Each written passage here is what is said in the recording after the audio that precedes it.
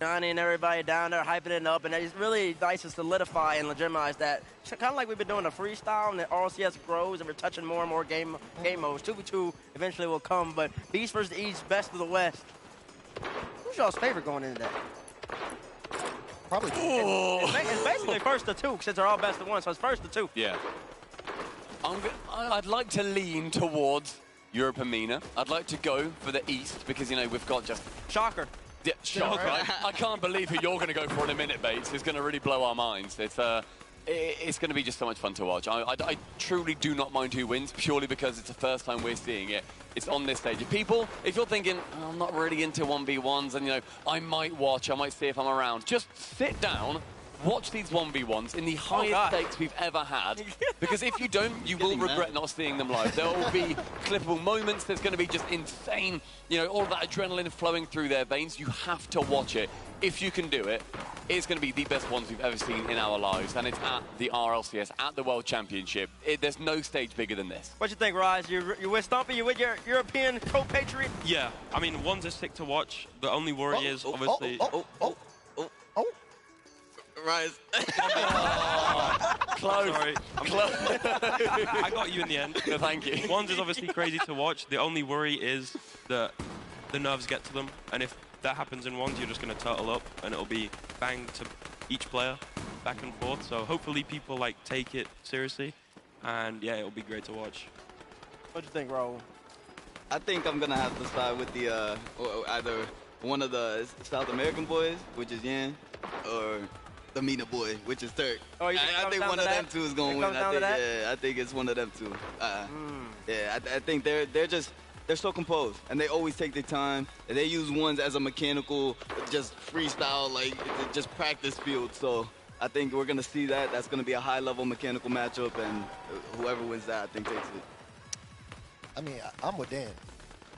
Dan all the way. Dan the man. We got Lane on the stage playing in the He's only gets to play one game, though. Okay, so I got to pick somebody else? Is that how this works? How it works is, for those of y'all at home, and on this day. And on this how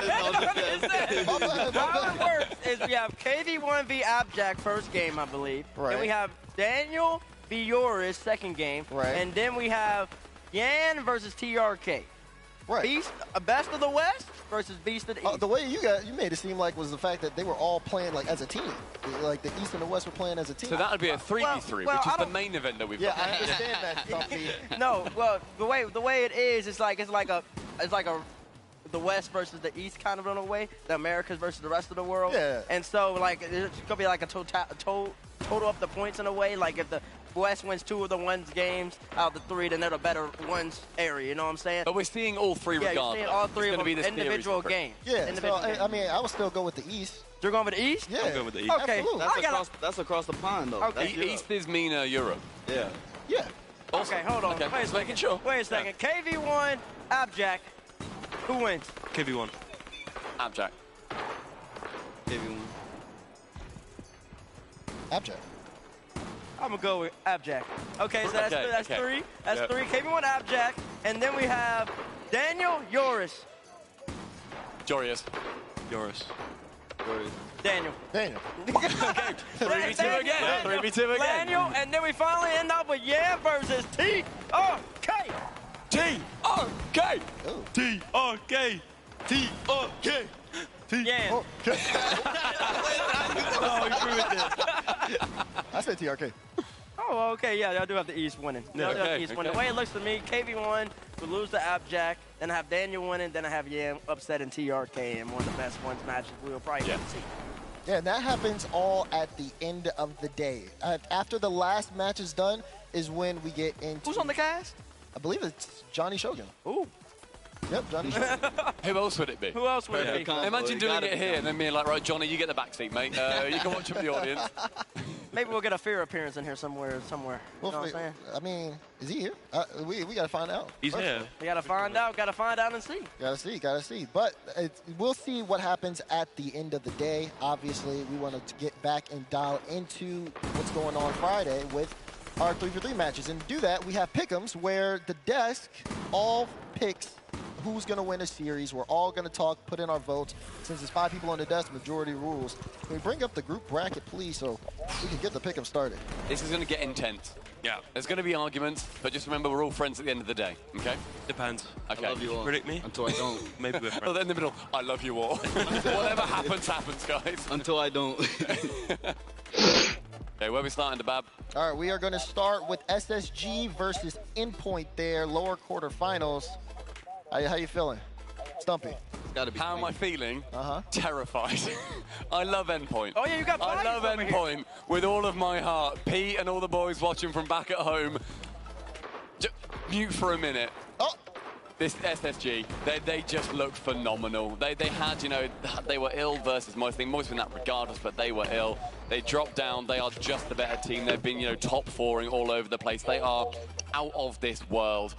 Endpoint, it's damage control. I think it's going to be a big series, but I have SSG. I have SSG as well. Endpoint just aren't cut out for LAN, it seems. Aren't cut out for LAN, it seems. I think Endpoint lacks in a couple areas. The fact that they lost 3 overtimes to Semper back to back to back, like that's something that like it sticks out in your mind. You gotta be able to have a clutch gene on LAN. You gotta be able to finish. Archie's averaging like 511 points or something like that, but it won't be enough when you're playing the LAN boys that are SSG and LAN, and when this crowd gets into it later. Oh, Yeah. Daniel himself is a crowd favorite, let alone SSG. So yeah, I think, you know, I said I love you until I don't. You should have said that line to Endpoint because you don't love him picking SSG, and I'm picking SSG right there with you. all right. So That's majority anyway. yeah, I was gonna say normally we would call for a vote, but we got the majority already. Space Station Gaming is what the desk have winning that one, so we'll fill that in. And then we go and talk about Renegades versus the General and RG. This one's easy. Is it? It is the General. So that we already got 2 for I the know General. there's the heads turning towards Yeah. me. Yeah. I genuinely, not just saying this to be inflammatory, there is absolutely a world where Renegades can win that. And I agree. think that there is a very good chance that we don't see NRG just going through, you know, as we would expect them to go 4-1, something like that, 4-0. I'm going to put my hat in the ring and say Renegades. I think they have looked so strong. I think that Fever has looked better than any individual player on NRG this tournament so far. What? Ooh. On NRG, right? I think that, obviously, Kami's been the Kami has been a beast. He has been phenomenal. That team is not working as to be first killer. That team is not working without Kami there. And CJ, he is putting off his time on this desk because he wants to compete at this level. You know, I spoke to his parents a lot throughout this week as well. They are so supportive of him here. I'm saying that Renegades, although they're not the favourites, I'm going to take them here because I do see that that can happen. Right? I think Renegades want it more, but I think they just don't have the prestige that NRG do, if you know what I mean. I think NRG are just, they're not built to go 0-2. They can't go 0-2. Well, I made a prediction bracket before we even came here, and I had NRG taking 1 series this entire event, which I got some slack for. Garrett G came into my Twitch chat and was like, "Thank you for giving us only 1 game with this. I really appreciate it." So I got to give him here. Shaquille O'Neal signed an also NRG jersey and gave it to me. So you got paid off. We got to give NRG, the general NRG, one series. NRG. You got paid off. Unbelievable. That is incredible. All right, so that is it for Group A, and then we're not filling in quarters. I mean, we might as well. We got the time. I mean, if we got time, then We've got let's loads of do it. time. So- Let's go. We 18 minutes. might as well got the time to go ahead. You know what All I'm right, saying? V1 SSG. The rematch. Wildcard rematch. See, this is tough. This one gets more interesting. I'm going to go and land your baby once again. SSG over V1. I'm not seeing the offense from him. SSG's just too good of a land team. They're healthy now. They're ready to play. RC baby, you already know what he could do. You saw what he could do when he was sick. He was still scoring double touches. Imagine what he could do now. Come on. All right, we're going to speed this one up a little bit. Stumpy, V1 SSG. V1, Comp thrives in front of a crowd. Rise? Wrong. SSG.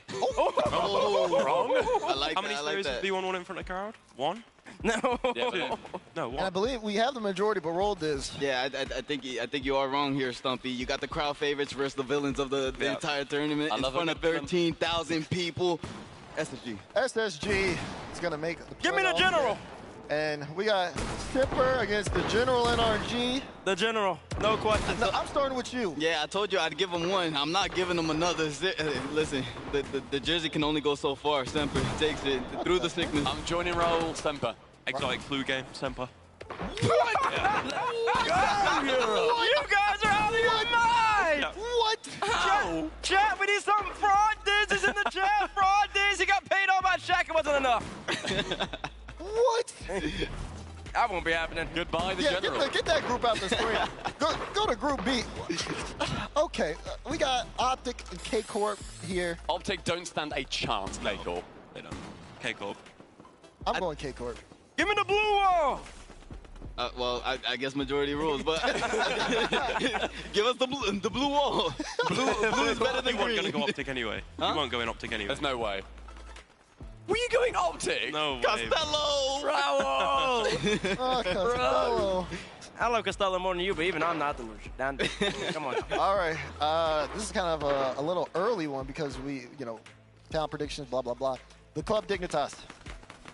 I think that the Dignitas have been playing really well. I think that the club has been playing really well. I don't know. I might be capping when I pick this, and I might change my prediction in 10 minutes, but I'm going to go with Dignitas. I think Dignitas have looked good, but I don't know. There's something about the club. They just want it. They want it so much, the club. I think the club. Bryce and I are on the same wavelength. For Though. We everything. picking everything. I gotta go to club too. I'm joining T-Bates. I think Dignitas. They look Uh-oh, Wait, unbelievable. why I got to decide? There's a Yeah, 2-2 Daz split gets with the that one. decider. Host spoke. Oh, he don't like deciding. Is he going to be boring? Don't be boring, mate. Let's go, Dig. He's boring. Oh, Me and Raul's that's not boring. Okay, yeah, that's the fun pick. Nobody How wants is that the fun pick? That is Because a it's the party jack. Nah, the It's fun, fun. nah, the fun pick would be the club, and you have the Fury of the club, part 4, Yeah. game 7 Always once goes to again. 7. That's Always right. goes to 7. The Babylon, where we going? All right, Fury of Dig. Oh, T-Bates. This is not hard. Oh, it's pretty hard because Dignitas' form so far when they play Falcons was pretty good. When they play Falcons, that's the best Dignitas I've seen in months. Months! And that's saying a lot, because well, it's not really saying much at all. Yeah, I was gonna- Because Dig's playing pretty mad, but Falcons playing really good. That's why I thought Falcons would have beat y'all yesterday in 7, but of course, y'all playing exceptionally. But Furia, contestant G2 playing at that level. I think that Dignitas runs the gauntlet on Sam, though. You think so? Are you serious? And I think Dig beats Furia. Out of your mind. That team literally almost beat your team that you're rooting for, your favorite. It's a new in day the every day. If Falcons played the same like they did against Dig, they would have swept y'all. Relax. Blasphemy. I don't care what you're saying. You're delusional one year, out the other. I'm taking Furia I'm all taking day. Furia. Furia's just I'm taking Furia. go ahead. I'm taking Furia. Well, once again, Furia. that'll be more Put points for him, man. Bates on the desk. I can't wait for tomorrow. Put him in. And then to fill out or finish the group stage, Falcons, K-Corp, how we feeling? That's a series. That is That is an is a unbelievable series. series. that is a series. Wait, who hasn't gone first yet? Who's not gone first? Lamar, Falcons. That was quick. okay. Bryce, Falcons. Stumpy, I've got K-Pop in my top 4. K-Corp. you just swept them. Griffin. Falcons in my top 4. I gotta go Falcons. Oh, I man. gotta go Falcons. I I didn't think they'll bounce back. Dang, bro, I didn't have time to talk about it. Oh, well, Falcons, K-Corp. I will say that if K-Corp plays in that same form where they're just giving these free goals like they did against Fury, I believe. Yeah. If they get these free goals like they did against Fury, they're going to get absolutely slaughtered. It's not even going to be a competition. The K-Corp that it was in London form, that's the K-Corp that we need to see. If anything else, it's not going to work. Yeah, I mean, I think we should talk about it a little bit. It's elimination matches today. Again, lots of pressure for a team like K-Corp. I mean, put in this position, having to run the gauntlet. Do you think that there's a chance here to bounce back, Stumpy? I think so. As I said, I think there's still a lot of headroom that we're going to see K-Corp grow into. something was just up. They were not playing to their potential. As Bates mentioned, in London, they were one of the best teams there. They had an incredible And run. in the wild card, actually. In the wild card, they looked absolutely unbeatable. 3-0. Very few people had them going through 3-0. They looked unbelievable. And I think that wild card, although it's dampened now because they've had a couple of matches out of the wild card, I think that still gives them, at any given team, a really big buff. So, yeah, I think K-Corp have got a lot that they can still do. I think Astral looks fantastic from what we've seen, but the performance they gave in London, where Astral was back at that conversation of one of the best in the world, we have not seen that for a very long time, and I've been very clear about that. I know what Astral can do. We all do, and yet they just weren't performing. Nolly, as again we mentioned before, London is the player that has made it that K-Corp are able to perform at that level. He is so confident as well. I've seen him a few times. He's just like, yeah, we're vibing. We can do this. We can get this done. And then on the other side, Fury, Kaio and Card upping their level of antes. Ever since Gamers 8, they've been playing like a full roster. It was a Yan show in London, but ever since, it's been a whole entire team unison, and that's made them so good, so great. It's going to take that same form to end up being like a Dignitas or something like that in Falcons. I mean, as long as Ahmed's on this game, as long as Ahmed's on this game, that team goes as Ahmed goes. I understand that everybody hypes up TRK for good reason, but Ahmed is the engine. He's what makes the Falcons fly. If you clip his wings, they fall down to the ground.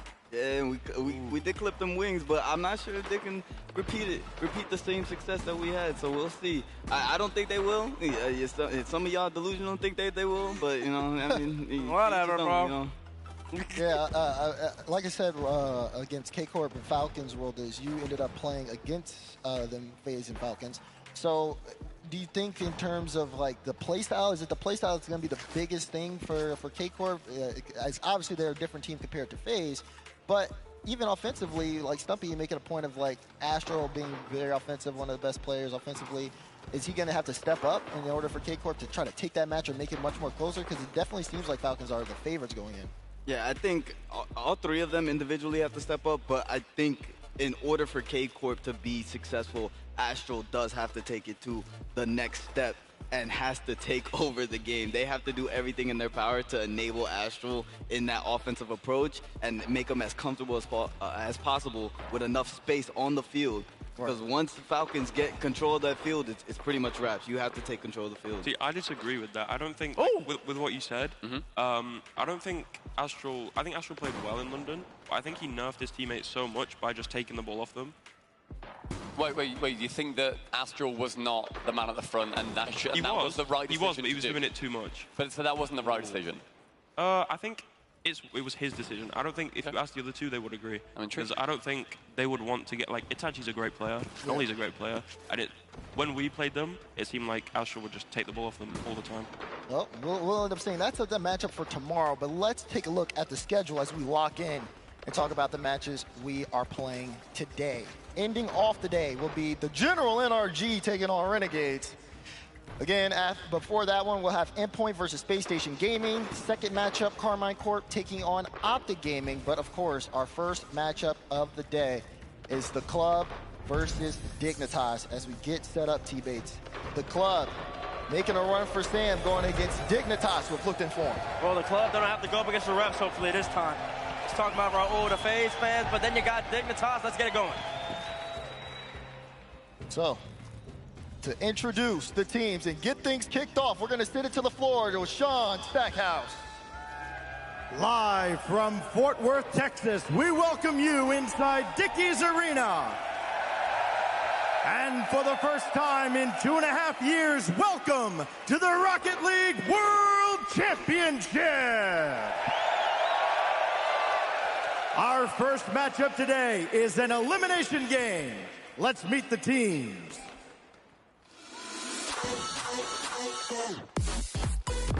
I'm very confident we're facing the Club. They're a good team, but so are we, and we're always confident ourselves. Estou ansioso para jogar contra a Dignitas, porque nosso playstyle parece pouco no ataque, e as mecânicas são lindas de se ver. KV1's great, so is Astromic, but Lost for me is performing really well, especially with the mechanics. O melhor da Dignitas é a inteligência e a mecânica dele. O nosso plano para vencer a Dignitas é jogar muito mecanicamente e mais rápido que eles. They're looking quite solid right now, but I still think we can break through them. To all the haters, I don't really care what they say. Obviously, if they think I'm going to lose, it doesn't really affect me, so just watch. A minha mensagem para todos é que a The Club já mostrou que pode ganhar de qualquer time nesse Mundial. Just watch out, we're going to beat you. Bora, The Club! 2 teams enter, but only 1 team survives and advances. Please welcome the Club and Dignitas.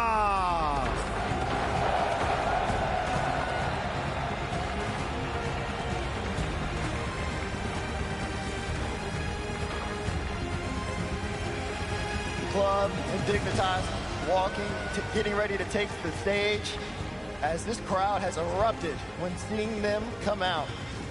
The pressure is going to be on. Dignitas, you got Scrub Killer, former world champion MVP, the youngest world champion ever. You got Rlcs, the mechanical young player, and you got Abjack, the captain. They call him Mini Gary G. But on the other side, you got the Club. They've been playing absolutely phenomenal. Someone KV1 lost, and Extromic really representing the South region proudly so far. Coming in as that 3rd seed from South America as well, after Fury's incredible performance at the Spring Major.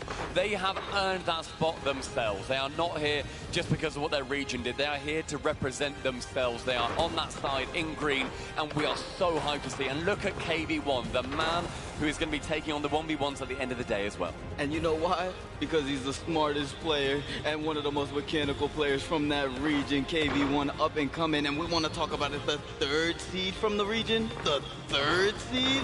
Unbelievable. I can't believe it, Raj. You see how cold Lost was? Coldest man in the building. Got the puffer jacket on, he's ready, bro. Lost is ready. Lost is locked in. And then you got Extromic over here standing in the middle. He's the captain. He holds the 2 boys together. And the mechanical young wizard himself. He really busts out the plays, and he allows and he creates the space for KV1 to make all the mechanical plays they need to do, kind of like the number 2 play we saw in the top 10. But then we got Mr. Icy all the way at the end, if we can get to him shortly. Mr. Law, the best player on the team so far as the wild card, and then at now, he has been performing admirably. He, along with his ice on his wrist and on his chain and on his neck and his puffer jacket, is absolutely cold unit, and I expect nothing less from him in this matchup against Dignitas. And he got a call out from apparently Jack in the pre-interviews. He's like, look, everyone's talking about Extromic and KV1, but keep an eye on Lost. To earn that amount of respect from your opponent is an incredible thing to do. The Club already sitting down, getting ready to get locked in, but we take a look across the stage at Dignitas. There they are. They're getting set up. You see Jory is there. And imagine being on this stage for him, definitely a big moment. And he's sitting next to 2 teammates that he's went through a lot with. Being able to come on this stage as well, repping the black and gold, which is obviously our Dignitas for Dignitas. It is something that versus is incredibly hard the to Club. imagine. He has had a lot of ups and downs with this roster. It's about to be side by side with a showdown and a half. To his left So this is loser bracket. I'm Ari Viral. If you're new to the channel, make sure to subscribe and turn on your post notifications so you don't miss out on future broadcasts and videos. To become a legend twice. There's just something different about this roster. They've been through so many ups and downs through this season. They're looking good at this World Championship. It's scary. If there's any 3 combo that can bounce back from all the implications that they've been, trials and tribulations that they've been going through, it has to be this roster. You have the leader of SK sitting in the middle seat, but it's this man, Abjack, who really is kind of a leader. I talk to him so much, and he just holds his team and himself so highly and accountable for everything. And there's very few teams that I've known who won as much as Dignitas. I'm going to keep harping on it because I believe it's the main reason why they made it this far to everybody's expectations. They are here at 8 a.m. They were on the shuttle bus with us, coming in early every single day ever since they lost. They've had their game and their mind set on, we want to win the World Championship. We're here to win it, and the preparation from 8 a.m. all the way till we got to clock out at 11 p.m. Oh, at least they got the time right today, right? Everybody. Yeah, they got the time right today. There was like, oh, we're only going to be until 6. I want to talk to you specifically about this matchup, the Club versus Dignitas. Play style-wise, what's the difference here? I think the Club are full mechanics. They're a bit like us. They just go into the air, and if you don't stop them, you're going to lose. Dignitas are a lot more reserved. they started the season like that with a lot of demos, a lot of bumps, a lot of fast plays, and they've kind of slowed it down. What's up, I think man? if they go back to that play style, they are What's up? contenders. Like, they are scary. Ro, what you think about that?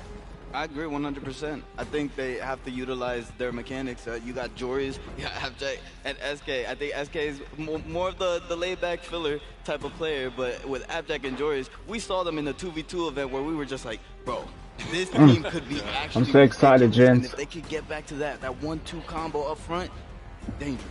Is there a matchup in this? Is there a particular player-to-player matchup that we're looking at in this for like the fans at home? Joris lost. Yours lost? Joris lost. No question. No question. No question. No question. Well, we'll see if you guys have questions as we get the Verizon fan vote on your screen. Use hashtag the club if you're going with the third seed from South America who've been playing this far. But if you're going with Dig, hashtag the Dig in chat as it is time to go to work. Almost really. We're getting players in. They're getting loaded in. But of course, it's also time for the desk predictions. Who do we think are going to be able to take this matchup here? The club versus Dignitas. Stumpy, I'm looking at you in your beautiful eyes. First one. Okay. I am so impressed with the club so far, Rise. I completely agree with what you said. They are underrated going into this. They are the third SAM seed, and look at what they are doing. They have done a phenomenal job so far. But for me, Dignitas, they have just got that grind on. I've seen it with my own eyes. He said, you know, Jack is on the same bus as us. I said to him, oh, you're up early. He goes, no, normally I get on the bus before you. He's normally on the shuttle before we even leave our hotel. He is a phenomenal grind. He's one of the smartest players in the game right now. I think he's going to go big, and I think that this is Dignitas to win. I'm going to have to disagree. Oh! It's genuinely like I like crazy. that. Now we're I don't think people talking. understand it yet. Fridays or raises. Fridays or raises. I like how Rise just, like, he hears all what Stumpy says, and he turns away from him. I disagree 100%. Yeah. But I agree with you, Rise. 100%. I think it's the club. I respect them too much. There will be no implications, so they will take this one this time. I was at the club last night, but unfortunately, I had to end up leaving. Now I had to put on my black. I had to put on my black, and yo, of course I'm wrong with Dignitas, man. Come on now, Dignitas. When they so far from what I've seen at the World Championship, they're playing more of a unit, more of a team unit rather than an individual talent. We all know the capabilities. We all know the 1v1 prowess, the 2v2 prowess. They're arguably one of the best teams in all three game modes. But now they're finally putting it together. The club, they had to go through a little bit of trials and tribulations against the face of the referees. But that won't be the case nowadays. It won't matter. Dignitas, ultimately the better team. They're on form, and they're taking out the SAM 3 right here, right now. They said he left the club, but I'm stepping back in. That's what we like to see. Oh. Put the club on the screen because they're gonna take this one. I think it'll go the distance as well. I agree. But let's see what you guys thought in the Twitch chat. Oh, Dignitas. 75% in favor. Me? Come on. I remember seeing that. I remember seeing that FaZe versus Falcons yesterday. It was I remember seeing Falcons and SSG FaZe, Moist. yeah. I remember SSG Moist as well. Yeah, it was like the same thing. Well, listen, we've been waiting for so long to get to this moment. Players are ready. This crowd in Dickey's Arena is ready. And to get things kicked off, we're going to send it to Zach on the stage. December I can't wait for 2019. Sunday. Just imagine how full it's going to be. Trophy. Turbo Pulsar wins a record 4th World 130,000 fans. And That's 2020 that's is extreme. ready to usher in the NRG era. And then the world stopped.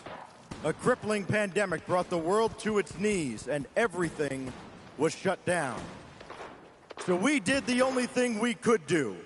We continued to press forward. We continued to compete, continued to entertain for all of you, esports' greatest fans. And we are here now to make up for lost time and to once again crown a world champion. This is the moment we've all been waiting for. This is finally the World Championship. And this is Rocket League! We waited. We waited. That's amazing. And we waited. All done. This is our reward. Whilst the rest of the world was forced to stop, Rocket League developed. New faces came forward. New formats were brought in. And as you're going to see over the next 3 days, New challengers have stepped up. I am Shogun, joined by Yummy and Chamako. And Yummy, are you ready for this? This is the biggest privilege of my life, and the privilege to be here in front of 13,000. The club did so well yesterday. South America Chamako performing on the big stage for the first time. Number 3 seed, the club.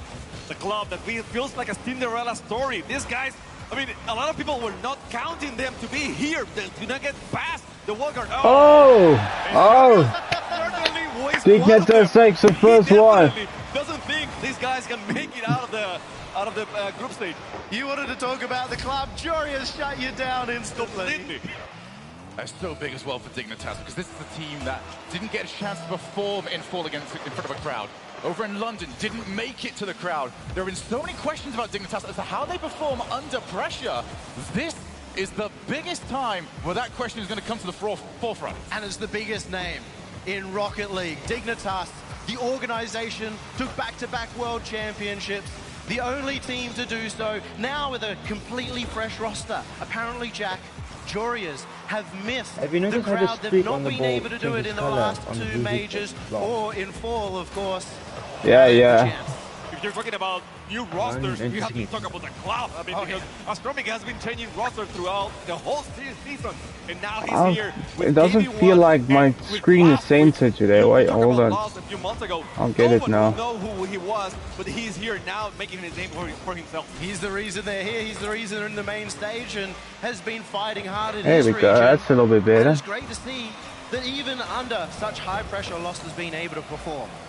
Yeah, Lost really has had the most significant blow-up of anybody from that wildcard stage, but right now, Dignitas piling on the pressure. The club needs to get out of this particular position. This is the play that you want on it, though. KV1, who will be featured later on in some 1v1s. Right now, this team are very much up against it. There's one And if you want a person player who at the other end to be on the ball, it's going to be world champion Scrub Killer, and he's fed Jack perfectly. Jack doesn't Straight need up. much. Jack is so good, so accurate, so powerful. You give him a chance, you give him a little bit of space on the net, he's gonna take it. And now, do nothing lead for Dignitas. That's actually cool. That's the danger for Dignitas with Dignitas. We saw in the wild card a glow up from them from beginning to end, and it was all about confidence, finding space. If Jorias and Appjack are finding the goals, they're going to be dangerous. So you're just fucking it up. As much as you almost want to disagree with him when he tells you how much of he is a world championship player, the results he's trying to get seen. It's fine. He'll probably leave just now. I don't want to move and then he knows that he's bothering me. Different player taking to the field. Is that the same No, Scrub my Killer God. we are going to get for the next 3 days? You might be able to argue it. He hasn't been able to get in front of the crowd yet to show off that brilliance. Well, so far, showing very good. The guys from Dignitas really want this because early on, I mean, we have seen on the wildcard, we have seen on the group stages that the club likes to start fast. They like to take the early games. And so far, it seems that Dignitas is the one winning this match. And I think Dignitas won it because they were meant to be a world's contender at the very beginning of the season. A lot of people had them as the favorites of Europe, and then they fell apart. This could be their chance to get back into it. But the club, they're fighting hard in the midfield now. There hasn't been a goal for a while, and they're finding one right now. Lost! We're talking about Lost. Alright, so just score this one. guy, specifically him. All done the club. As well. What a great pass. He's showing you the abilities, the skills he has in 1v1, and then giving it up to Lost, who makes it look easy. Scrub, I appreciate you jumping there, pal, but yeah, still absolutely no chance. And now with 2 minutes left. 1 goal is all the difference. That's like they've had to change, and it's straight in. Lost Yo, what wins they the doing? challenge, 2 each. And I think I can hear I hope Johnny this Boy guy can screaming just from the still now. backstage. Yeah, get good at the Please kickoff, right? don't do it. That's Johnny right there. No one on that, no one, absolutely I no think one. he And that wanted ball to was sit so next to the slow chick. That, I mean, you will think at this level, someone will get there and save it. That's what it was all about. And we see there, the 50 was what made it for Lost. And that's what he's so good at. He's not making these huge mechanical plays, but he's one of the best readers of the game. He knows where to challenge from. That gets them a goal. It's tied up. Dignitas will be sweating. The script being followed so far. No easy matches to start us off. Is it free? Oh my god, the club came back with a smack. They were 2 goals down it. All 3 members of the club, all 3 And can this step guy up when it really counts, and all 3 have doesn't now want to just put put them the on the fuck board. down. And if you know that, you have to make those clears. You have to get the ball out of the way. Joris had the chance. I don't know, maybe he didn't have enough boost, but Yo, my dude, you need to leave, bro. Like, Do wait to see if that ball can go away. If you're Dignitas, there's must I much out? more Ow. What must I do? to get back into this. The quality of the goals that they conceded were poor by their own standards. They need to sort that out. This is a team that held off Falcons for 4 minutes. he'll of tire overtime. himself out. Just be one, patient. Just sit completely fallen apart. down. Just over a minute left here. Can Dignitas start putting it back together? He ran out of emotes. Recycle that old question. I hope he goes What play Dignitas some. look like under pressure? Oh my god! It's like this Vader that's standing in front of my screen. Like, check my view, bro. Like, check my view. This is some bullshit that we have to do in public. still challenging that ball. Still getting very close. And this There guy's you go. back. Joris keeping the ball right on the blue stone. Dear God, I want to see Chance. Again, that's promising. what's happening. Just leave me alone. He's ruining my life. That Vader was like right in front of my camera. Especially with lost money on the respawn. Solid half volley, but this is where Dignitas need the ball. Oh, he's in front of me. You're kidding me, Jack. That is a mistake on this level of stage that you'll be running through your head if you can't get this next goal. Apparently Jack made a mistake. Apparently Jack made a mistake. They have to do it now. Jack with the ball. Maybe he has a chance. That's like the cleverest man. Lost on defense, the ball. Theory in the center, but Dropkiller taking his time. Joris down. Oh, with the club. Going high, going for the Yes. pass to himself. Jack has a chance. Don't drop this. They ain't gonna put it down. They ain't gonna put it down. Nope, it's going down. Able to get it out of the way. The ball will touch the ground, and the club starts strong in this That was first match. beautiful. GG's club. Clean play. How did that go so wrong so quickly for Dignitas? They came in, got the 2 opening goals. You're looking at it thinking, all right, finally, they have a crowd buff. We didn't know whether or not they had that. And then 3 exceptionally soft goals to give up, Yummy. What do you do to bounce back from that? I want to see them talking to each other first to start off. Well, early in that game, I felt more like the club were hanging back. They were a little bit scared. They were nervous, as you would be, of course, in your first time in this stadium. And that allowed Dignitas to spend most of the time in attack in the midfield, where they never had to panic. Once the club sped up like their game plan, Dignitas started worrying, jumping everywhere, and not being able to find the defense. Right, but I think I Excuse know me. why Dignitas, allow the goals. Yeah, you Maybe better they were be a little next. nervous, but why did they keep up with the offense? They were doing so Oh. good in that first minute. They were, attacking very well, getting the pass and getting the shots on net. And then all of a sudden, no more offense. Look how cool this is, guys. Look behind us. Dickie's Arena, full of Rocket League That fans. was crazy. If you have joined us since season 1, you've seen us go from strength to strength. If you're joining us over the last few years, you are just as deserving of enjoying this moment as everybody else. We have waited for this so long. Everybody believed that this esport could make it to this kind of level.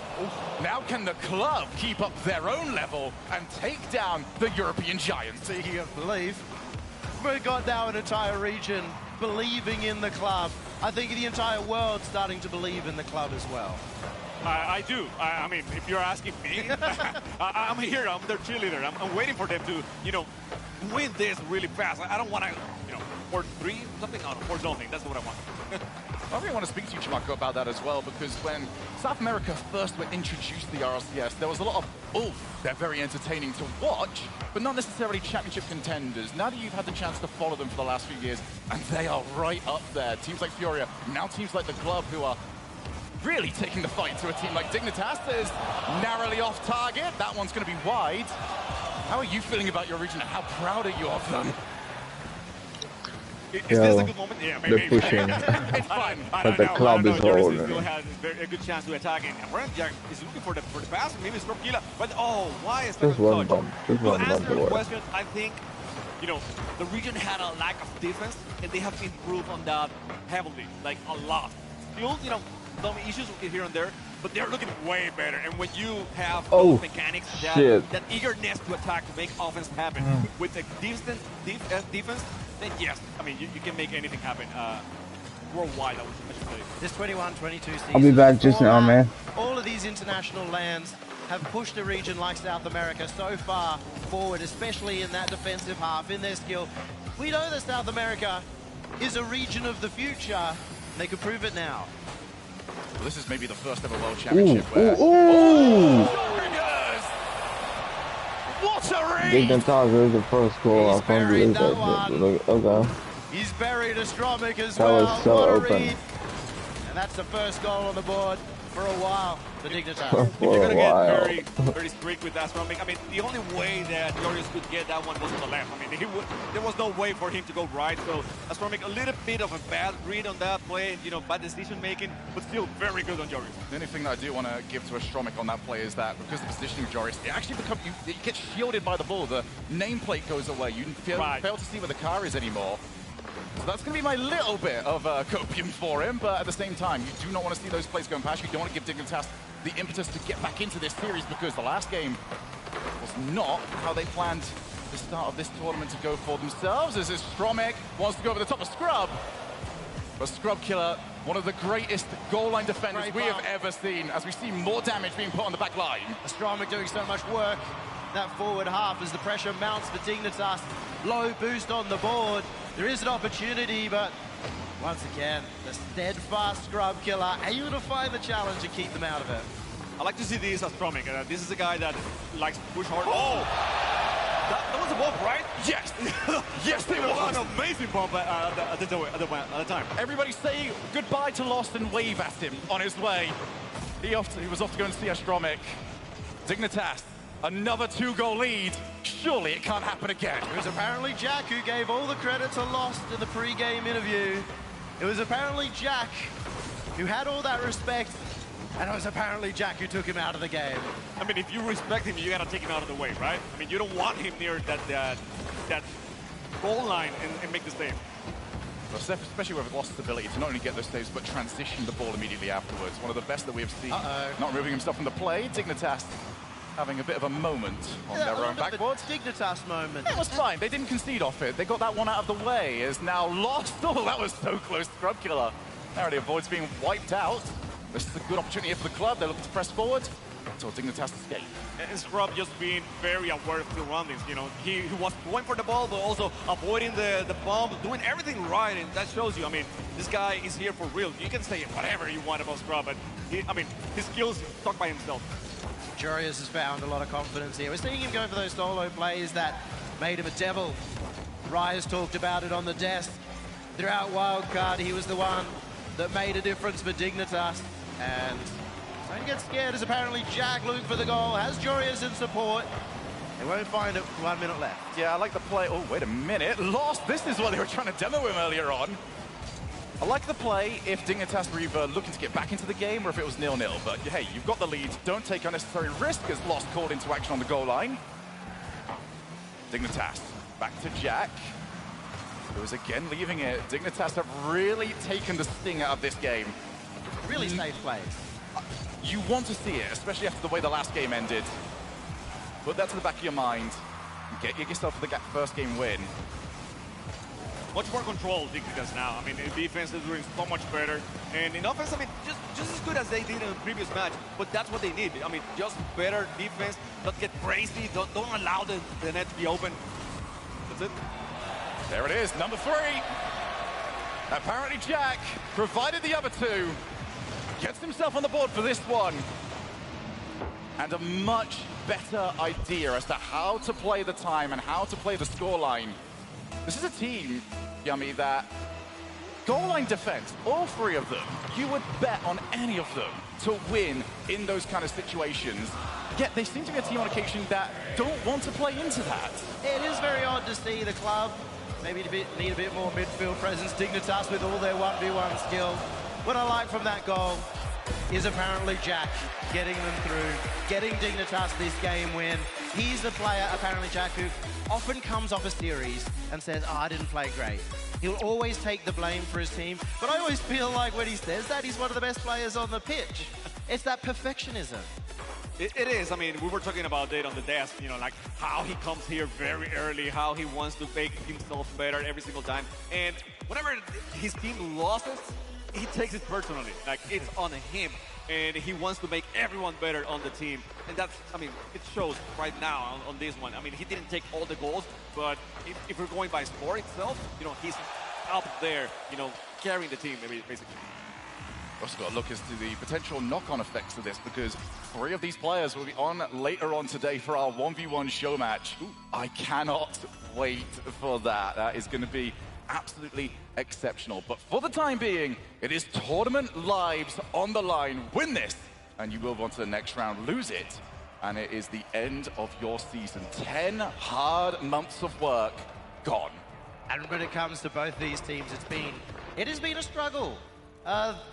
Dignitas obviously struggling throughout the season as it went on, but the club, every single time things go well, they get a player stolen from them. Yan first, stolen from them. Math, stolen from them. Had to rebuild their roster over and over. They have, and one thing that they also get stolen is those first wins, those first matches. They do get to do very well in the first or the second match, but afterwards, it seems like other teams get used to their playstyle and adjust. And one thing that we haven't seen from the club is adjustment. They haven't been able to adjust very well as the series go along. They're going to have the chance to do it. That's a brilliant shot. It was a little bit too good, though, off the post. Try to just tuck that in behind the goalkeeper.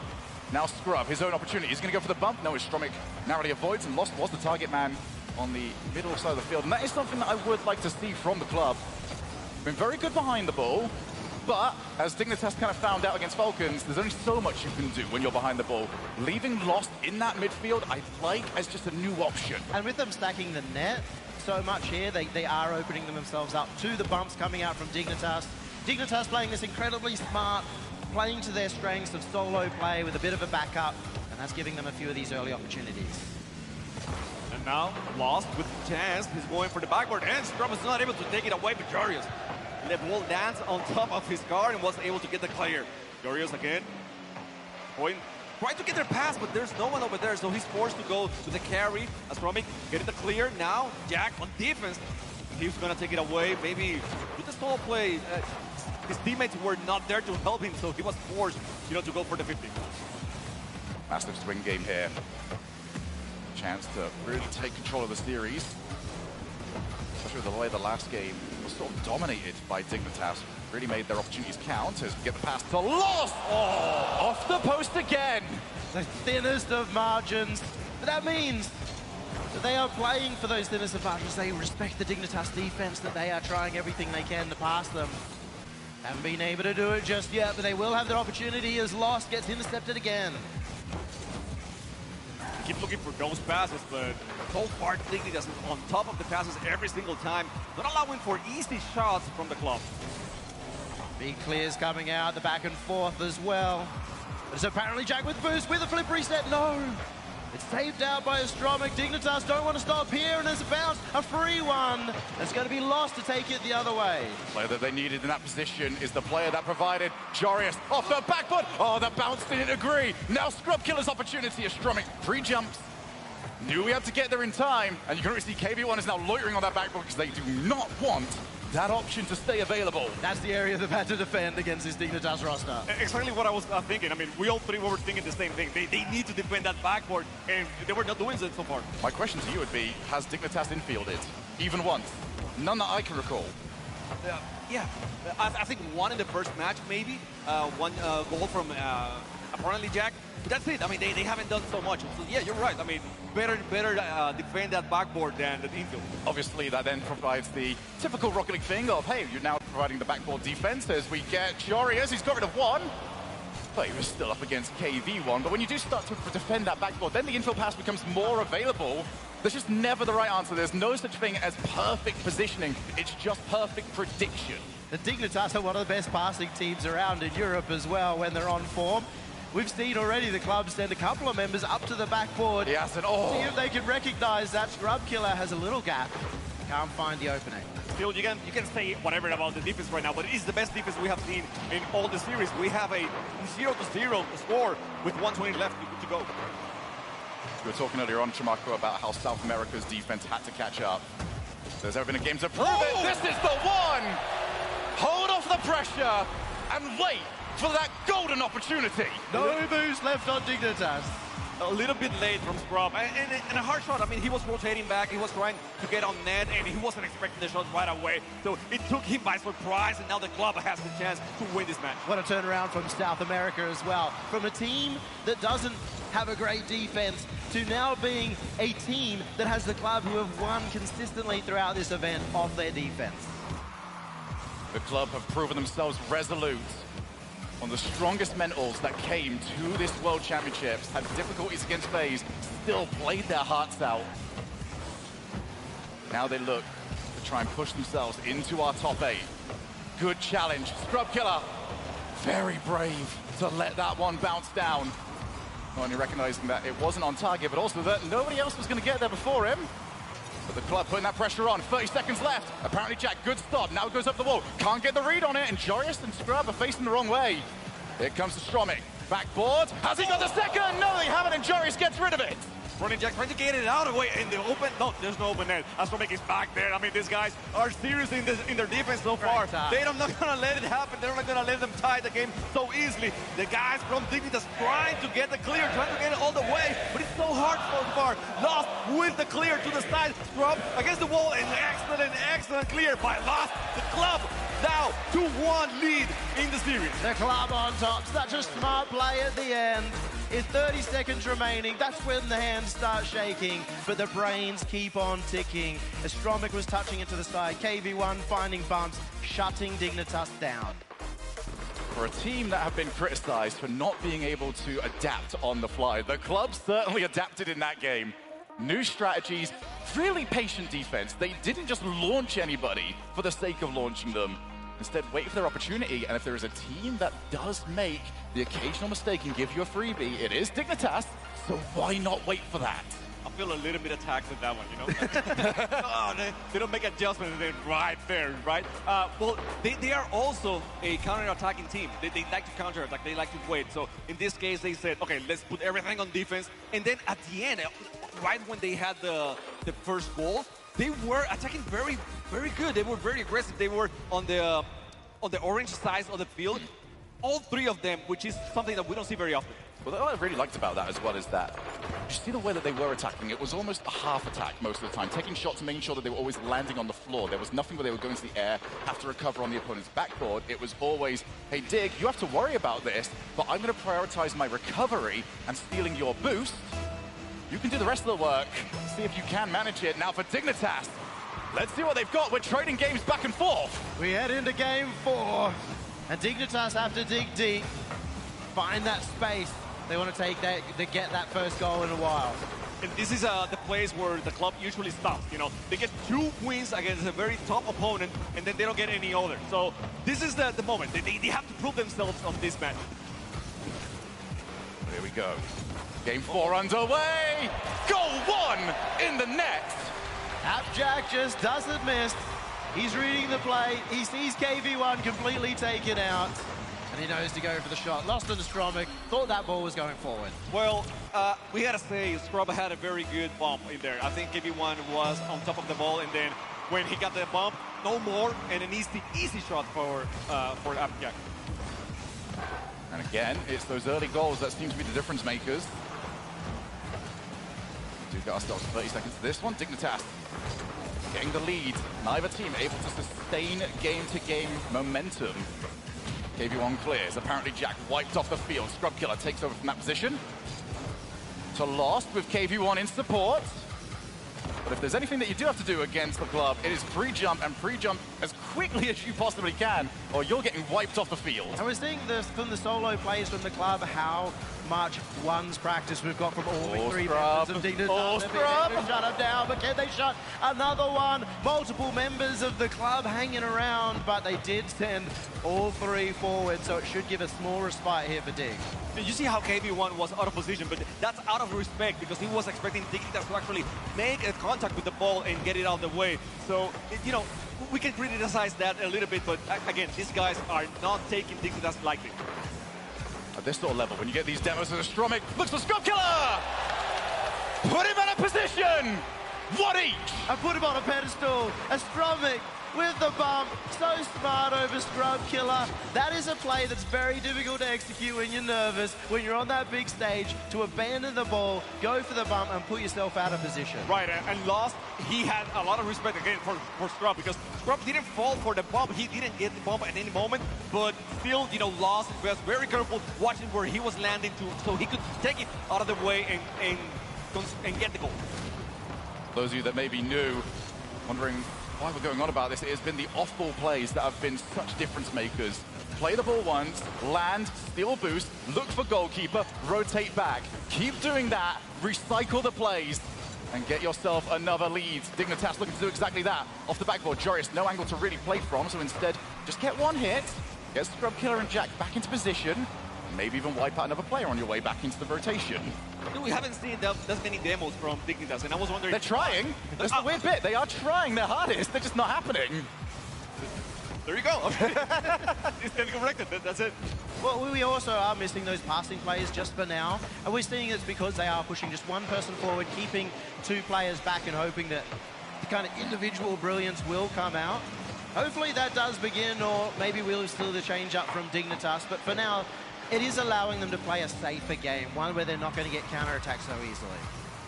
They definitely learn. I mean, they are making the adjustments. And the previous match, that game number 3, was only one goal game, and that's it. So they know the value of those goals in this series, and they're really, KV1 again, another chance, maybe.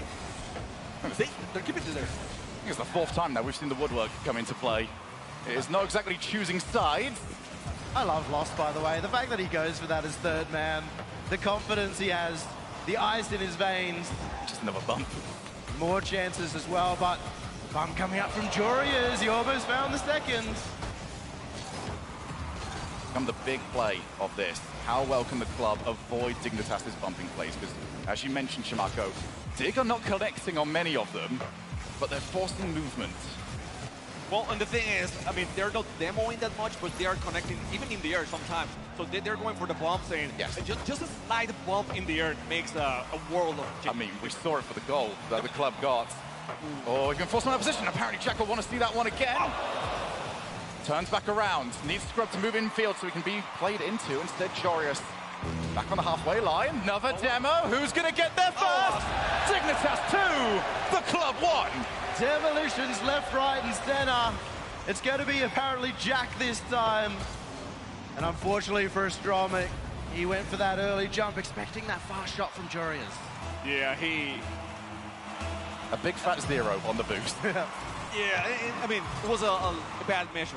Like, he didn't get it right. Obviously. Now we got Scrub-Killer on V2. That's worth it to say. Okay, World Championship Scrub is here, everybody. I'm loving it. I'm loving Dignitas now. We're starting to see them warm up mechanically, and they're one of the most exciting teams to watch when they are. Stromic off the wall. 30 seconds for them to get this goal back. Otherwise, Dignitas will tie us up. 2 games each. Oh, what a hit! What a goal! Jorius with the brace! Brace for Jorius! How do you defend that? I mean, is there any way? Because KV1 was on the air. He was, you know, trying to get adjusted for anything that happened, but obviously not everything. You know what you do to defend that? You put the controller down, you look over your monitor, and you clap and say, well played.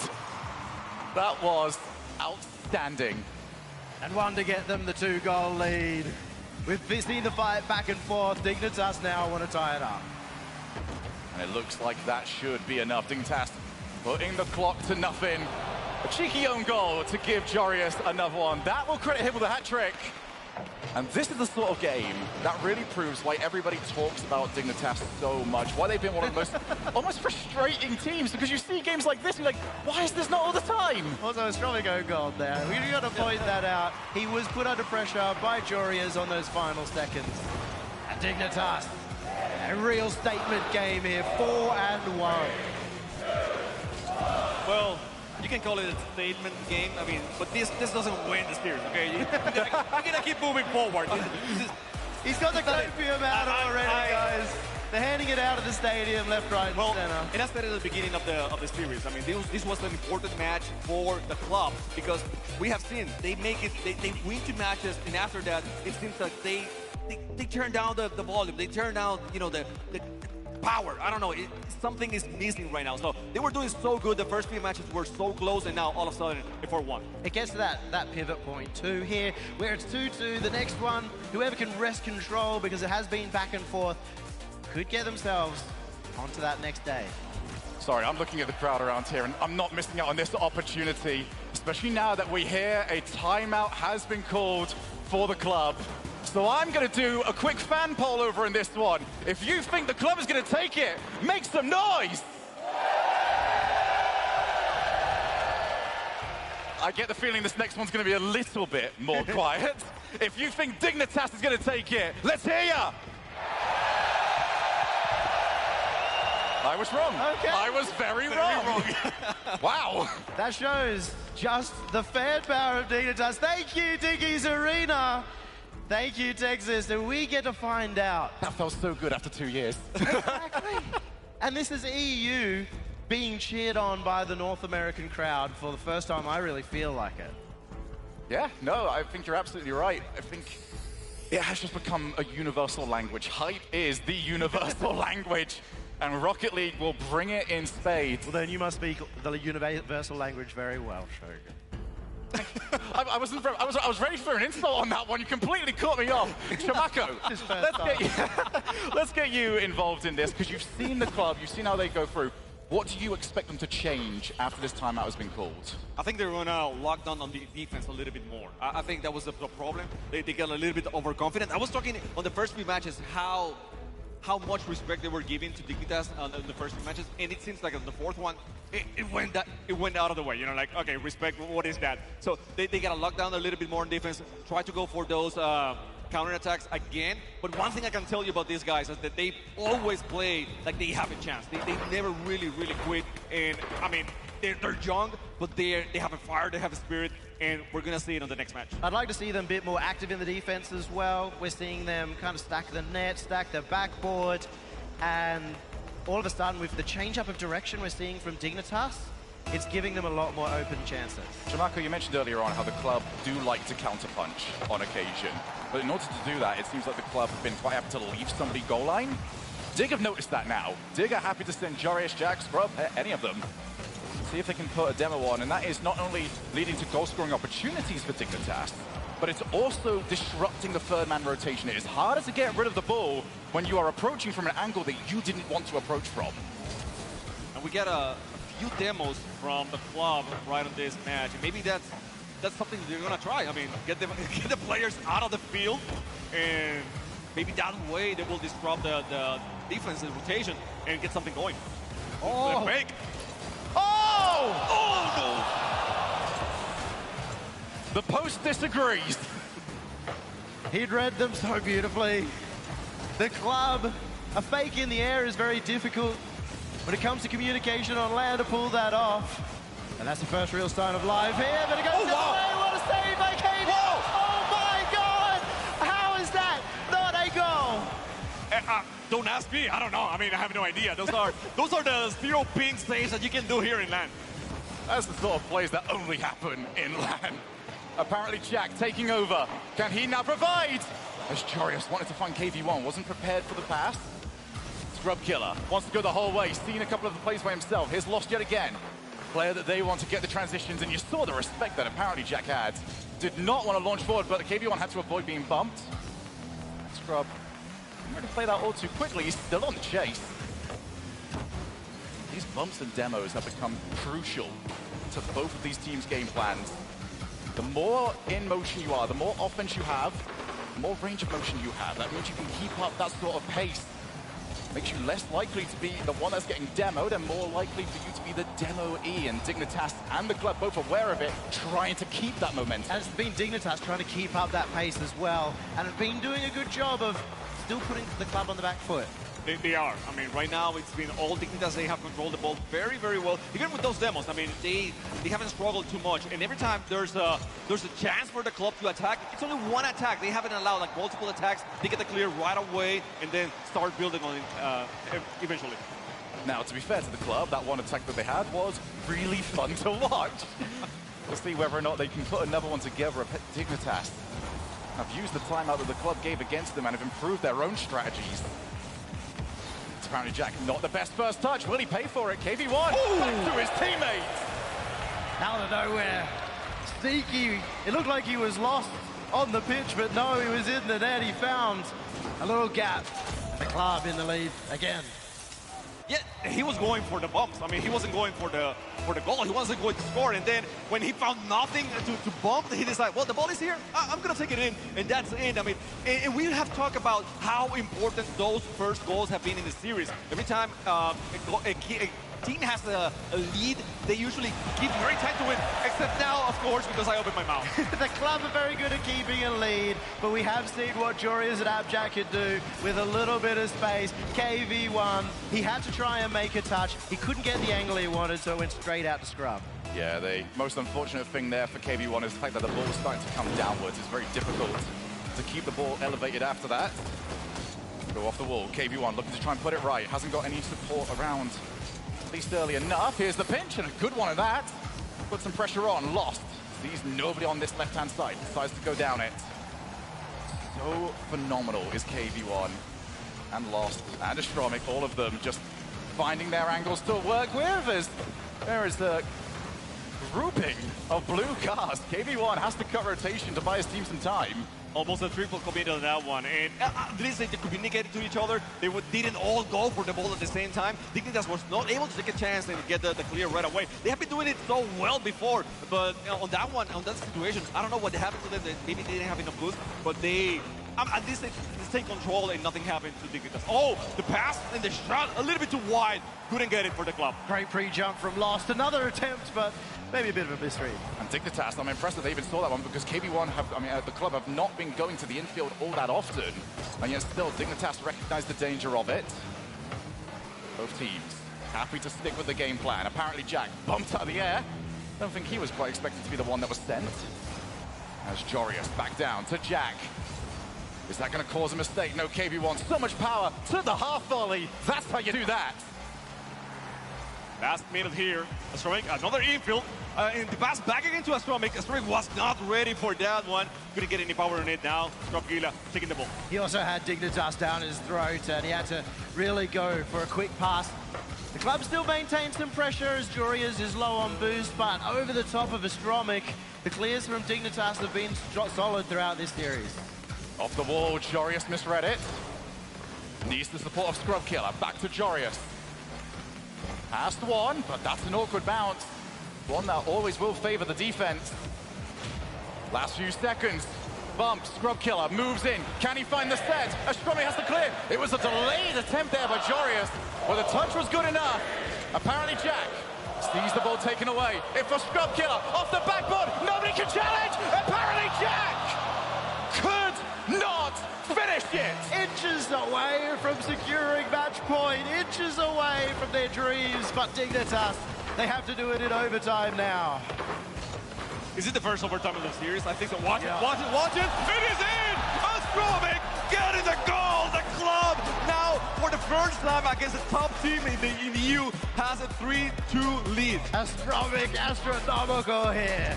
Overtime for the club does not stand for overtime. OT stands for our time. The club, double match point. Dignitas need to win 2 in a row or they are out. Wow. I mean, again, this is a team, the club, that should not have been here. They made it because Furia found a third spot for South America. Then they were all, being labeled as a third team, third seed from Sam, will not pass wildcard. And they're fighting it again here against Dignitas. Thanks, King Khan. Thank you for giving us this. Club making the most of their opportunity. I'm sure they've heard Furia this, Furia that. No, the club have come here to make their own statement, and what a statement they have made. And here's maybe a statement that should not surprise you. Dignitas have called their timeout. They've got 90 seconds now to talk about this, or Brazil is moving on. A lot of people have been talking. A lot of the players have been talking, and every single one that I've heard has said the club are underrated, that the club are going to be absolutely massive, and they've broken that curse, that 2-game curse, where they couldn't finish out a series from there. Right, underrated, not anymore. I think that's out of the way, and the way that the desk was talking about them, you know, we had, I think it was a 3-2 vote on the desk. The fans maybe still, you know, need to be educated a little bit more, but the guys from the club, right? You know, say something. Can't, I'm right. Okay, so yeah, they are here right now. Now, we're talking about Dignitas. They have been in this spot way, you know, many times before. I know they're tired of people talking about how good they could be. They are here. They're going to come and show how good they really can be. So this is the moment, the moment of truth for Dignitas. I mean, for many people that aren't necessarily in the Rocket League sphere, Dignitas is one of 2 teams that will come to their forefront in their minds. Now they've got to prove it. The badge is with them, the history is with them, but they are against a team that cares not for history, is rewriting it for the club, who could be 1 game away from being 1 series away from top 8. Their mental game, I think, has been questioned more than anything else, and we just saw Coach Nick on the mic. Hopefully can resurrect Dignitas from the ashes. Will they rise and get us to a Game 7? We're 5 minutes away to see that. Let's see if the coach has the tools, has the skills to get these guys on top, or if the club will be too much for Dignitas. Stromic chooses against taking the first-time shot, realized that if he got the angle wrong, would have put Dignitas straight on the counter-attack, that they've gone on anyway. Answer back from Dignitas. Lost was lost on that one. he was lost. You were thinking about it. You were thinking about it. No, I wasn't. I was looking at Jorius, but I was also looking at your disappointed face. Well, he was way too upfront on that one. I mean, it was obvious that the ball was going over him. So I don't know what he was expecting, but still, I mean, an open net for Dignitas, they're going to take it. You got to give credit to Jorius, though. Yeah. He looked really awkward. He made a lot out of it because of his mechanics. They almost even find a second goal. It sounds like a cliche. It kind of is a bit of a cliche, but the last game, especially in front of a crowd like this, is the most difficult one to get. And when you lose that opening goal, it takes the wind out of your sails a little bit more. The club needs to make sure that the bleeding doesn't continue. They can't afford to drop a second goal, especially not this early on. Scrub Killer almost finds the set. The club recognizing the danger. Jorius delays, now comes in. It is a bit of a double commit, but Jorius at least had his back turned. Drop out, KV1 loses the challenge. All of these challenges seem to be going sideways rather than anywhere down the field. Lost misses it, KV1 cleans up. Of all the players to miss, of all the players to make a couple of mistakes in a row, it hasn't been Lost. Not at this land, not in the third split, not in the third regional where they almost took down Furia. He has been solid as a rock, and this is the first crack we've really seen. And Charlotte was talking about, you know, getting that last game, winning that last match, and how hard it is. The club has not been in the Game 7 so far in the wild card, so you don't really want to get there with all that pressure. You want to make this statement right now. Good clear by Lost.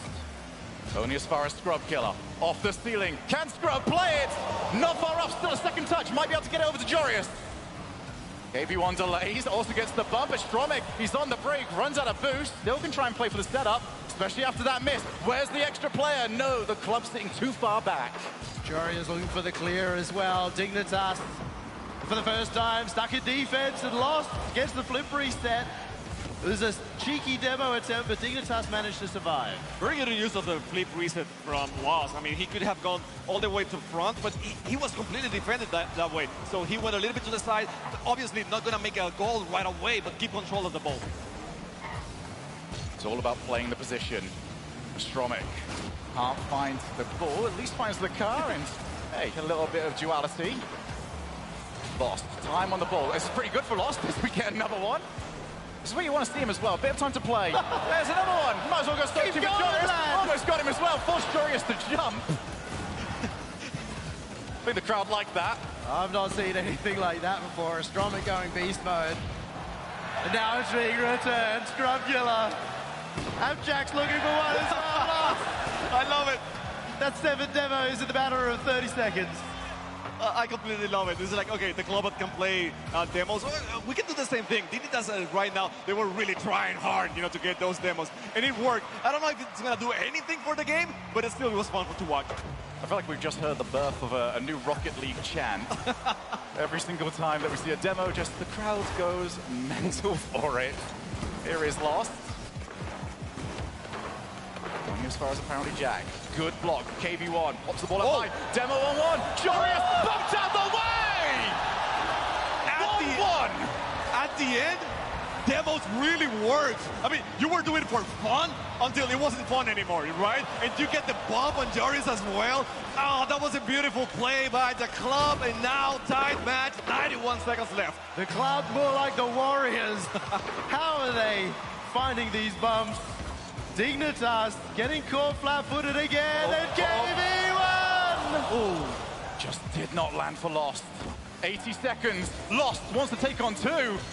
Lost in the wildcard was always capable of taking on 2. Minute and 15. Scrub Killer, good challenge from him. First one in is Lost. More bumps being attempted. It's over, Jack!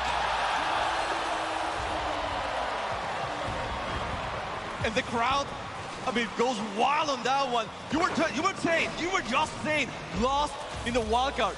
No problem taking on 2, maybe even 3 on that play, and now getting the lead.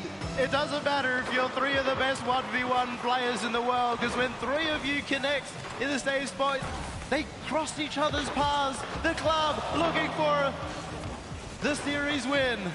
1 minute away from wildcard to top 12! Off the crossbar! Lost looks to move in. Chooses not to take the shot. That's so incredibly disciplined by the club, knowing that they cannot afford to get caught in the counter-attack. They know Dignitas will bite their arm off if they give them a slight opportunity. KV1!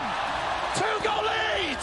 How good were they contesting that ball every single time? You know, a good 50, and then Lost just sends the ball right away to the net, and KV1 is over there to speed it up a little bit.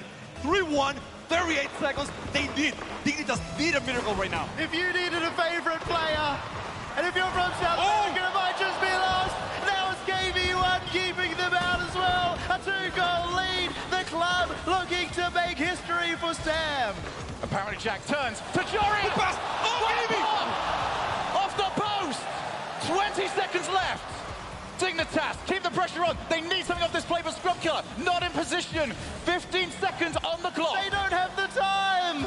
It is impossible. It is impossible right now. The club is going to win this.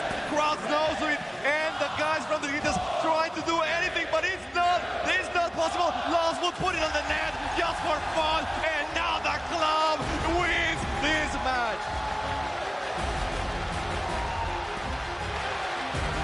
South America, stand up. The club move on. Dignitas are out. The club were not here before the World Championship in London. Furia had to send them all the way here, and now they've sent themselves to Saturday, one step away from Championship Sunday as the number 3 seed from Sam Chamaco. I can see it. He's just waiting for the camera. He's just waiting for it. Very good. They look exhausted. I don't blame them whatsoever. And guess what? They do it again tomorrow. They do it again tomorrow against Furia, and that's gonna be like, I don't know what to do. I mean, I was thinking about this moment before, and it's like, it's so likely, but at the same time, what if it happens? It's gonna be amazing, but at the same time, heartbreaking. I can take it. And that is just the perfect way to go this World Championship, because between Furia and the club, they went to 3 Game 7s in their final regional. Furia got them here, and now, unfortunately, one of them has to be knocked out. It guarantees at least, well, one South American team is making it into top 8. Beautiful. Very well deserved for a region that really made the world take notice throughout the season. From an interesting sideshow to a real contender.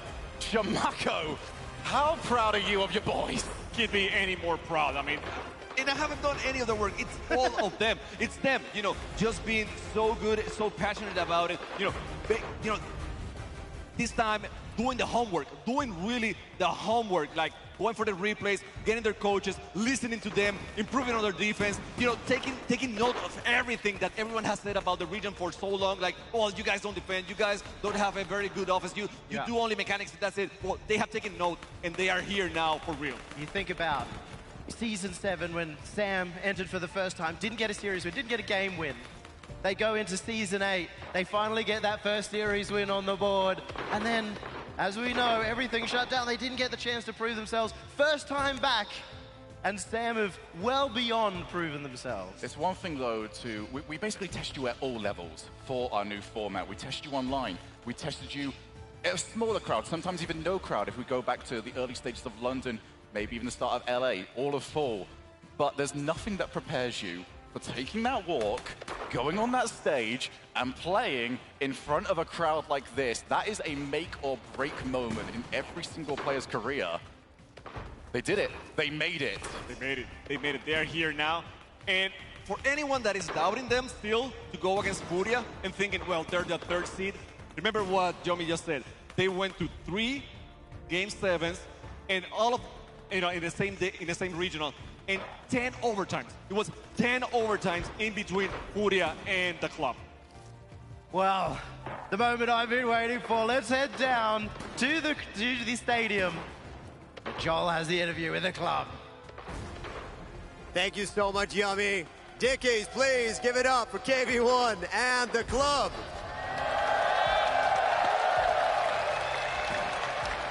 Now, we have the first series done here in the main arena. How did that feel? Walk us through that game. Primeira série aqui nessa arena lotada, como está se sentindo?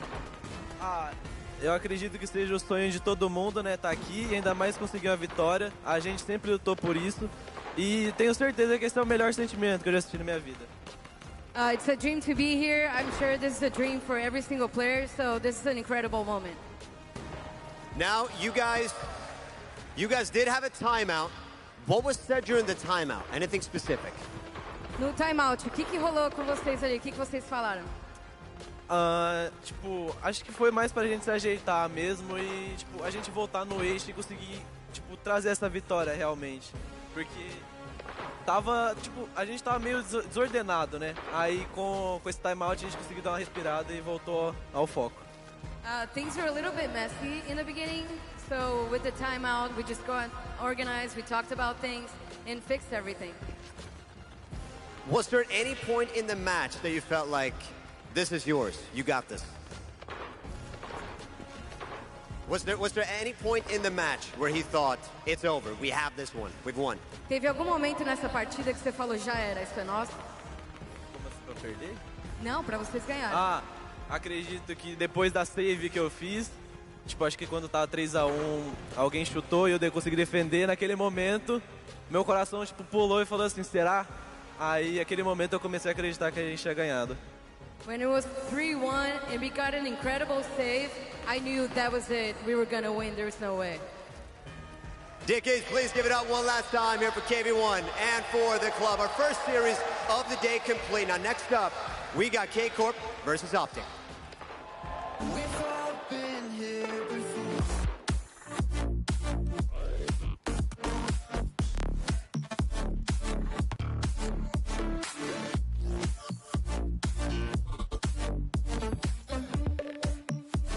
We've all been here before.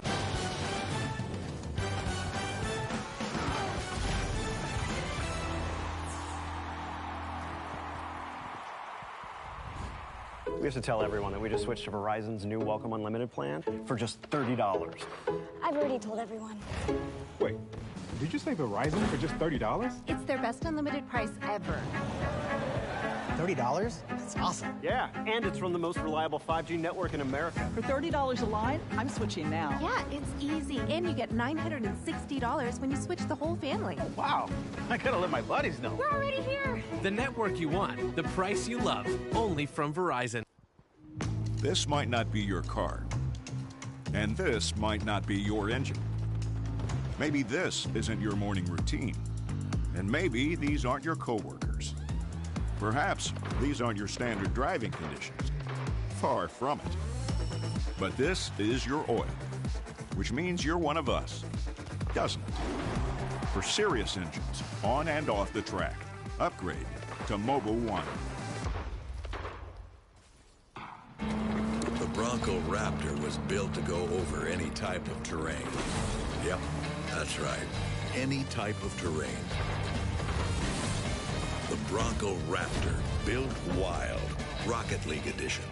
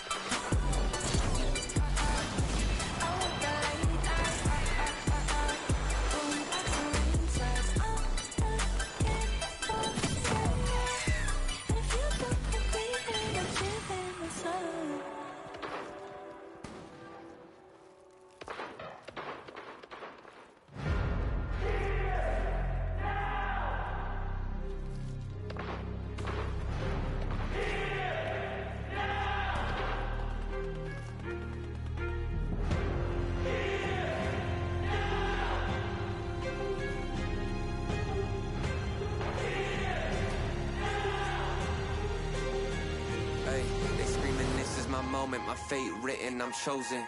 Other spirits fall, but mine has ceased to be broken. You stripping down my private time, my only opponent. And lately I abide but limitless, I've awoken. So let me show you that everything I sacrificed mattered. All that blood, sweat, tears that I scattered. All that fake talk, fear that you splattered. Push me to right here, a new chapter.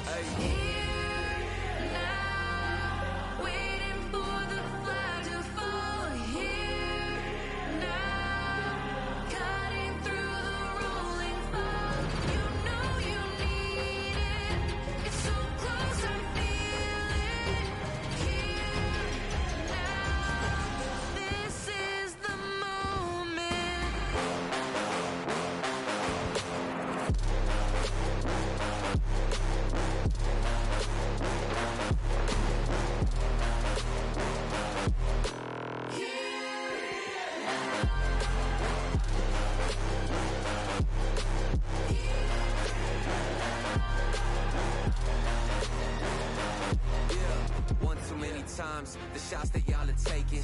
One too many times that I've been stuck patient on my downfall. Antidote seeking while I was vacant, but the crown falls simply to those who try to take it. One shot to get two paid and my three wet like lemonade. 4 times and I step back just to reload and I let it spray. This is everything that I need, everything that I wanted, everything that I bleed. This is victory and I got it 'cause I'm here now. Waiting for the flag to fall.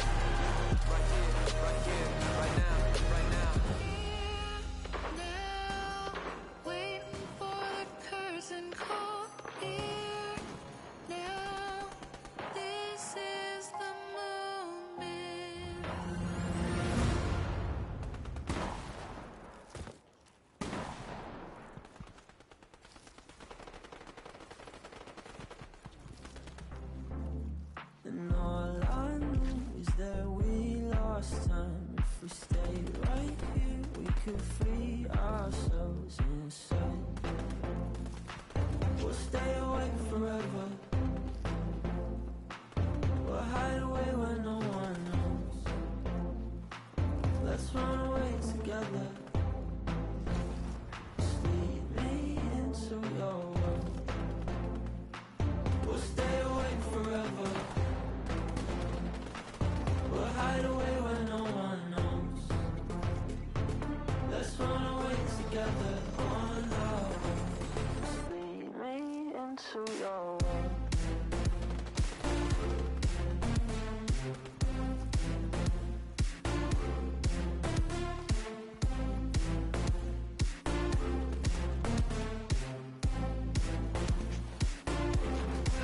Waiting for no one. We're headed straight up for the sun. They'll never notice. We'll take these cities on our own. And all I know is that we lost time. If we stay right here, we could free ourselves inside. We'll stay awake forever. We'll hide away where no one knows. Let's run away together. Just lead me into your world. We'll stay awake forever. We'll hide away where no one knows. Let's run away together on our own. Lead me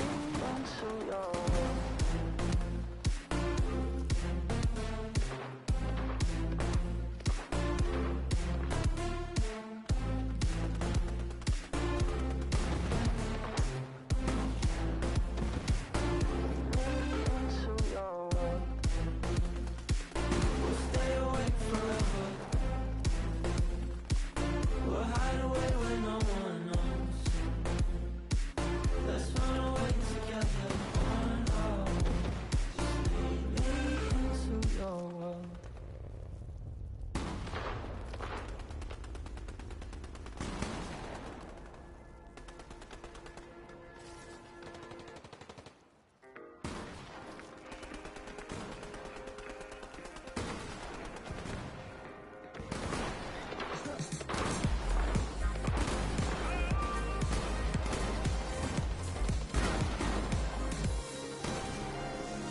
She found a way into my heart.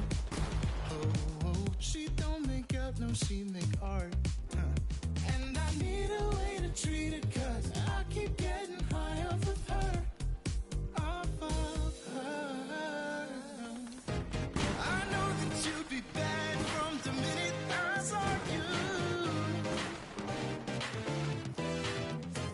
But somehow I keep running back to you. Back to you. Back to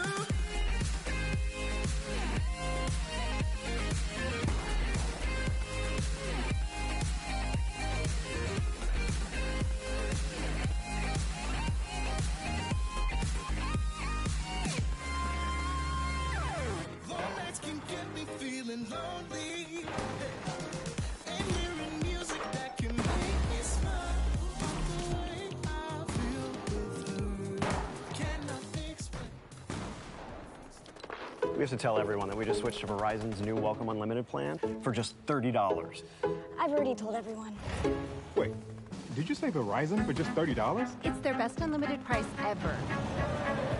$30? That's awesome. Yeah, and it's from the most reliable 5G network in America. For $30 a line, I'm switching now. Yeah, it's easy. And you get $960 when you switch the whole family. Wow, I gotta let my buddies know. We're already here. The network you want, the price you love, only from Verizon. This might not be your car. And this might not be your engine. Maybe this isn't your morning routine. And maybe these aren't your coworkers. Perhaps these aren't your standard driving conditions. Far from it. But this is your oil, which means you're one of us, doesn't it? For serious engines, on and off the track, upgrade to Mobile One. The Broncos Bronco Raptor was built to go over any type of terrain. Yep, that's right. Any type of terrain. The Bronco Raptor, built wild. Rocket League edition.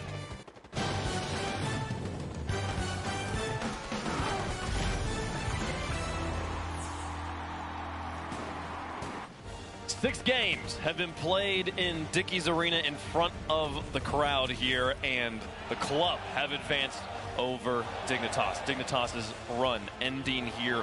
What a performance. And the passion from this team. The third seed out of South America. How about it here? Get up and get loud. It is game day, and it is a special one for me and for everyone here in the Rocket League family. Welcome back to the Rocket League World Championship. I got a Bates, Gibbs, Gregan, and Johnny Boy here. Bates, you think they're going to let you back in the club after the betrayal on first touch? Listen, they already have accepted me back in, man. Oh, yeah. I'm just playing. I was incorrect. The club actually played quite admirably. Really took advantage of all Dignitas' mistakes, and boy, did they have plenty. Yeah, I mean, mistakes are so common on a big stage like this. You see these players go out there. There's a lot more pressure on the line, and we saw uncharacteristic whiffs, especially from Jack and Scrub. Joria seemed to play all right, but when it came down to it, they made some major errors which led to the club punishing them. But club looked really good out there. Yeah, but game one, I think Dignitas really wanted that. They were up 2-0, but club battled back and took that. And obviously, like, if they win that, who knows what happens here. But Dignitas, it's basically been the tale of their whole season. They look good at times. They can't put it together the entire time, John. Yeah, they had their moments, definitely, but the club just had way more, and the way that Dignitas defended just simply wasn't enough. I think if they brought out their defense that they had versus Falcons, this would have been a real, close series all the way down to the wire, but the defense just couldn't hold on. You can't be giving away free goals against the club. They're known for their offensive firepower. They're going to create goals. They're going to score on you, no matter if you're making mistakes. And if you're making mistakes, they're going to score a whole lot more. You said Dignitas had their moments. I think one of those moments was the end of Game 6. They popped off on the offense, but KV1 rose to the occasion. 2 insane saves there to make sure there was no chance at the comeback at final second. And I think that's because they started playing with urgency throughout the series, a little bit slow at times. And what we saw is they got punished for that when the demos started to come through. It's a lot easier to hit a slower target than it is a team that's moving fast. At the end there, a little bit of speed, a little bit of rush play, and they started to look better. So for them, the adjustment should have been a little bit more speed. And there was just small problems. Game 5 even. 0 seconds. Apparently, Jack has a chance at a shot. Oh, my gosh. I don't know what happened. It hits the floor, and that's... I don't know what that was. That's Dignitas.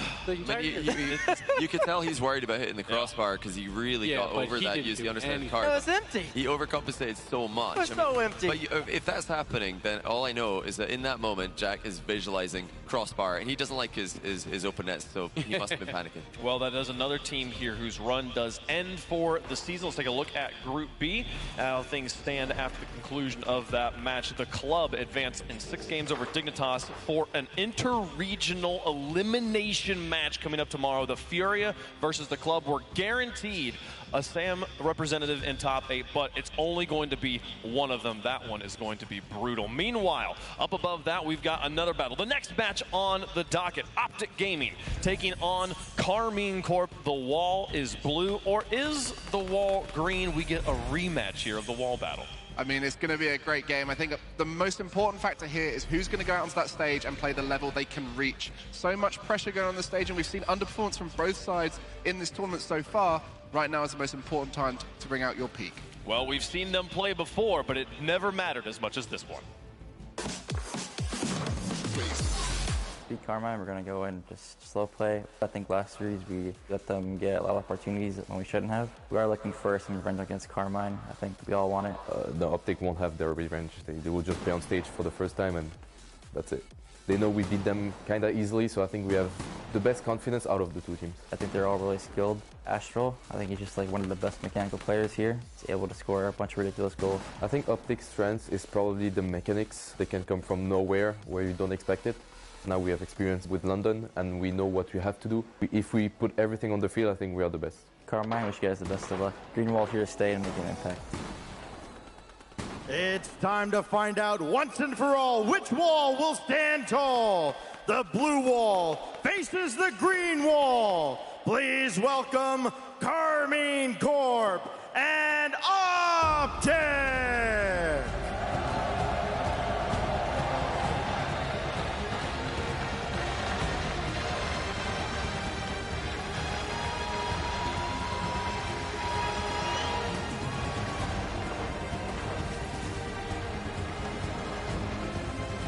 wild card rematch. Two 2-0 teams at the time. Karmine Corp at that time absolutely dismantled Optic Gaming.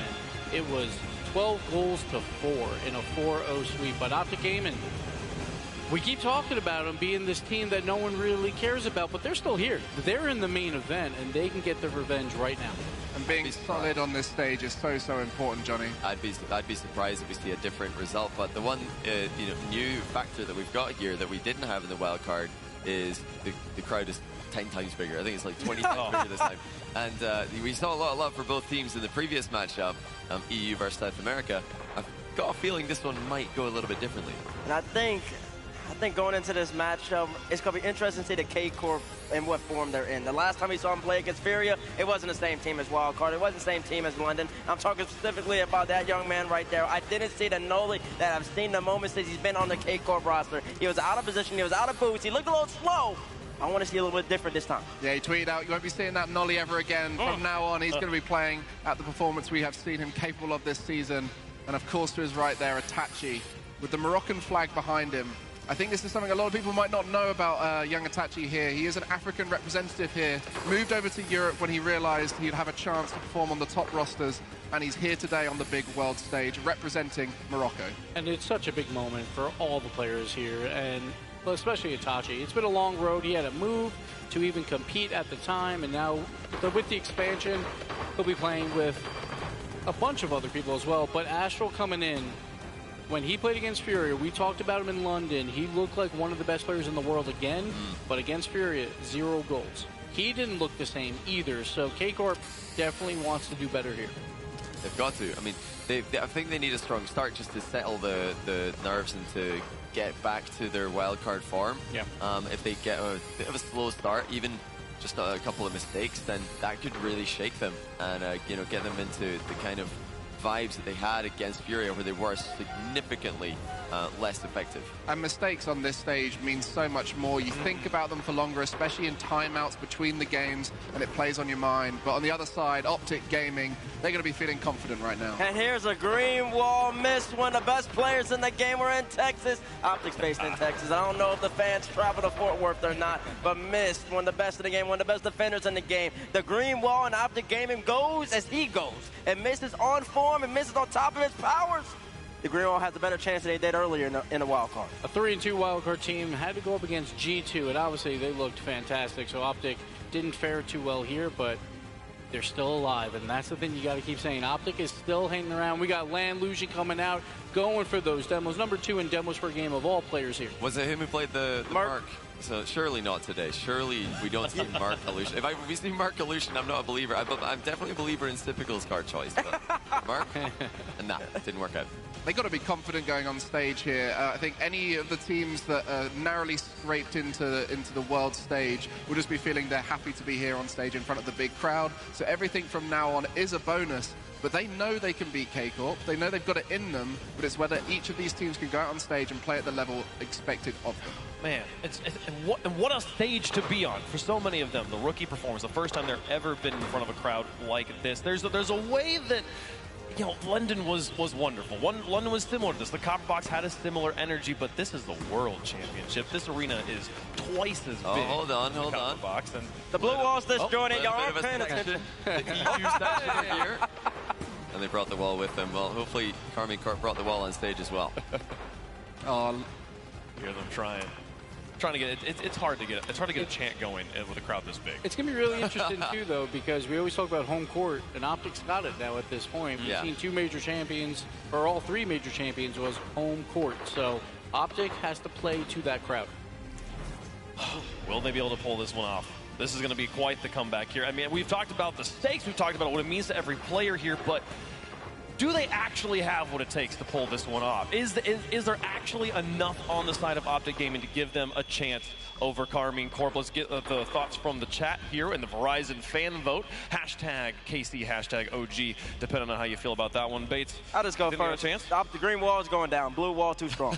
What's the color? The color is blue once again. And KC Optic, we've seen him play already. Absolutely dominate him so far. I got KC. I gotta say, Optic Gaming very consistent. They'll be consistently 13th in the world, and that's what's gonna happen here. So K-Corp as well, blue wall. I mean, I'm going to be going with the team that's performed better so far in this event, and I hope that the players go out there and play at that level here.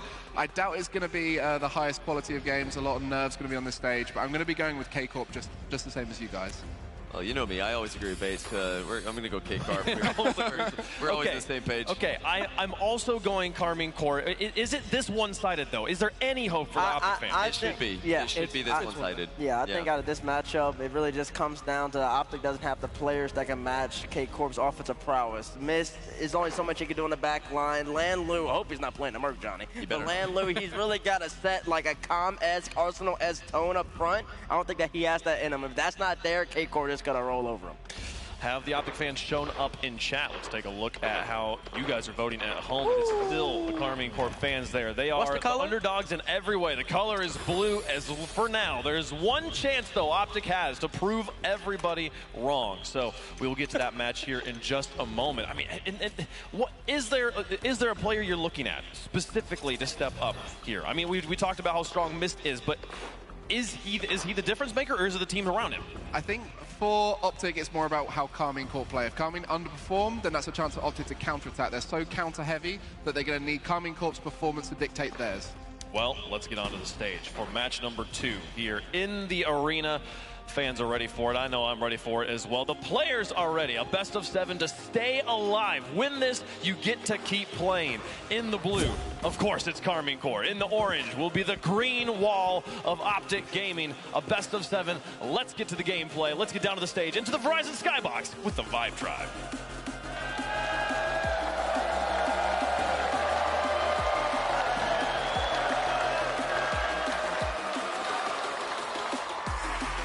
An elimination match between two teams that have built their walls brick by brick.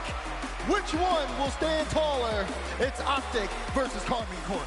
And you know Optic Gaming salivating at the idea of getting revenge up against KC. They met previously in the Switch stage. It was a sweep, and they're here to prove their worth as a team and their ability to battle back against a team that was so dominant against them earlier on.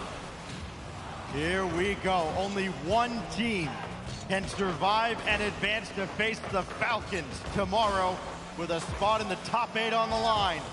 Nolly was awesome when they met in the wild card stage. He had 8 goals to lead everybody by a vast margin as K-Corp swept OG. Will it be a different story now as we got the Ecto meta from Illusion? And if we look previously, it worked out in their matchup against Furia, and what was so difficult for Karmine Corp to handle was the defense stopping and shutting down Astro. He was held scoreless against Furia, didn't get a single goal to his name, and he's the MVP. There comes a demo, follow-up from Dries, and then Alu with the shot, top corner and in. Great start here for Optic Gaming. You see the pressure. Missed with the initial flick into the demo. Dries plays it high and leaves Alu with a free lane, top left corner swat as Optic start things off. So it's Dries with the Echo. It's never going to not look ridiculous, but it worked out. The assist on the opening goal. And there goes Astral. Looking to get one back immediately. Always a heavy scoring threat. As mentioned, it was Nolly. Last time out. He has been great, as has Astral. Itachi, the story perhaps of this team with his long history getting to this very moment. He's on the ball right now, trying to set up Astral.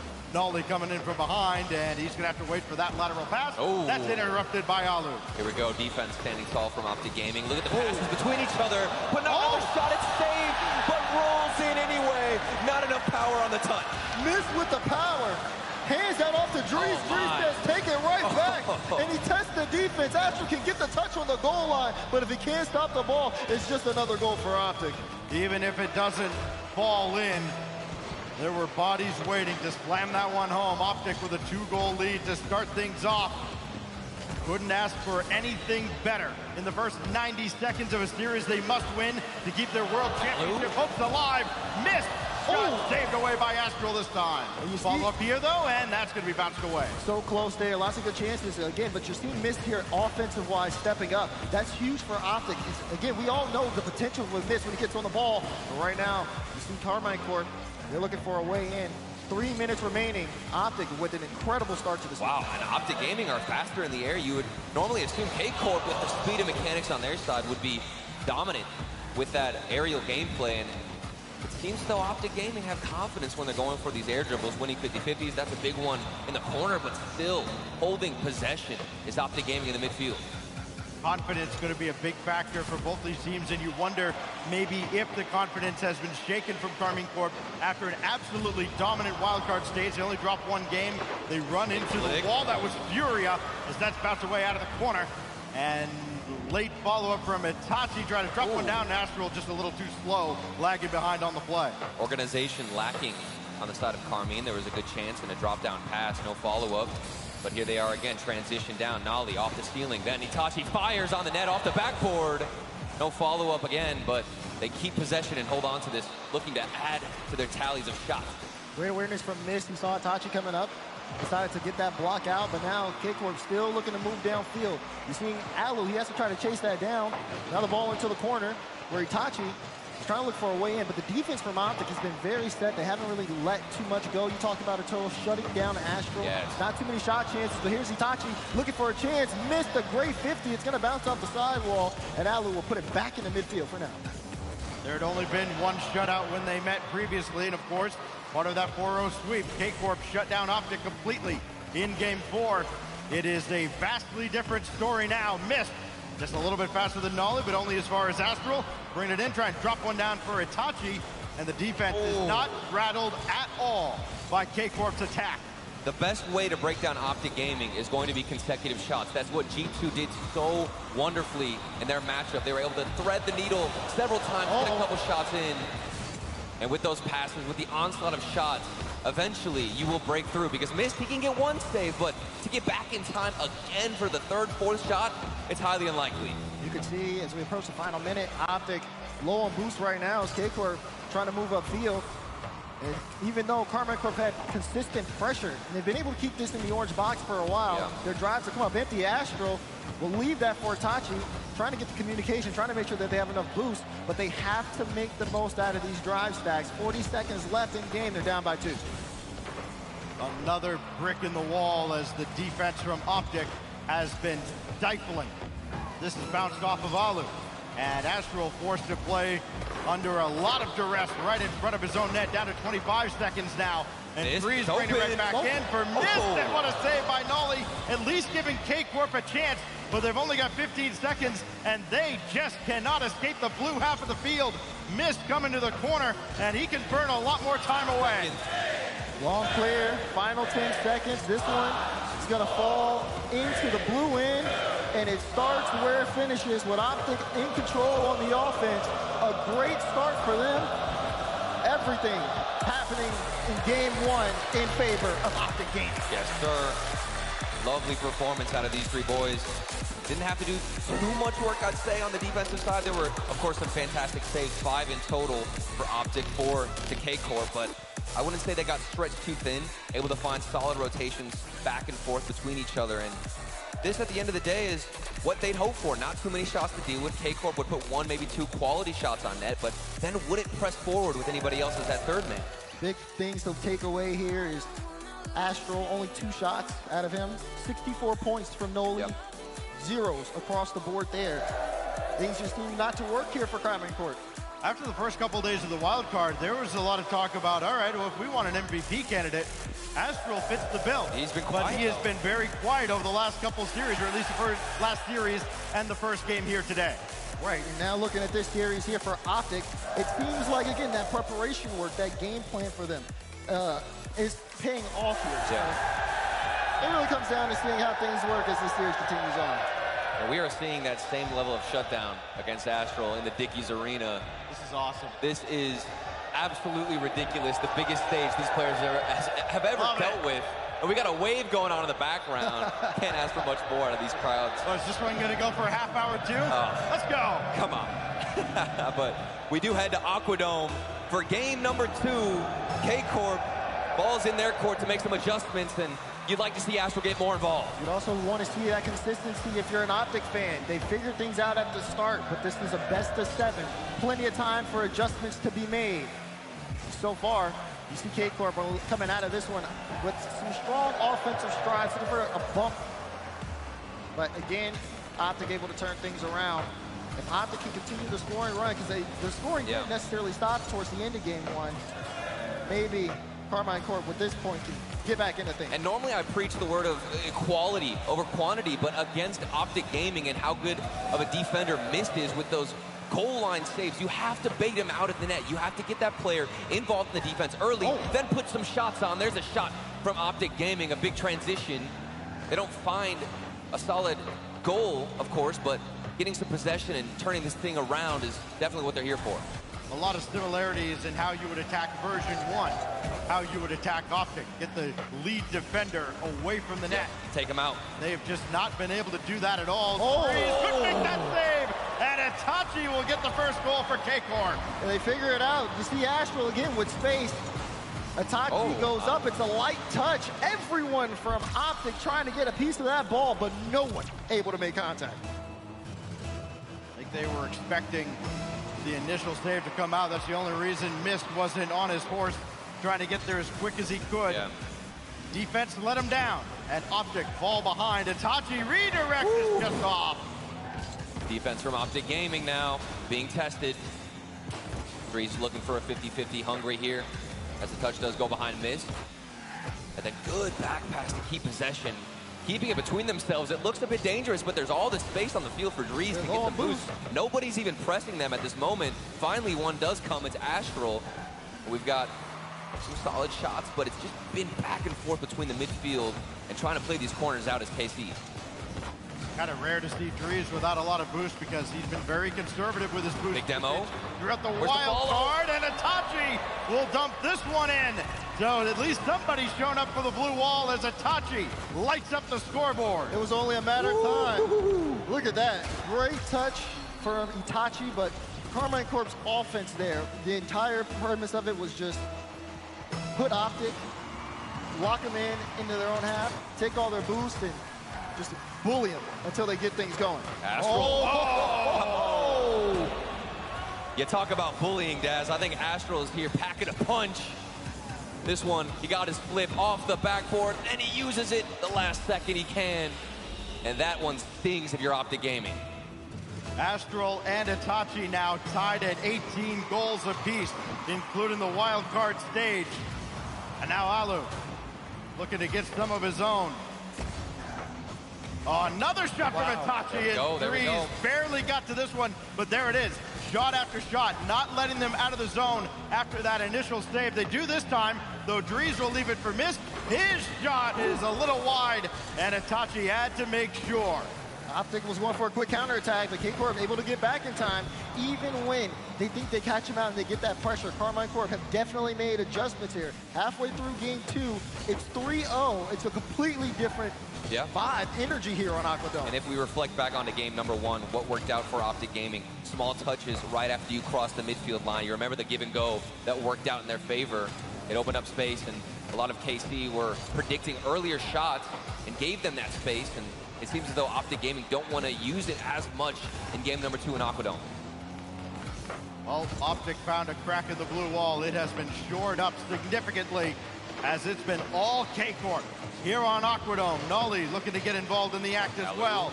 And Alu beats Astral to the punch. This goes towards the K-Corp back wall. Drees will leave it for Mist, and maybe not by design as Optic are sent packing. You can tell things have improved here with the rotation from Carmine Corp. They're not letting much through on Optic, and Optic have to make the most of their opportunities. Okay. He missed. Okay. Oh, it's off. Follow-up will go in. Alu sets it up, and Mist knocks it in. And we get some control out of Optic Gaming. That first touch from Illusion, past one defender, past 2, off the crossbar, and Mist is there to be an example of how to finish a shot. Well, here we go. Can Optic mount a monumental comeback? Answer's no. Oh, no. Astral off the kickoff. Caught him napping.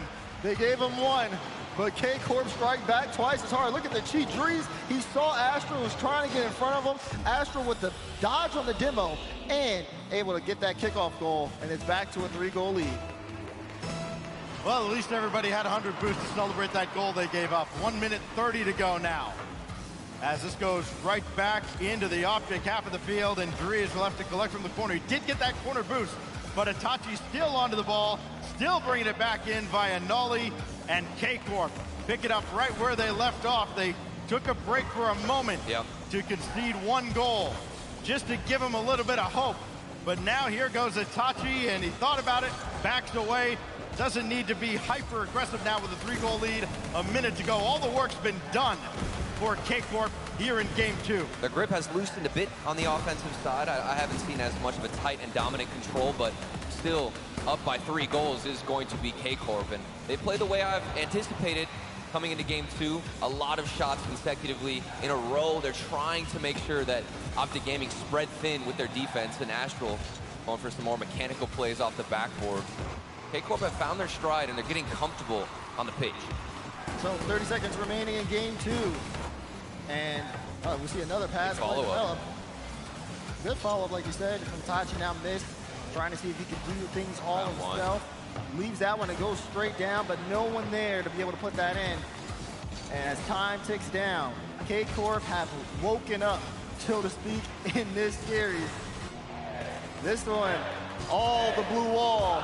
As the final few seconds tick down, Astral play it off the back wall. Noli puts it in midfield, and Optic will try to see if they can get one more in regulation. That one's set to hit the ground, and it will. We got to tie it up here. The rivalry as old as Rocket League Esports itself, Europe versus North America. 5-1 in favor of EU so far here at Worlds. Nothing, though, between K-Corp and Optic Gaming. 2 games in. One dominant performance out of OG, one dominant performance out of KC. And the series has balanced out, and you would expect that when these two teams are facing elimination in the group stage. You lose this series and you are going home. Give everything you've got, leave it all there on the field. Because now we take a look at the Mobile 1 high performance replay. A really good setup there from Itachi. I think he had a standout performance to just get the ball rolling and then eventually allow Astral, who has not held scoreless in this series now, 2 goals to his name. Yeah, it's good. I mean, Carmine Corp have to wake up here. Like we said, elimination match. You have to be able to bring your all, make those adjustments. And for them, this is the exact response everyone on the desk who had went with Optic, or Carmine Corp, expected to see. Them finally being able to lock in and play together. I have one demand now. I believe we've finally had our first L from the Echo in RLCS history. So Drees must get off the Echo. He's got to swap. Right? Let everybody down. He's back on the Octane. Let's see what we got here. I want to say he's back on the Octane, but yeah, he's got to be back on the Octane. I'm pretty sure he went out and came back. He is definitely on the Octane, and here we go. Drees out of the corner to start things off, and he has Astral right in his face. Here comes Nolly again, and it doesn't look like K-Corp have even had a break in between games. No, they're looking to end things right here. You almost see a play develop there. Nolly with the start, and Nolly strikes first for Carmine Corp. I mean, from the kickoff, 19 seconds in, it has been all Carmine Corp. A solid challenge from Drees, but the clear's going nowhere. Alu's stuck in the net, doesn't know what's happening, can't recover in time, doesn't get the challenge, and then it's a free one for KC. Nolly started off slow in this series, but starts strong in Game 3. And you have to leave it all out there. He's showing up for his team, but can he keep consistent? CK Corp looking for a couple of passes in. Optic struggling to get control of this game. Nolly absolutely owned Optic Gaming the first time they met. Now he gets his first goal in Game 3. It's been Itachi that has been the superstar here, and it just seems like it's a different guy every series, almost every game for Carmine Corp. A vicious three-headed beast as that one's set out to the corner by Astral, and Nolly will send it down the side, but Mist is right there to meet him, doing a lot of his defense at midfield rather than right in front of the net. Demo from Mist could open up some space. Alu now up for the challenge, and look at how confidently Nolly wins that and has allowed K-Corp to move forward just because of that one challenge. Then Astral gets a shot on the net. It's off the post, but all of this play stemmed from that one challenge out of Nolly. K-Corp making the most out of the room that they're able to get, but it's still a one-goal game, and Optic are trying to mount that counterattack, but will they be able to do so? As Itachi Has a lot of time, 34 boost, uses the flip. It's a great challenge from Drees, gets it past Astral. He's got Now space, 2v1. Noli's up early, Mist trying to get it around him, but it's a great challenge for Noli. Alu will try to play this in the corner, but with that clear from Astral, it's going to give K-Corp a lot of space. Another demo. The physical play has been prevalent here, and it almost yielded a goal. Missed with another miraculous save off the respawn, falling back into his own net, and now Itachi going to take this himself.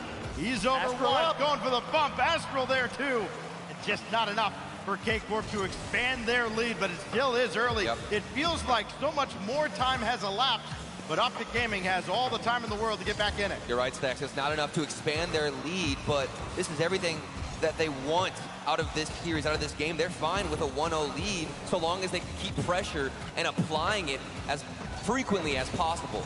But a big transition play does work out in favor of Optic Gaming. Missed on the challenge, wins it, and then Drees is out of position. We're back down the other end. Optic Gaming, they might connect one, maybe two passes max, but holding pressure, it seems like they can't even do such a thing. I mean, but both teams doing really good in some of these 2v1 situations we've seen out. Alu was last back after both teams challenged in the corner. He's able to buy us the time. Missed though. What?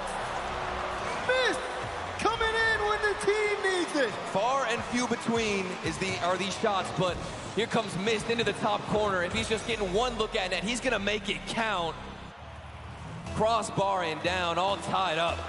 We talk about Mist for his defense time and time again, but it's his offense that has been superb for Optic here at Worlds. His third goal here is 24th of the tournament. That was leads the team. His first shot too. Yeah, crazy. He is wildly efficient as Drees will drop one down to Alu. This goes all the way across where Mist is going to be waiting for Astral. Off the backboard, no pressure. Drees trying to quickly counter, but the pass not able to find Alu. We just simply need more on these clears. They've got to find a teammate. It's one punch forward, but then it's given into the hands of K-Corp, who are abusing the backboard. All three players from Optic scrambling, and they find one big clear, but still nobody moving forward. They don't have the boost to sacrifice and move up. Not a lot of boost, and you can tell the touches are just getting away from Optic. They're going for the long clears to see if they can get some space, but lack of follow-up only pushes them into their own end more and more as they try to get a way out. Alu flick over, does get it past Astral, and will play it into the corner. So now Optic with a chance here. Going into the final minute, they're looking for a way in. They're looking to take the lead here in this series, but K-Corp has been making it tough on them. How about that effort from Alu, too, with Astral chasing him all around the field, having to weave through traffic. And Alu scores here with 49 to go. Put the team on his shoulders. Look at this 50-50, dead center of the field, but it's Optic Gaming who comes out victorious, and they can get a shot as a result. Alu just gets a little piece of that, able to put enough power behind it that even though K-Corp rotates back in time, they're too little too late, and now the pressure's on them. 45 seconds, they gotta try to equalize. Hard to imagine that anybody from that old Allegiance roster would still be at the peak level that they're at today. But Allegiant, he sets up Drees.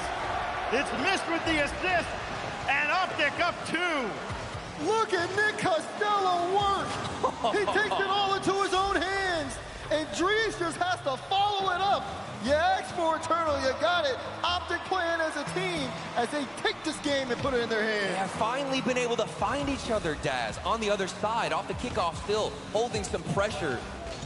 They were under so many shots, so much pressure themselves on defense, but buried themselves out of it and are able to be efficient on the offensive side. While they haven't had too many shots, when they get presented an opportunity, they will make it count. Final countdown of Game 3 as Optic seem to have it in the bag. They fight back, come from behind, and take a 2-1 series lead as the green wall is halfway to surviving and advancing. Keep this one up. They don't hit the ground finally. 2-1 is the series score in favor of Optic. We saw the player interviews. We saw Astral. They were confident coming into this series, but now they're scratching their heads. You said it yourself. Limiting Astral was needed. He had no shots this game, Turtle. And while they were under all that pressure, if Astral's not getting a good look at the net, K-Corp's offense has been severely injured.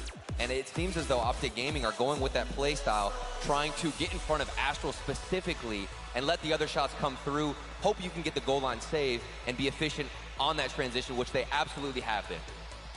Astral left without a shot again. K-Corp is going to take a timeout here.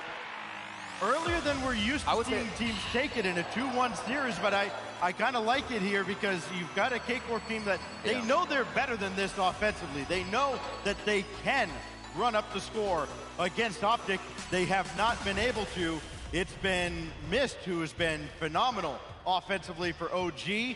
They've got to find a way to slow him down. Yeah, that's going to be tough, too, because Mist seems like he's been playing very consistently over the course of this series. And I think for K-Corp, the timeout definitely needed. They want to talk things out. They want to do it before it gets to a match point situation, Turtle. They just have to be able to kind of be on the same page and share the ball a little bit. I don't see a problem at all with this timeout. They could tell that Optic Gaming had momentum because that series, in the first half, you're thinking, okay, this is just a ticking time bomb for when K-Corp are going to take the win eventually. They had all the shots, they had all the pressure. It came down to one play, one opportunity for Mist, and that shifted all the energy on that stage. Optic Gaming took advantage of it. Now they're the ones in favor, and for K-Corp, they want to stop that, kill the momentum early on before things get too out of hand. Because they can't get out of hand very quickly. Yes, they can. On this stage, in front of this audience. But don't forget, they are denying Astral right now, but don't forget what that man is capable of, okay? Yep. You could throw 3 players at him like they are right now with Optic Gaming, and he could probably still outplay you 50% of the time with a 1v3. Astral is just that dang good, and if he starts to heat up in this series, it might be the end for Optic Gaming, so be cautious of that dangerous player. Yeah. He and Itachi both have 2 goals in this series. It's not like they've been stifled, but at times, yes, they have kind of disappeared back into the magician's hat and vanished. They've got to be ever present now with K-Corp getting close to having their backs against the wall. And with Astral being quiet, I mean, Itachi has what it takes to step up. He scored 7 goals in their series against Furia. So that man alone can put the team on his back. It's going to require all 3 of them as we're headed into game number 4. When your life is on the line on the world stage, you got to make the most out of every second. And you see K-Corp, they're trying to do so now, already starting off with some offense, putting a shot on, gets a double commit, great 50 from Astral, almost able to find the back of the net, but it's just off target. He did get a boost steal, though, going out of the corner. That could slow down Optic greatly. They do have boost to work with. Maybe a little fortunate that K-Corp weren't able to starve them out very early on. Astral coming in. That's Itachi. Nolly waiting back at midfield, trying to get around Mist, and Mist, I think, slowed him down just enough to keep him off the scoreboard. Chance here, Drees trying to put a shot on, and Itachi able to save it out. It'll go to the corner where Astral has the ball. He'll pass it to Noli. Noli, Astral looking for a demo, forcing Alu up quickly. And you see Itachi, not really the best aerial there. Drees 50ing it down. Mist trying to help out, but Mist is out of boost. Has to go back. Optic have to retreat. K-Corp get some time here. And look at the 50s. That was 2 consecutive wins in a row from Drees. That stalled all the time for his teammates to get back, get some corner boost, rotate into position to keep this pressure alive. And that's why you've seen them thrive on offense. They don't get a goal as a result, but it's got to be depleting the energy of K-Corp. Here comes Mist out of his own corner. This could be a good take, and doesn't find it as he looks for Drees. Drees looking for help and finding none. Oh, it's a big clear. What a pick! Astral gets on the scoreboard from way downtown. No one home for Optic Gaming, and Astral will send it all the way downfield. You gotta protect the net, and Optic failed to do so. I'm not too surprised as well. This happened a lot for Optic Gaming against G2. They were able to smack the ball, get huge clears that would go off the backboard. Nobody had time to rotate because of the size of the clear, and Optic Gaming might be too eager to find the first goal, as it does go in favor of K-Corp. K-Corp getting out to a great start, following their timeout. Timeouts, you know, we've seen so often teams have been able to turn series around with them.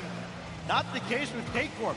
They're yet to win a game after calling a timeout. 0 for 3 so far, but promising start in game 4. Has almost got away, but Nolly's there. The defense, or the offense, getting a little lackadaisical there for K-Corp and allowing Optic to get a cheap shot on net.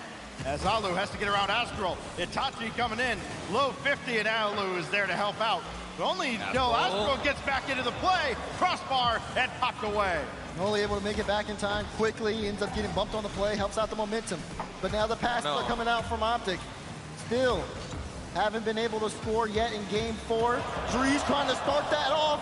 Chance there for a follow-up, but blocked out. K-Corp double commit to stop Alu taking that shot. Now, I have seen a few spacing issues out of K-Corp.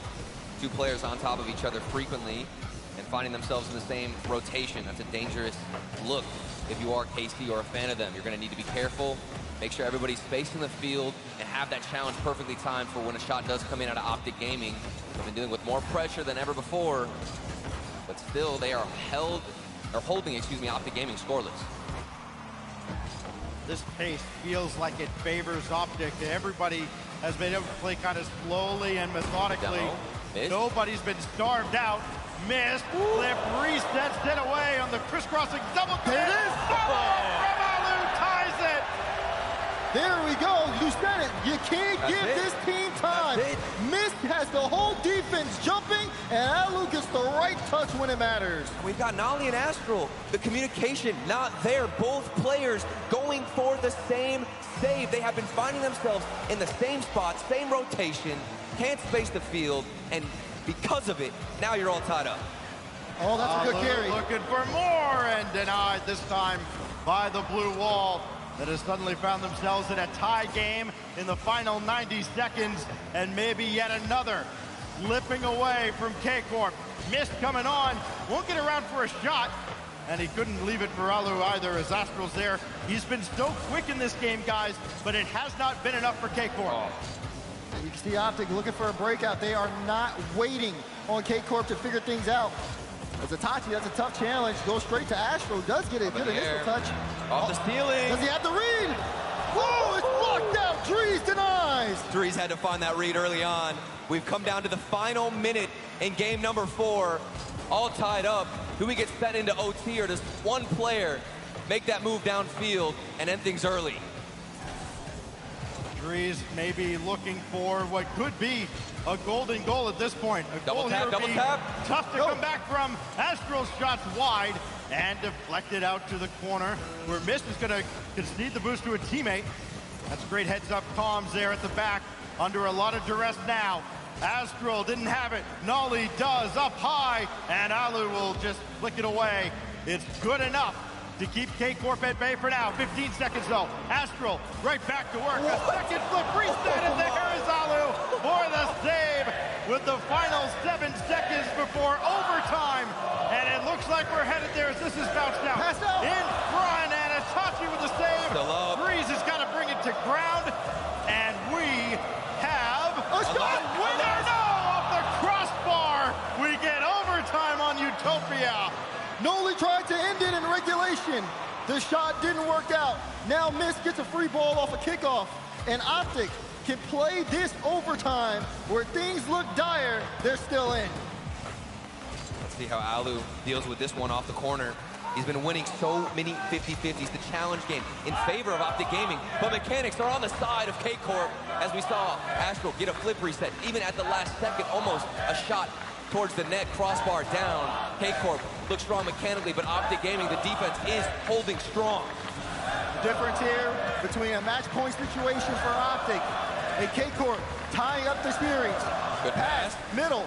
Astral tries to get a piece of it. Missed. The only low on boost. Has to buy some time. And does with that clear. Optic able to get some space out in front. They're looking for a way, and you see Mist trying to get some demos out.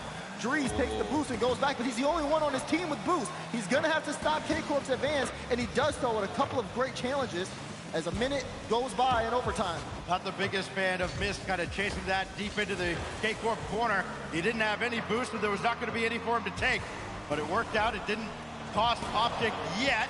This goes back whence it came. Now Astral, he worked on it. Put another one on the whiff counter, and here comes Mist.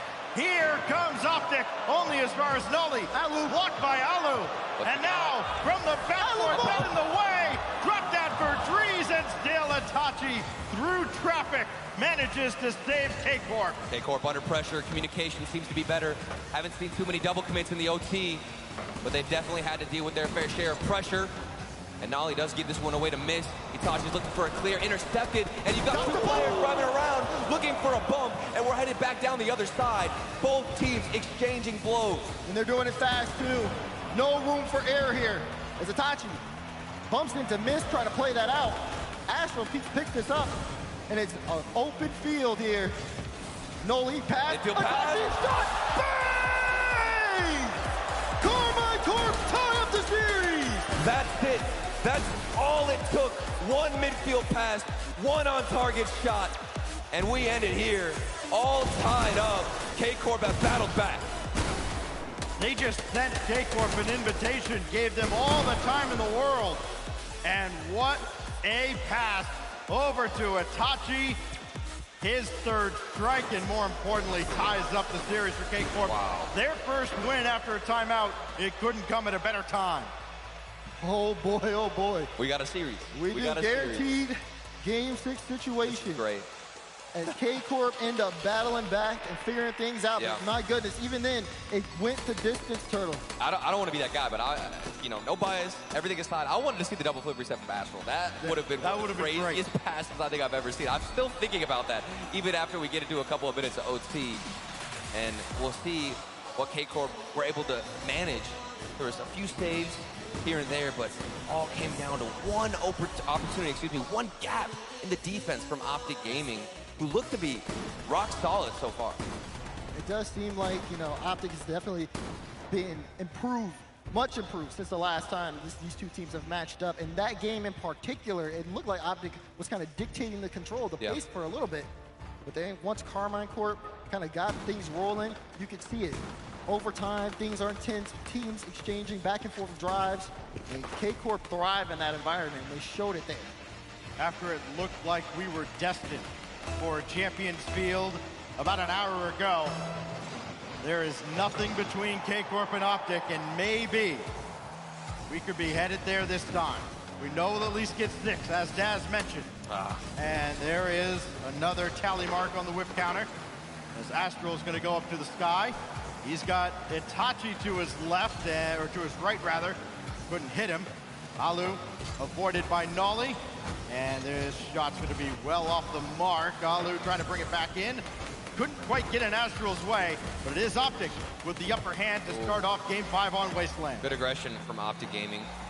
See Mist, who's dominantly that third man, actually getting aggressive and up early to the challenges. Alu. Then back down the other side, Itachi, a big clear, goes in his favor. And I'm curious, what are we going to get out of K-Corp? Do they try and thread the needle again with more midfield passes? I think that Optic Gaming are certainly going to recover and fix a lot of those tight issues, which is why I think we're seeing more and more offense from them. But slowly, it seems as though they lose stamina throughout the game, as the last game started in favor of Optic, but towards the end of it, and of course the OT, K-Corp were all over them. Carmine Corp and Optic have done nothing short than, I think, shocked and made their mark on a lot of us over the course of the last few months, including the Spring Major and now the World Championship. But only one of these teams can continue to move on.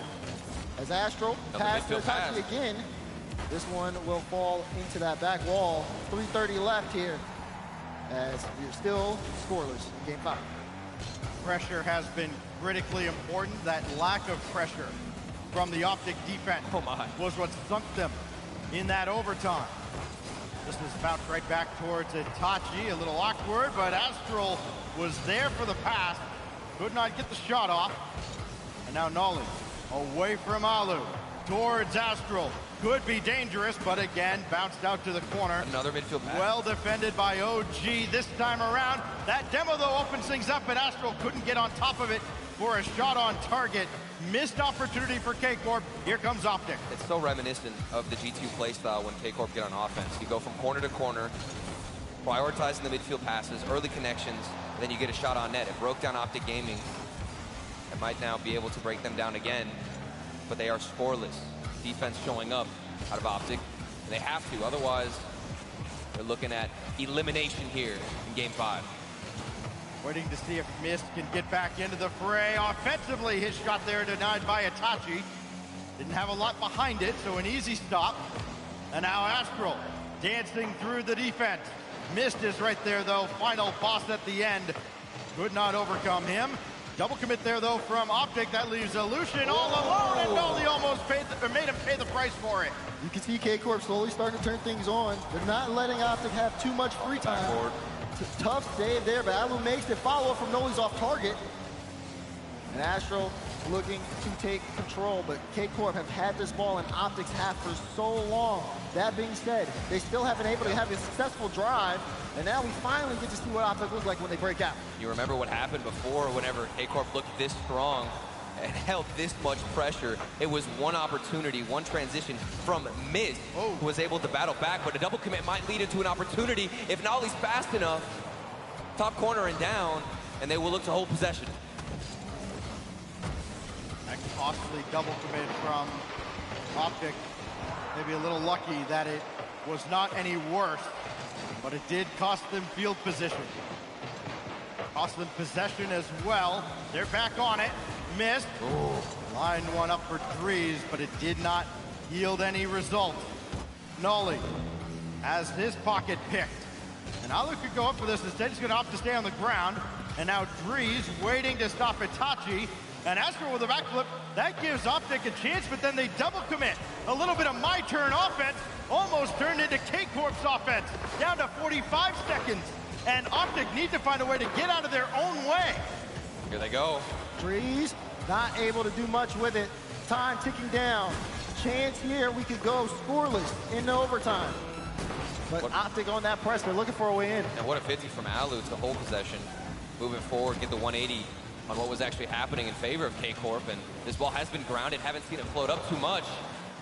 I think if we're going to play the dribble game, I'd have to give the advantage to K-Corp, but you never know what these players out of Optic Gaming are capable of. Midfield pass back and forth next, and then there's a big miss. Then the follow-up save from Miss. It's still on target, off the post, and it's in. Itachi able to capitalize. 4 seconds left, and K-Corp go up. They out-pressure him. They don't turn off the ball. K-Corp now. 4 seconds left. It seems like they have this one in the bag. 2 critical mistakes at the end of the last 2 games from Optic Gaming, and they will not recover from this one either. K-Corp on match point. What a way to turn this around. Ridiculous. What a way.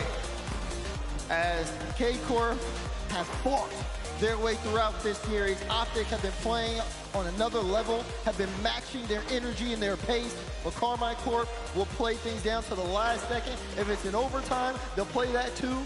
They are not afraid to go all the way here, as they're 1 game away from moving on. That's what K-Corp needed to do. Consecutive shots.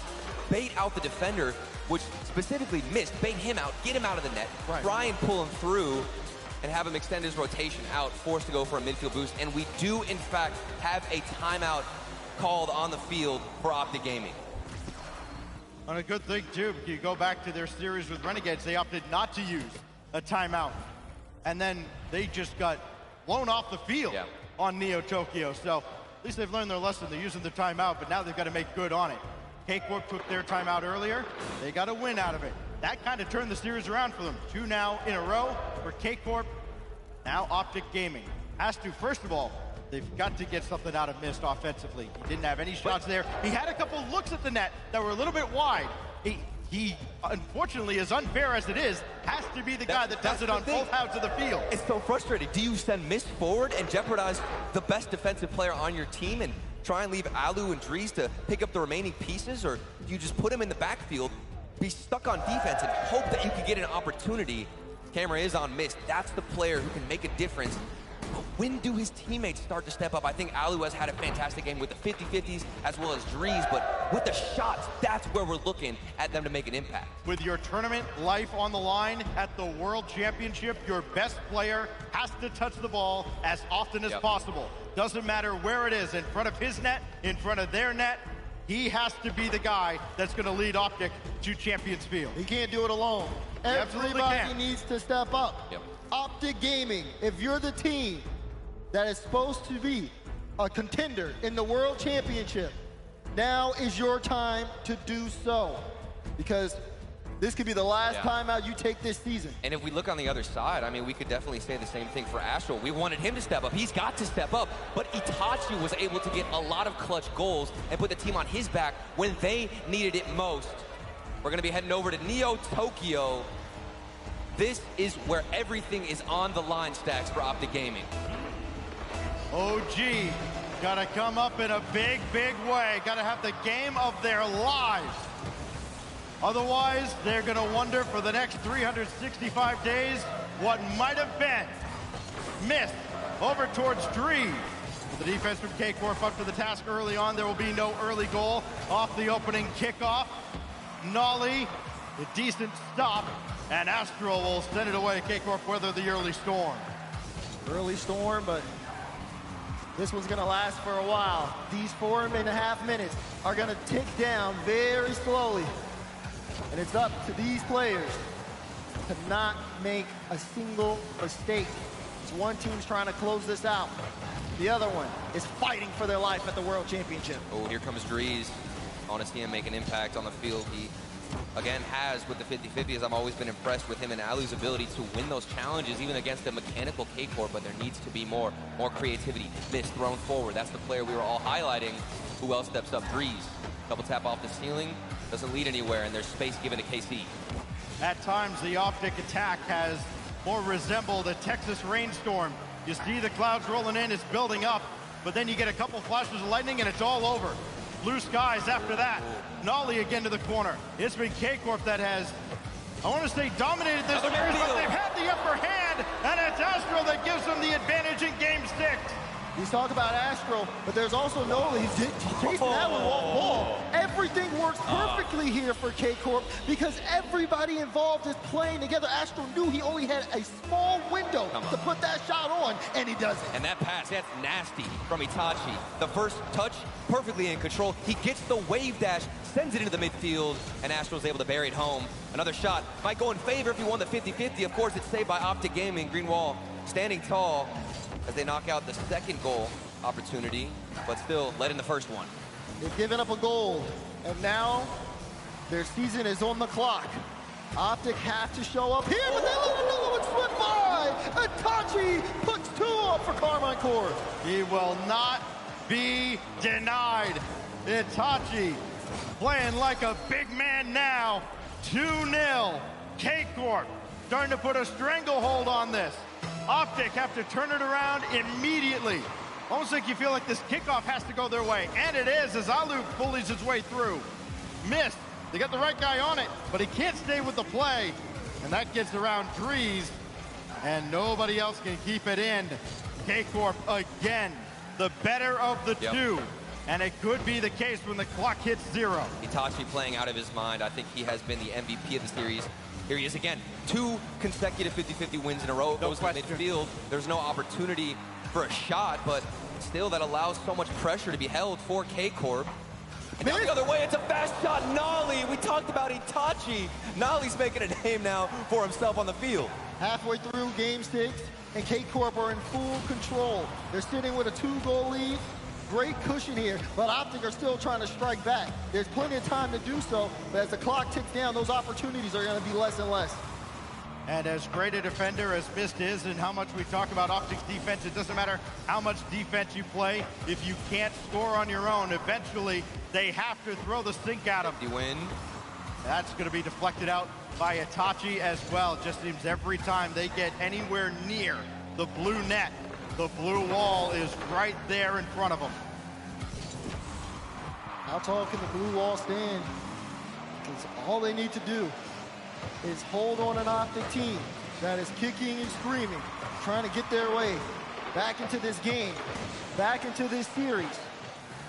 See this there, leaving it for Drees. Drees plays it across. You see Alu here in the midfield. He's trying to wait for a chance to get in. Yeah. But K-Corp so smart, keeping the ball close to Itachi, and then Astral able to get a quick follow-up to send it all the way back downfield. K-Corp's ability to slow down the pace of play has been far greater than Optic, who, of course, granted they're down 2 goals, are panicking every time they get the chance to slow things down. Here comes Miss. It's an early touch. He can't keep it to himself. Given away into the hands of Nolly. To highlight how great a team overall K-Corp is get a bump in front. And Astral throwing one across, just wasting more time off of the clock. It was Nolly, as we mentioned, who dominated OG the first time around, but it's Astral. 70% goal participation. Oh, look at Itachi with 80, and he almost added another assist. Nolly's shot just a little wide, but this is all they need, guys. They just need Optic not advancing downfield, and they just can't when K-Corp is breathing down their necks like this. Absolutely. Confidence oozing out of the veins of K-Corp, winning every challenge, taking every boost, starving Optic Gaming out of their own half. They've got 25 seconds to get back into the series, otherwise they're eliminated from the World Championship. 20 seconds left. Ball on Optic's end. They need a drive and they need time. Drees can't catch up to it. Itachi plays it across. They may have a chance here. Miss, no, denied again. Optic out of boost, out of time, and out of the World Championship. Carmine Corp do it. That's it. And that goal will seal it. They continue to move on. Survive and advance. And a date with the Falcons awaits the blue wall, Carmine Corp. And they're all business. Maybe a little bit of relief that they got the job done on Neo Tokyo, that they avoid Champions Field, but they realize the task that's ahead of them. They have not made it into the playoffs yet. This is a team that is built for dubs, and they will not be satisfied until they're lifting the trophy at the end. I mean, this is just ridiculous, and it's all thanks, in my opinion, to Itachi. That man was seeing the future, activating the Sharingan out here, really putting up a performance, and Itachi was able to put the spotlight on him, which is difficult. You've got somebody like Nolly and, of course, Astral on your team, and the spotlight's on you. That really speaks volumes about what that man is capable, especially moving forward against a tough team like the Falcons. And when you get to this stage, and when you play in an elimination situation, sometimes you do things you didn't even think you were capable of. Yeah. We asked a question at the beginning of this series, which wall stood taller, and the color is blue. Carmine Corp able to take this series in 6. They don't let it go the distance, but for Optic, as they end up falling in this series, I mean, they still put on quite a performance, but their run doesn't here. We look back at the Mobile One high performance replay. Nolly coming up big in the second half of that game. That save, and then the dagger right through the heart of Optic Gaming. Itachi with the assist there as well. He goes 5 goals, 4 assists. Great performance out of Itachi. Undoubtedly the MVP, as you mentioned, Turtle. Almost 80, actually a little over 80% goal participation. Crazy. To lead the blue wall into a date with the Falcons. That, of course, comes tomorrow. They get to rest the rest of the day. But with that matchup looming, it's hard to kind of sit back and be satisfied. And I think that Falcons are definitely bruised right now, but still, the levels are going to have to be activated. I think you need even more out of Astral and, of course, Nolly. I think once they all three can pull those individual performances together, that's when they get the most deadly. So we'll see if that's possible, if that's capable tomorrow. But my, oh my, that was a delightful series. I think we got almost everything we could have out of Optic Gaming. Just almost there. You saw them get a couple of chances, move forward. Counterattacks were clean, but holding possession was definitely the most difficult task for them. I mean, you heard the desk before we got into this series. It felt like things were heavily in favor of Carmine Corp. They were expecting this series to be just as dominant as the last one that KC had, which was a sweep.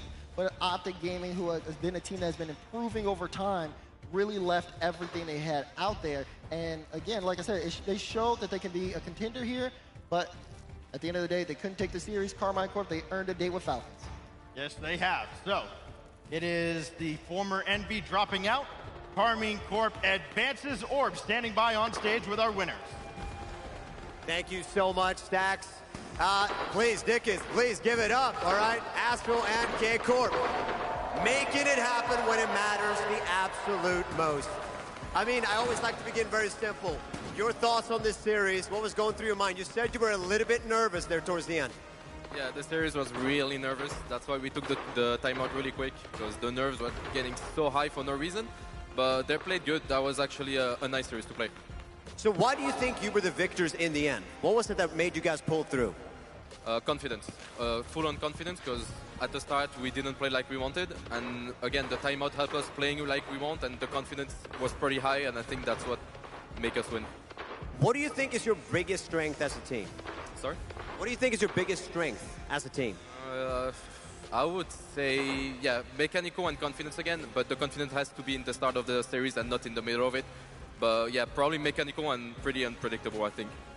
I mean, when you picked up Nolly, it was uncertain if you guys were going to make it here to the world stage. Obviously, a 4th place in the major. Does it already feel like you guys you've gone further than you thought you were going to be? Is it number one that's the only thing on your mind? Of course, we went further because when we picked him up, we had literally like 10% of chance to be in the major and then towards. And making it here make us to be even more hype and just we want to play and win. Play, and win. Now, next up, you got Falcons.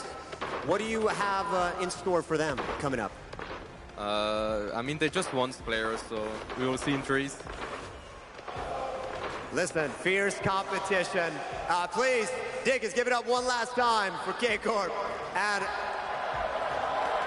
now, we have to send the break before our next matchup. But before that, we have a little special treat for you guys. And that is, we have a new Rocket League anthem in collaboration with Mobile One, Monster Cat, and Coven. Please, do enjoy. We've all been here before.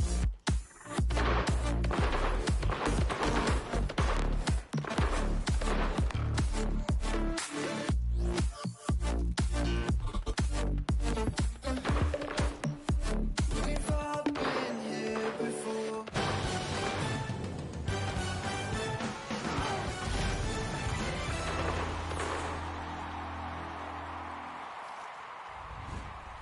Hey Rocket League fans, I hope you're enjoying the Worlds event this weekend. If you haven't checked out our new single, All We Needed, that we just released on Monster Cat in partnership with Mobile One, we're just about to bring you the video that we created to celebrate fans just like you. And when the weekend festivities are over, you can go onto Rocket League and make All We Needed your anthem for free, thanks to Mobile One. Good luck guys, see you on the pitch.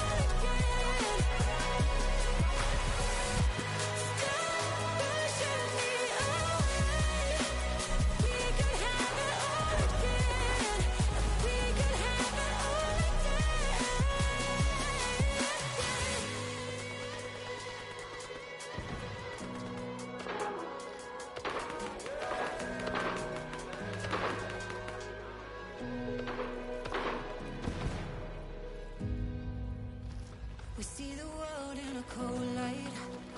It isn't much, but it's all we need.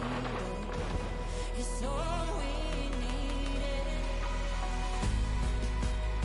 With everything in its right place,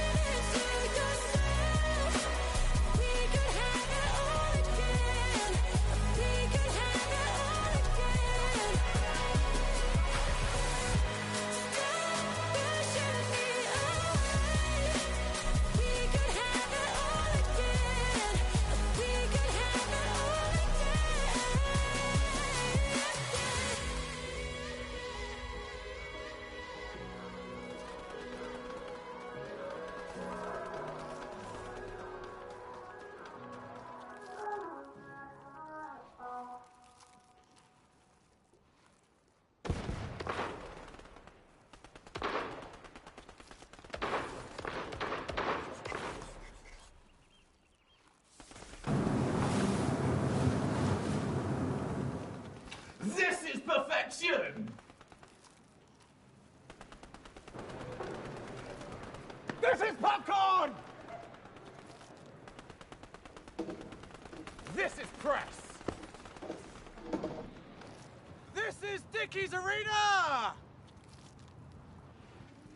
Hey guys. Oh. Rocket League.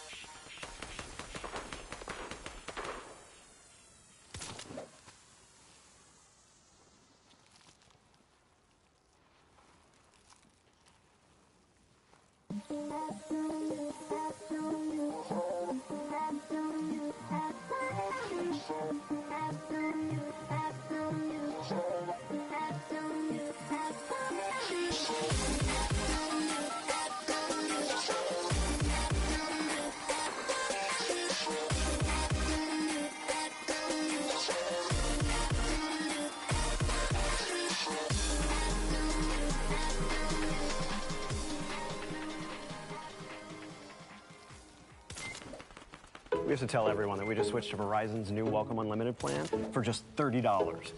I've already told everyone. Wait, did you say Verizon for just $30? It's their best unlimited price ever.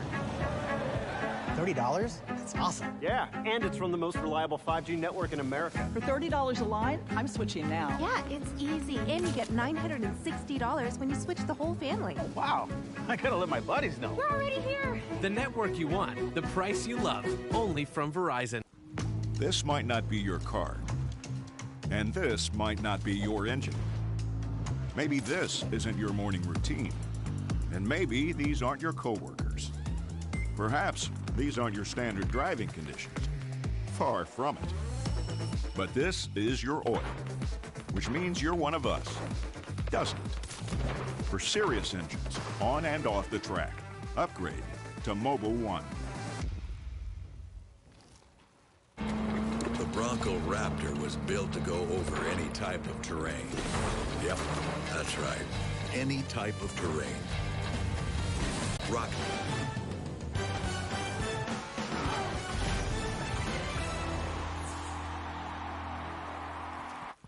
Another 6 games done, another team out of the World Championship. In the War of the Walls, the color is still blue. 2 times they have played, both times K-Corp has come out on top. Appreciate Optic making the run here, making the competition exciting the whole way, but their run does end here. And Optic Gaming almost made the whole entire Destiny look silly once again. They Honestly, absolutely played quite admirably. I don't know. After game 1, I was like, no, even with it, if you told me that Optic was going to play that way in game 1, I'd still pick K-Corp after that one, Greg. And they were just, it was too much. It was the timeout, really. That was the big moment that switched it up. We knew K-Corp had the potential to underperform. We saw it earlier in the tournament. But on the day where K-Corp plays their best, they're always going to be Optic, and that's what we started to see as the series went on. Timeouts are so vital on this stage to ease the nerves and get players playing at the standard we expect of them. That's a very good timeout as well. Most teams would wait to be down 3-1, wait till they lose 2 games in a row, but they saw that they needed to fix something immediately to get back into the series. They won 3 straight after that. K-Corp, they also out-demoed Optic, which is not something a lot of teams do. 3 demos per game to about 2 for Optic, so they even played Optic's game better than Optic. And you gotta love the execution. I mean, K-Corp, ever since this whole event started, they've been absolutely lights out, generally when they push on the offense. It's been quite effective and efficient. So I can't say I'm too surprised to see them knock off Optic today, but they look good doing it. K-Corp improved the gameplay throughout this series, but there's still a little bit more left to do for them. If they're going to go up against that, I think, who are they playing tomorrow? Somebody great. Falcon. They're playing the Falcon. They're playing Falcon. Yeah. They're got to be a little bit better. I still haven't seen the same K-Corp that we saw in Wildcard, same K-Corp that we saw in London. It's a little shaky, but around the money after the timeout, they did start improving. But you have to credit Optic, too, as well, because every time Optic plays, I think every team playing them, everyone's like, we could see more out of the team, but that's because Optic plays so well on the defensive side to make you feel worse than you actually play.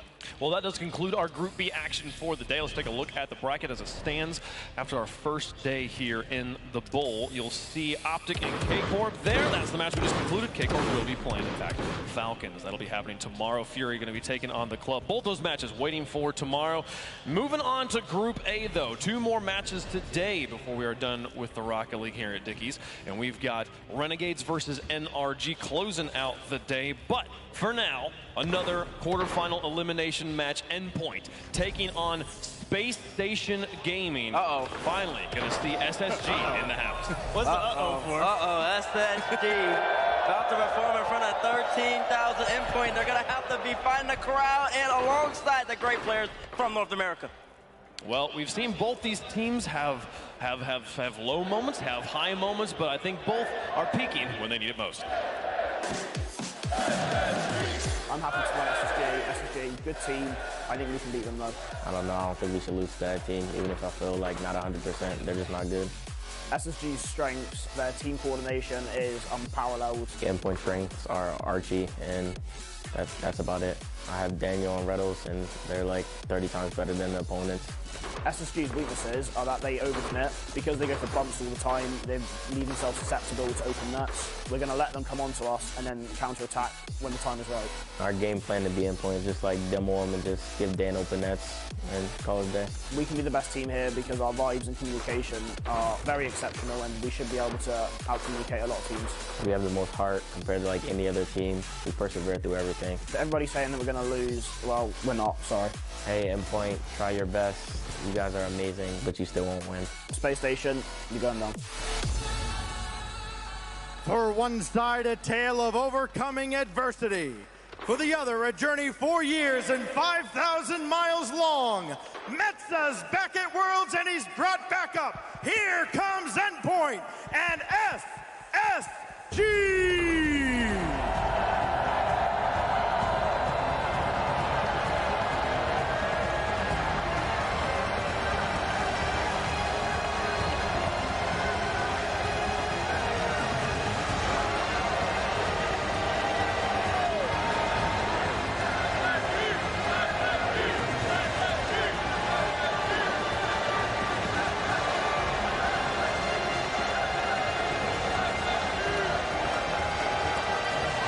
Arena hasn't been this loud all day, but we all know why.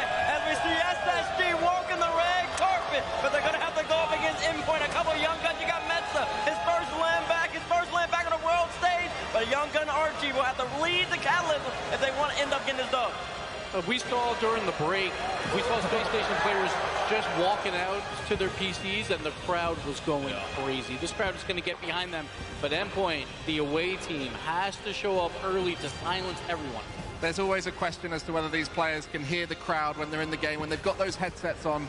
One thing's for sure, that Endpoint team walking out there have heard the support for SSG. They know who the favorites are in this arena, and they will hear elements of it while they're in the middle of that game. And Endpoint, a team we have seen the mental falter at times, especially when they're up against the crowd. At times, but generally I like to think that they're so even keeled that, you know, a lot of firepower that SSG can bring out. They still like him. It doesn't mean they don't know who he is. But I think they've got enough of trust in each other that they can feel pretty good about what Space Station can bring to the table. And what Endpoint will need to do here, something that they couldn't do against Sniper, they're going to have to be clutch. They're going to have to be able to finish the OTs. It comes down to Metza holding down the back line, Archie being clinical on offense, but also Wave filling in all the gaps. Every single gap that's necessary, SSG is going to create plenty of space. Rlcs is going to be chasing constantly. If Wave can dodge those demos, give Archie some time to be great, they're going to have a good shot. And we talk about being clutch. Space Station lately, not history of having the ice as well. Game 7s haven't gone their way, like overtimes haven't gone their way. So Space Station is here, though. We know Arsenal wasn't feeling well through the wild card, but he persevered, and he's back.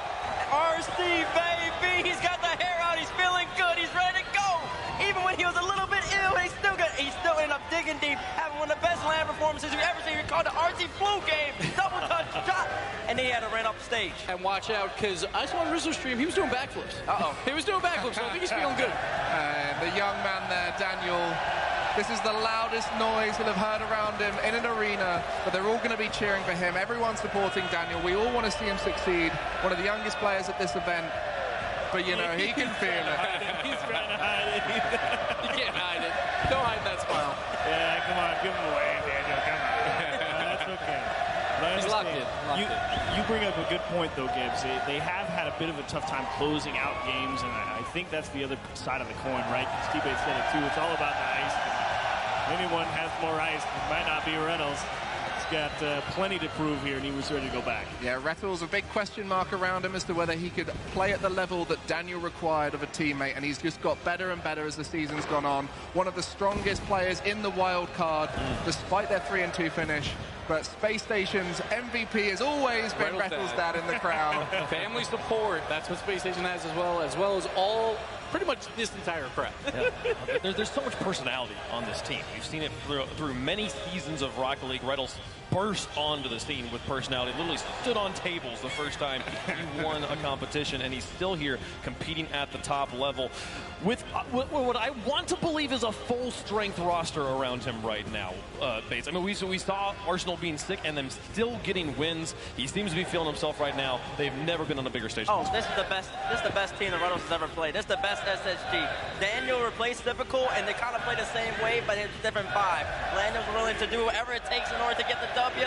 Typical might have been more so about fitting his role and playing exactly how he wants to play. And then Arsenal, the best Rocket League it's ever played, and may ever plays at the peak of his powers. Rlcs has a great team, and Coach Chrome, he's always scheming. He's there late night, looking over the tape, trying to make sure that they have the best opportunity to beat whoever is against them. The Space Station game and played against Moist. They went toe-to-toe. That was a close match there. Moist, I think everyone would probably consider the favorites here, but Space Station really battled them. They would love a rematch in that playoff bracket. And so far today, we've seen the quality of some teams be a bit lower than we'd expect of them. But I think Space Station have always been a team that play at their level on stage, and it's often that concern as to whether they can reach the high heights of the best in this industry. It's such a different stage, though. I mean, you were talking about can the players hear the audience? Who cares about hearing? They can feel it. There's 13. There's so many seats here. It's literally the space here is insane. I feel like the reverberation of the goals when they happen that shake the entire stage as you stand upon them. It's hard to fight the nerves. It's hard to just get in your box, Gregan, when you're like, oh, let's just play Rocket League. It's the same goal, same ball, same octane. I can do this. When the world around you is shaking. I mean, this is going to be the first experience like it for a lot of these players, and I think going out in front of a crowd when the crowd is this loud, you don't realize how much it's going to affect you on the stage. But of course, it's when things go wrong that it affects you the most. If you make a mistake and you hear that crowd roar, it's going to amplify that moment exactly. That's never fun. It's always the tough mental question. That's part of what I was alluding to earlier about feeling pretty good about, yeah, sure, it's Mets's first time back, but you have a lot of experience over there, and he knows he's been around the block a few times. And he's made plenty of mistakes in his time, and he'll be able to get over them so much better each time. And I think that's the big question for younger players like Daniel on this stage. Can they get over them? They've had this full season to do so, but can they do it here on the biggest stage? And I think that's a point, too. Daniel's sitting in that middle seat. Like, I don't think that's normally the captain's role, but here I think it's more to protect him. So he's away from the crowd a little bit more, and he's kind of just sitting in his box. Taking it in right now. Just getting ready, but he's taking it in as well. He's looking for a friend in the crowd. Yeah. Where are you?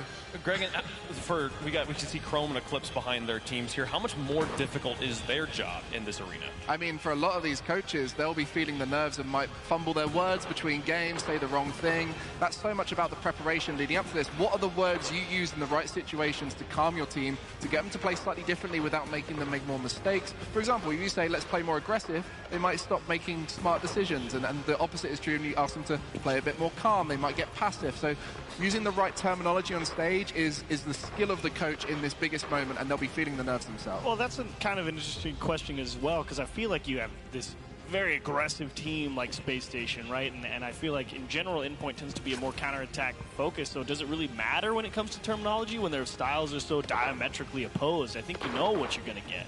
Yeah, I mean, it's always tough with every coach. The words you say mean so much more in these high-pressure moments. If you slightly tread over the line, you might turn a player from being comfortable to uncomfortable. Diametrically opposed. See, when you have Gregan and the Cheese both on the end, Michael Square, the dictionary needs to start coming out. My goodness.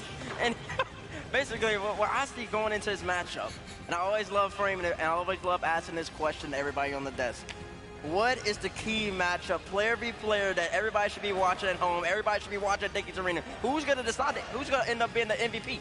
I think the group I'm fascinated to watch here is Metzenaris, Arsenal, and Rlcs. It's not a one-on-one matchup, but the veterans, the people who have been on this stage before, how much of an impact can they have? This is the most veterans we've had, world veterans we've had on the stage yet in the arena, with 3 here it gives. It's going to be interesting because it comes down to Arsenal, I think, just as a whole. See how he's playing. He hasn't been confident. We see it after every match, tweeting out, like, I'm not feeling great. And that's in-game as well. So if he can get going early and don't pop off too much, like, don't get too excited, Arsenal, because he knows what happens when he gets too excited. Then he starts playing a little bit poorly as well. So I think it is trying to dial in Arsenal.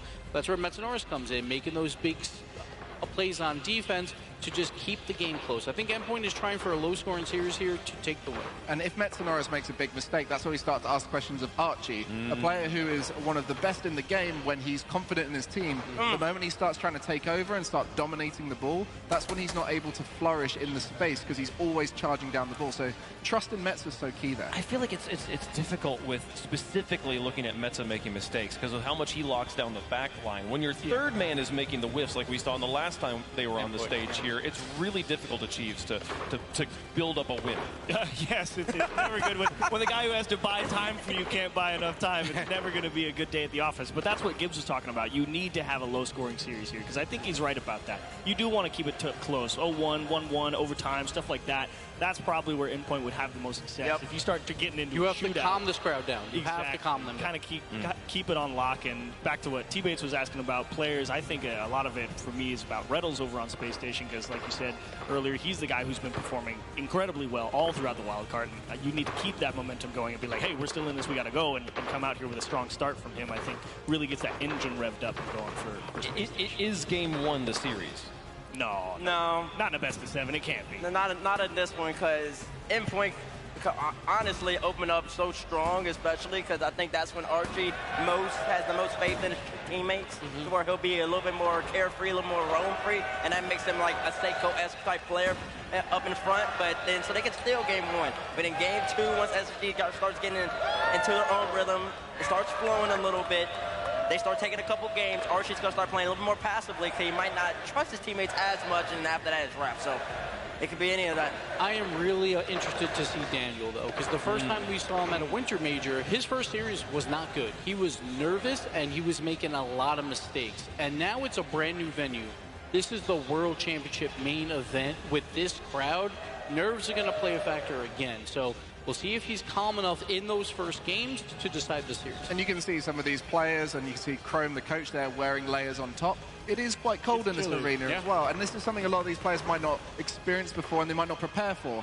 And it's little things like that where you go up for your first game, you get cold on stage, your adrenaline hits, that makes you shake a little bit more, your hands go cold, and it's something like that that could be the difference in a series. So experience on this stage is so key for all of these players to be prepared for the rest of the tournament. Well, they're currently working through a technical issue. We'll get into the game as soon as possible here. I think it's going to be fascinating again, Bates. Like, this is the longest Rocket League tournament that we've ever had.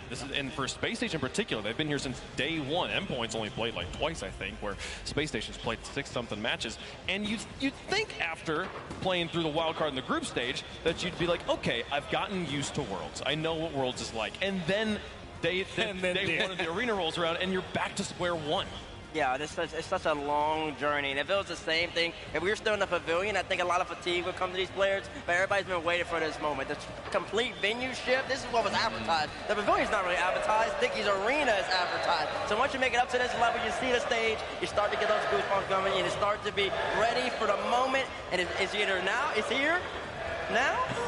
Here now, and if any team is going to feed off that energy, it's going to be Space Station Game. And out of all the teams, like maybe a European team going through wild card would get a little tired. That's going on too, but this might be a long technical pause. Yeah. Good luck, buddy. Pace himself. There it is, though. But those are deep squats. Space Station will feed off this energy.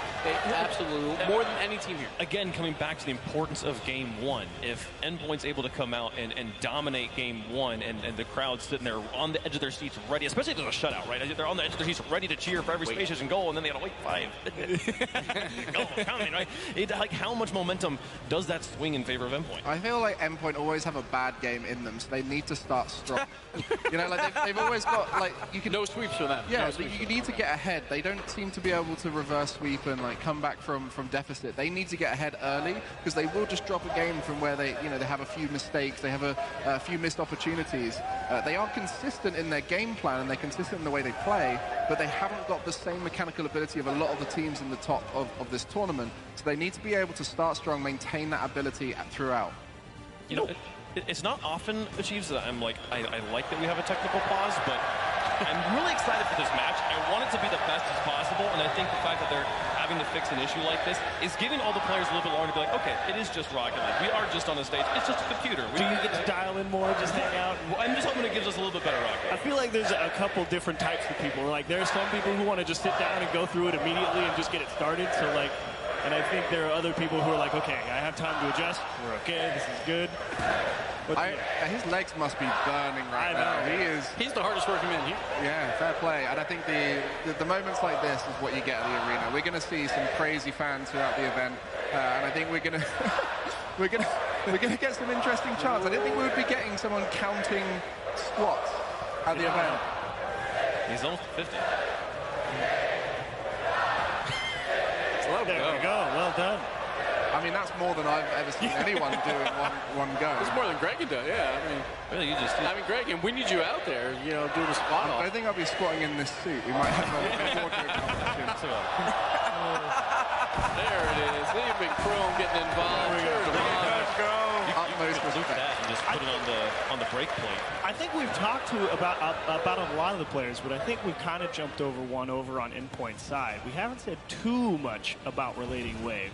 Yeah. I mean, he's a fantastic type of supporting role for, in general, you know, everything that Endpoint likes to do, offense, defense, really does kind of be an as-needed type of guy. And I don't really know what to expect in terms of what he can handle here from Space Station. He's one of the most underrated players in Rlcs. You know, Endpoint kept getting results, kept making it all the way. No one was talking about Wave.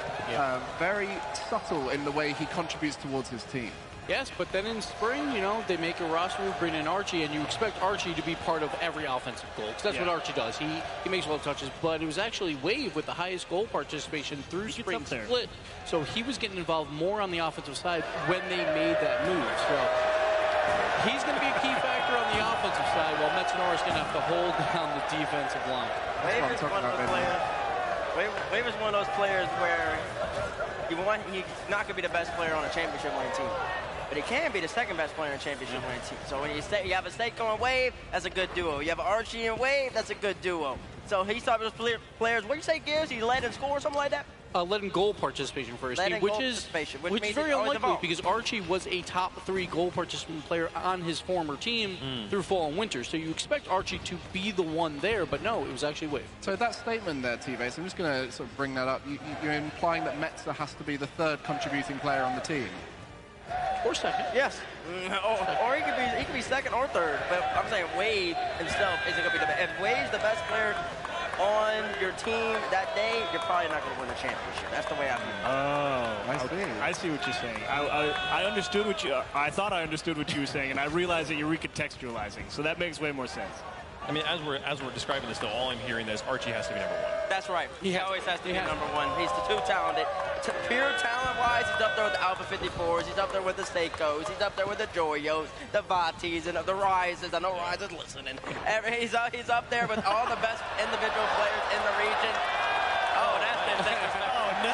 That's some disrespectful nonsense. Sir, you need to erase that board right now. You need to erase that board right now. That's disrespectful. She wrote both boards and handed it to him. She framed them.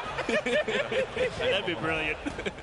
Oh man, it's crazy to me how Eclipse with the attention to detail. I'm gonna make sure he looks good on camera here. It's been here so long.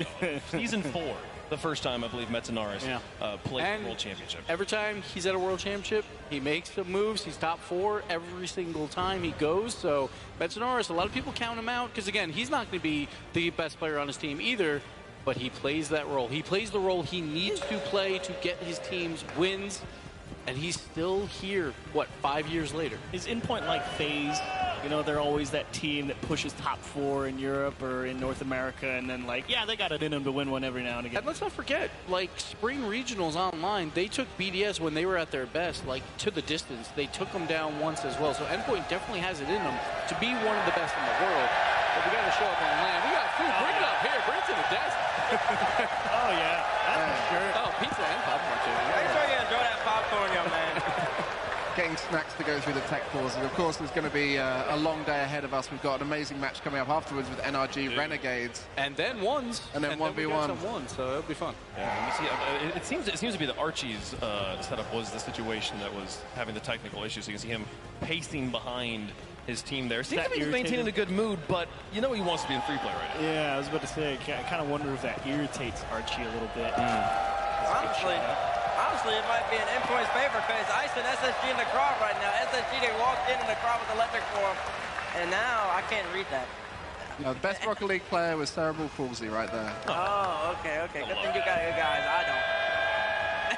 We're just cheering everyone. Everyone coming in. Oh, that's the UNT boy. Shout out North Tech. Oh, there we go. Okay. Just a little bit for teammates. Yeah, like you know those guys. I know these guys. I know him too as well. I'm pretty sure, everyone knows him here, and I think they're all going to be cheering on Arsenal. As soon as he scores a goal, it's going to be the loudest it's ever been. Oh, my goodness. Yeah, Gibbs, for the people who are watching at home and would love to vicariously live through us that are here in the arena, what has the vibe been like? What is the coolest or most unique thing you found so far? I think one of the coolest things is when we're in breaks, when you can't see anything, and so the players go up and they'll have to do their setups and all that. But those moments when the players walk out, when there is no spotlight on them, but the crowd doesn't really know. But as soon as you hear that first section cheer for them, then everyone else around is like, what are they cheering for? Oh, it's Space Station. And then they all start getting loud. And that just happens organically. And that's so cool to see. And that happens even with Cashers, one of my favorite moments back in New Jersey. Me and Turtle, I was like, Turtle, we're going to walk through the arena. Yeah. And when we walk through the arena, the crowd starts roaring, and then I stop. I'm like, Turtle, go. Just go. And they're all just cheering Turtle's name. And Turtle's like, it's his first world championship. He was loving it. Wow. He's not in a bad outfit for this arena because it is cold. Mr. Sasquatch, who are you rooting for? But this is what it's all about. It's about the fans, right? We all love the fans. We love what they bring. So even though it's a long pause, we get to see what you guys can deliver. And you guys can deliver. Video chatting with his homie right in the arena. What's Cloud9 doing right here? They don't play today. They don't play today. Sorry. A little bit later there. Yeah, I love walking around the arena too. In the concourse area, there's so many teams have set up their booths, and you can go and talk to some of the people from that organization. Possibly buy some merch. There's some fun games set up. There's a bunch of, we've seen the people with the concessions.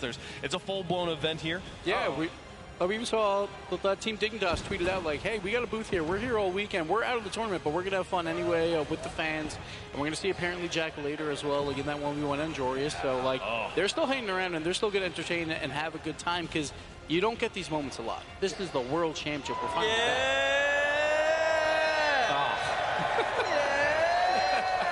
That's what we like to see, baby. Oh, you're able to read that one, ATV.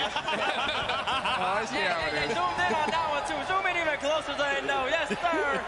Speaking of that, I believe Europe is 6-1 versus North America in this tournament. Just saying. Yes, that's a wonderful stat. Let's see if you pick in point here, then.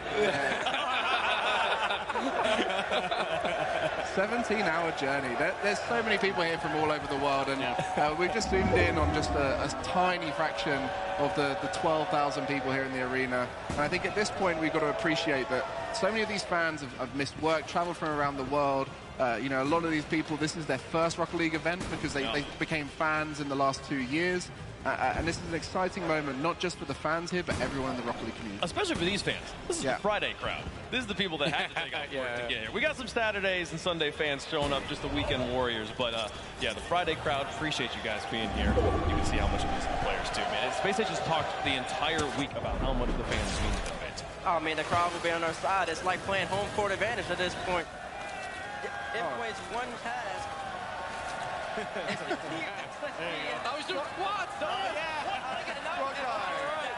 sit down, baby. There it is. Let's sit down. You did it. Well done. There it is. Hey, back to SSG and the crowd, though. The crowd is a home field advantage. It's something that we've seen so far in all the majors. Yep, 3 for 3. In LA? G2.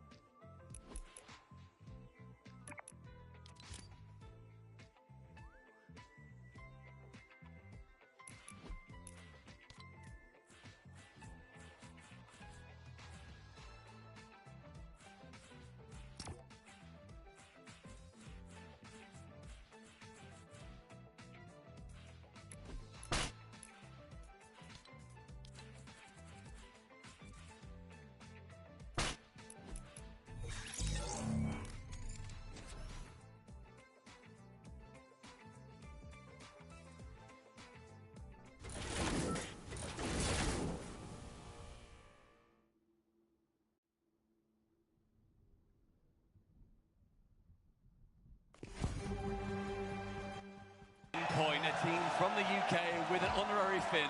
A man who has been to Worlds multiple times, has come second in a couple of them. It is his chance to carry on through our group stage. But you cannot talk about Endpoint without talking about Archie, their top performer. He has done a phenomenal job to keep them in this competition. That's the way to raise the roof for Space Station Gaming. Arsenal with the early lead. And no one you want to get the first goal other than Arsenal. He was feeling so unwell throughout the Swiss stages. He clawed his way throughout, and he's showing us he is alive and well and ready to take Space Station to victory. Picking himself up off the floor from the illness, not the backflip that he did on Rizzo's stream. He has been instrumental to the success that Space Station have seen so far. It's been wonderful to watch. And this is going to be Endpoint's hardest enemy yet, Space Station. They're a favourite in the crowd and in the tournament. Oh, there could be a chance. Archie could have left that one for Metsonoris. The man who's been in this team for so very long. Should have paid off. It does fall for Wave. And that is an open net miss. And that is the disaster start that Endpoint wanted to avoid. And if you're on Endpoint, you got to just forget about that one. Opportunities are going to come, and more will present themselves as Arsenal gets denied off the backboard there. Archie just a quick poke at net, and here comes Daniel. Big defense needed from Space Station Gaming, but Endpoint can't find the mark there. And first minute come and gone here in this series. As it was mentioned on the desk, Europe right now is having an incredibly hot competition against all other regions. Europe versus the world. We are 13-4. It is gigantic in favour. And against North America, it's 6-1. This is the chance for Space Station to turn it around. Which is great news for Endpoint, but not so much. Sorry, great news for Europe, but not so much for Endpoint, who are currently on a 5-series loss streak in EU. They need to get going soon. That's a slightly better look for them. Metsonoris coming in. Space Station reminding us they can defend as well as throw the all-out attack. Those bumps and demos that they're so known for. They started this first game a lot better. And Rlcs has really shown those demos throughout the Swiss stages. #1 in demos per game, and you can already tell that's the game plan against Endpoint. Specifically trying to take out Archie, but Archie launches that one, forces. Oh, nice save there from Arsenal to push that off the backboard, slow down the push from Endpoint, and relating Wave. Good 50 to keep it alive, but Space Station, still have plenty of boost in the tank. Wave and Mets are both keeping that attack going until it falls to Arsenal to remove Archie from the conversation entirely. Rettel's the man who has had an opportunity to show that he is up there with Daniel. He had to fill in a little bit when Arsenal was feeling under the weather, and he has done that job incredibly. Archie on the right-hand side with the mid-boost. Metsonoris up just a touch late, and the speed from Arsenal has been brilliant in the competition. And Archie is a player that we need to see so much from. He finished 8th with Semper in full, and it was at this tournament that it was Semper that knocked Endpoint, his new team, down to the lower bracket. So much to prove. But a man who has so much talent, so do the Space Station's Daniel. Daniel has been so affectionately coined. Oh boy! That one ends up going in. 2-0 Space Station. And I love this push from Daniel. Not only gets the boost, big flick, but just there, just in case of a mistouch. And relating Wave can't push that into the corner. Daniel there for the punishment. The positioning from Daniel there is utterly confident, and the crowd begin their bows. Chanting Daniel, knowing that he is one of their favourite players. I loved when he came on screen earlier on, just during the walkout set of their controllers. He was so loved around this place. And it's so important for Space Station to not only get the first goal, but to extend that lead here. We've seen how brilliant teams have been after getting that first goal. 77% of the teams here getting the victory if they score first. And Space Station Gaming, while they did get that first strike, they don't look like they're slowing down whatsoever. Reynolds pushing the issue there, and Daniel keeping the offense alive. Space Station Gaming looking hungry for that third. Rettles, look at the pace that he's showing. Metsonoris left stuck on the floor. Rettles is going to punish. Rettles as well, just being so confident. Wave giving the ball to Metza, who did not read that whatsoever. I put that more towards Wave because while you're passing into your own box to your player and sending it behind them, an error on the backboard, Rettles taking full advantage. And right now, all Space Station Gaming is doing is poaching themselves in the offensive half, waiting for missed touches, waiting for miscommunications from Endpoint, and so far, it's paying off in dividends. We've seen a couple of infield passes from Endpoint, but they're being closed down so easily right now from a Space Station Gaming roster that are completely having the read on their opponents. Endpoint needs to mix things up. Archie has the boost. He has Relating Wave in the center, who started slowly. Endpoint with a reminder of how dangerous they can be. Relating Wave had a couple of errors in this game so far, but he turns it on when Archie sends it his way. Outspeeding Rettles, destroying the top right corner of that goal. I don't know if we've seen a better redirect other than that Justin goal that we got to see throughout the Swiss stage. You sound like dazzling, mate. Keep going on about that. That's a compliment in my book. Arsenal launches high, crossbar denies, Reynolds post, but Archie covers it up. And Endpoint look like they've shaken out the cobwebs. Huge save from Archie there to keep Endpoint within sniffing distance of this opening game. And he gets him down the other side as well. Endpoint wanted to put on some attack. Archie was getting more involved. He fakes it to Metz and Norris. Arsenal pulls him down. And Daniel with that early flick from the goal can see it away for now. The mechanic saving Space Station there. Otherwise, Endpoint looked on to get a second goal, but nobody hanging around did not want to take the chance. To have sped things up a little bit though. Space Station Gaming have to stay strong. Keep on fighting, keep on in there. Here is Daniel. As soon as he rises, the crowd gets so expectant. You can just hear the buzz around the place when he's on the ball, but not quite a goal this time. They just refuse to rotate out. I love how close they're playing offense. But Metz to Norris, no boost left in the tank. That opportunity could have paid off for them, but still pressing forward. They need a goal right here, right now. Metz to Norris into the corner. The ball has to fall to an Endpoint player. It's not quite happening for them. Relating Wave. He gets that second touch. It's missed by Daniel. Just going to go across the goal. Endpoint maybe would have had a chance there.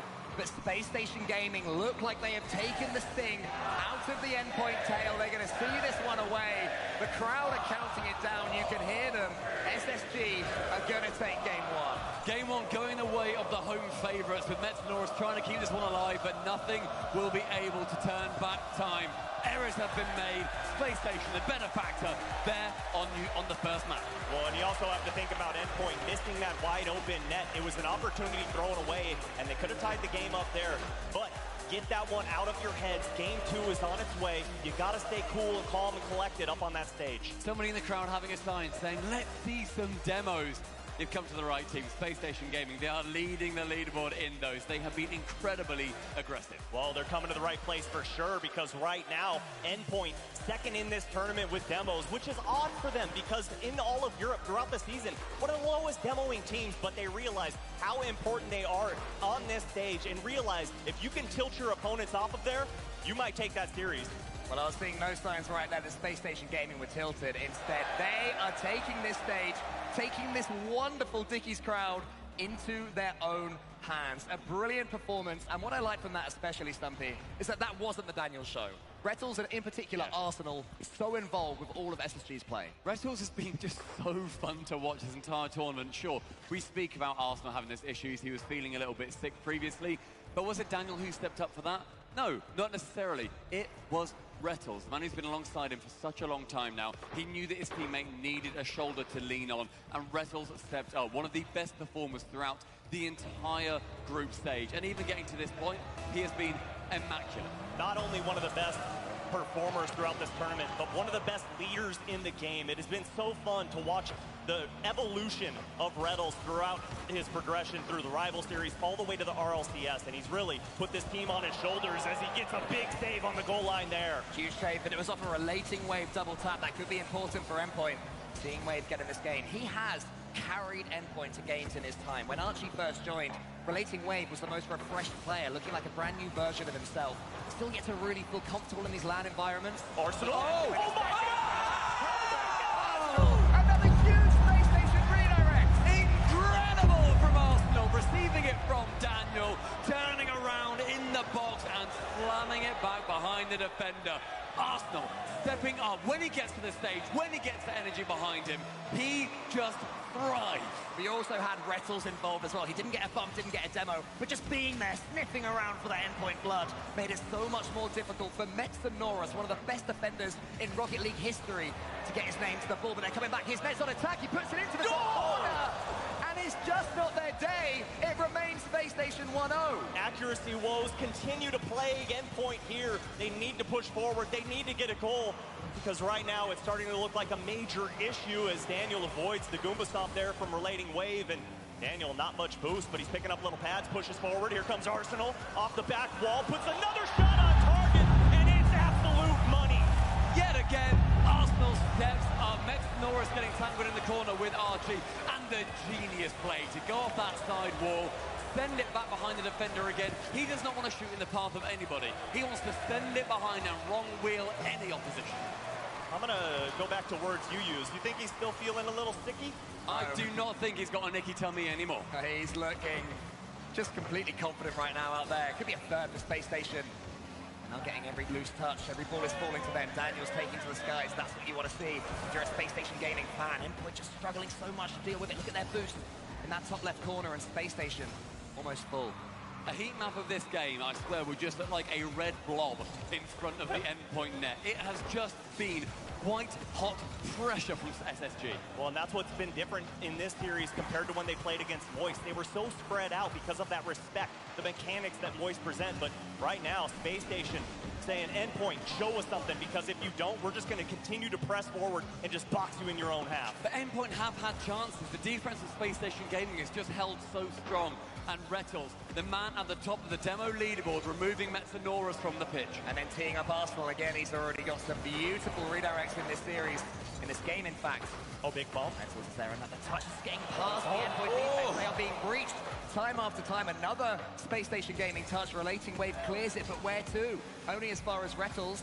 He's going to take a couple of touches for himself as well with no boost. Space Station Gaming having so much fun. That pinch goes goalwards, but Relating Wave will be there. Well, and the big issue right now is Endpoint just forced to go with panic clears. There's no control, no, demo on the back line. How do you control it? No! Getting another one here. That's a hat trick. The hat trick for Arsenal. How do you control it when you're removed from the pitch? What are you supposed to do? A tap in the end. But a full team effort from SSG. The master tactician in this room right now is that guy in the crowd who had the sign asking for demos. They are proving so effective against Endpoint. They can't deal with them. Rlcs, he's just sweeping them away. Every time Space Station Gaming attack Archie, can he win this one? Not quite. Endpoint desperate for a goal. Endpoint being shoved aside, and SSG looking just clearly dominant. This time Arsenal intercepting off the bump. He continues going with so much speed and pace. Endpoint barely catch up on the run back. Suave and scary Space Station Gaming style. Arsenal, you kept thinking he was going to be out the play. The recoveries he was showing, sublime. Endpoint have to pick themselves back up. They have to keep going. We are so early on in a best of 7. Need I remind everyone? Sure, there's so much on the line. Top 12 if you make it, top 16 if you lose, but we do have time. They can turn this one around. They can improve. Things can change for them. Relating Wave, another miss, unfortunately, and it's going to come back to their territory. You just have to have better touches. There are a few moments where it just looks like rookie errors that come in, and when you lose the fundamentals, you're going to be losing the series. Well, and that's what I was talking about there, Stumpy, is no control, and what a save. Daniel and Rlcs combined powers to pinch that ball and keep it out. But right now, we need to see more control from Endpoint. It just seems really scattered and really not much method to the madness right now, as Relating Wade off the ceiling and Rlcs pushes that one towards midfield. And Archie getting in, and Endpoint need to score now if they want a realistic opportunity. I mean, so far we're seeing a similar tale in Game 2 than we saw in Game 1. Endpoint going 3 behind, having some chances. Space Station Gaming just defending it so comfortably. A pre-jumping Daniel is a terrifying prospect. Oh, they go again. There's Daniel from the goal. That one is maybe sneaking over to Malachi. Not quite. Metsonoras has goal in front of him. He also has defenders. Can he get it past them? It hits the crossbar. Endpoint get a goal back for the second game in a row. Finally, they get some blood away from SSG. Metz with a flip reset can get it over both Daniel and Arsenal. And who is there to clean it up? The top man in Endpoint, it is Archie. And that's who you need to see the ball go into the back of the net. You need him to get a goal, to get the confidence built up. Right now, Archie, oh no, this is dangerous for and Relating Wave, bring him back within 1. Suddenly things get really, really scary for Space Station Gaming. Archie gets involved, then he flicks it over the top for Relating Wave.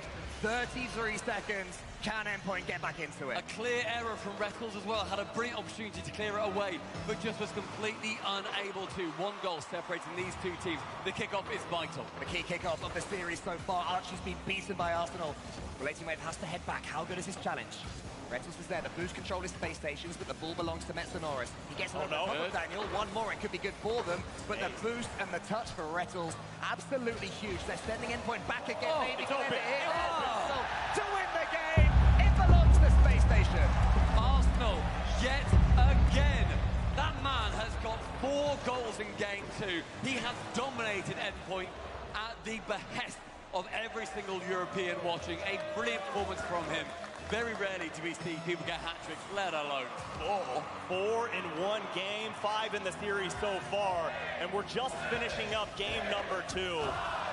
And SSG's can wipe the sweat from their brows as their team goes up 2 games to 0. Surely, at this point, if you are Endpoint, you have to be thinking tactical timeout. Everybody at this stage, actually everybody in Worlds throughout, has had 1 per series, and they can be so effective as PlayStation. A lot more. I think Retals saved that. I think he stopped Arsenal getting a 5th goal there, but they're still looking happy, still looking excited. The game's not over quite yet. Now it dies. It's 2-0 Space Station Gaming. They're winning it with a flourish. If I'm Endpoint's coach right now, if I'm Eclipse, I'm just saying timeout. We just need to take it back because this crowd is the 4th player. They are lifting them up. You want to subdue them. The crowd's going to try and talk over us as much as they want. But Endpoint, they just need to chill everybody out a little bit. Getting an early lead is the biggest aim. Well, and while it's not only a battle on the field between all 6 players, it's a battle between Eclipse and Chrome, both trying to download each other's playbooks. And right now, Chrome has the better game plan, coming out, really pushing Endpoint back to the back line. And for me, right now, I agree. We've got to see that tactical timeout, and they do call that right now. We have just heard in our ears that Endpoint have indeed taken that tactical timeout. Now, this can be huge. Also huge there is Daniel had 4 goals fewer than Arsenal, but only 96 points less. Even though he's not getting on the end of the goals, that's how involved Daniel has been. Yeah. All of SSG involved. You've been saying Retals' name so much. Everything is working for them. Nothing is working for Endpoint. What can Eclipse possibly be saying right now? Well, you've got to focus on hitting the shots that present themselves. We've seen 2 big ones that haven't gone in, and for me, if you see that opportunity at this level of gameplay and you miss that, it's going to be a rough night at the office. My biggest issue with Endpoint right now is those fundamentals are so lacking. You look at Space Station, apart from that 1 Retals miss off the backboard, there are very few moments that you can pinpoint that a fundamental mechanic has gone wrong. Very few whiffs have occurred, ultimately. That whiff counter that we saw on the wildcard stage, we're not going to be seeing that filled in from Space Station Gaming. I would also argue that Endpoint, continue on your demos. That is how SSG got, 2 of their goals? If you get those demos, then you continue with how you go. Look at this, here we go. They were just throwing some paper around or something. Oh!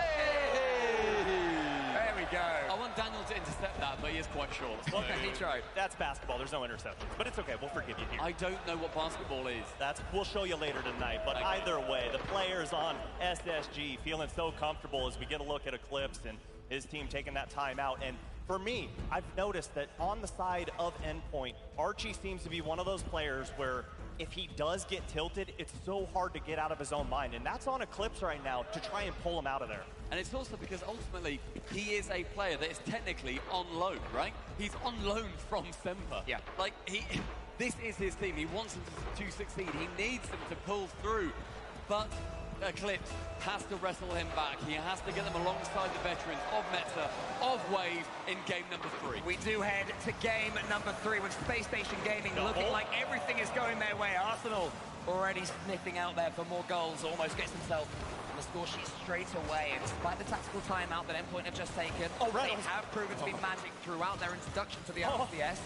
Space Station look better already in this game. Well, and what they're doing is just cutting the passing lanes. They see those balls and realize, okay, yeah, I'm supposed to rotate out, but I've got to touch on this ball. I know I'm going to just disrupt this play enough, and it might just stay in our own half to keep the offense going. And so far it has. SSG looking so strong, and again, Chaos on the side of Endpoint. Another demo for Rlcs. Chaos continuing from Space Station 2. From last game, Rlcs got himself a couple of demos, made sure that he was able to remove Endpoint players from the pitch. And if he continues that in game number 3, you have to look towards Space Station going on to match point. But there's still 4 minutes before we even get close to that. Every time Arsenal's getting the ball, I'm just becoming expectant. I'm taking a huge breath of air, wondering what's about to happen. I'm sure Endpoint will be thinking the exact same thing as Archie sends it forward against Arsenal. Arsenal's there in that corner. It's Met, the ball's going to hit the ceiling. Metza Norris just wants to follow this ball up, needs that second touch. Relating Wave, playing in front of the ball. That's what we need to see from him. Just seeing those redirects, those opportunities facing themselves, that's what's going to inspire confidence for Endpoint. Demo. But if Rlcs keeps removing them, then it's going to make any attack that they have even harder to form in the first place. Here is Archie, puts that one to the backboard. Rlcs has to see it away. Metza Norris has missed, another miss from Endpoint. It actually works out well that time. Great touch relating Wave. Good finish. Daniel Daniel, though, with another save. Previously, in our wildcard stage, we saw a couple of errors from Metanoris, and that lost them games, it lost them series. They cannot continue.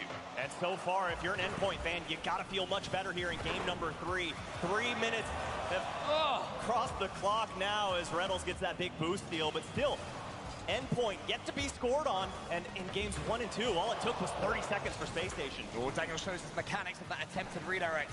Looking good again for Space Station. Here comes Rlcs into the corner. Metanoris, a good challenge. Arsenal is there waiting. Daniel's going to head back. Look how much boost he's got. He already had 61. Oh, that's dangerous. Oh, but that's it. A very awkward pass. Relating Wave comes in, sends it to the backboard. Rlcs was already there, though. Metza was waiting on the right wing. He had an opportunity to pass the teammates Endpoint. They are there to help.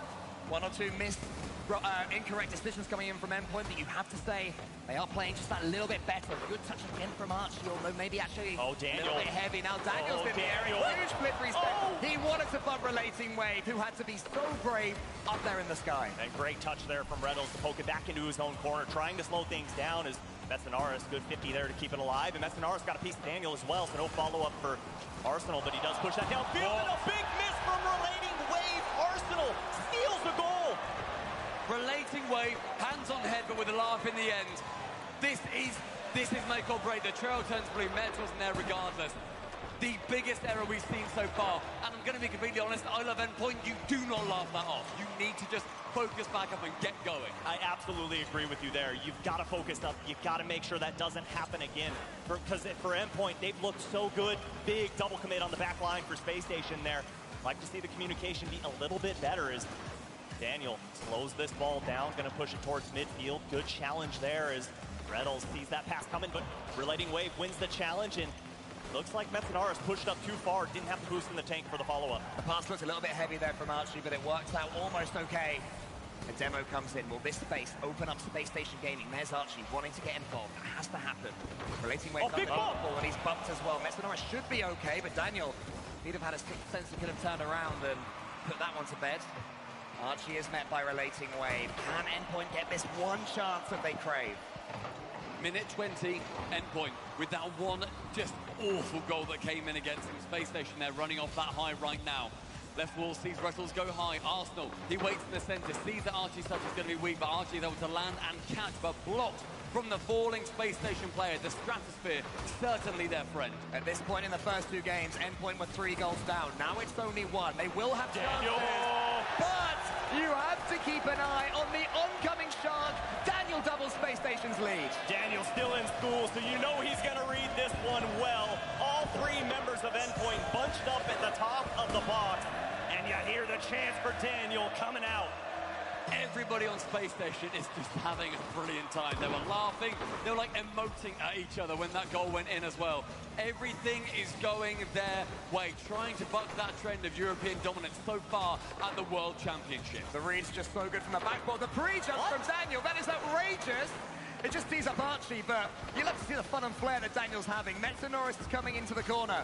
Endpoint trying so hard just to get something to stick. It's not happening. Space Station's cars scattered across the field, always just seem to fall in the perfect place to block them away.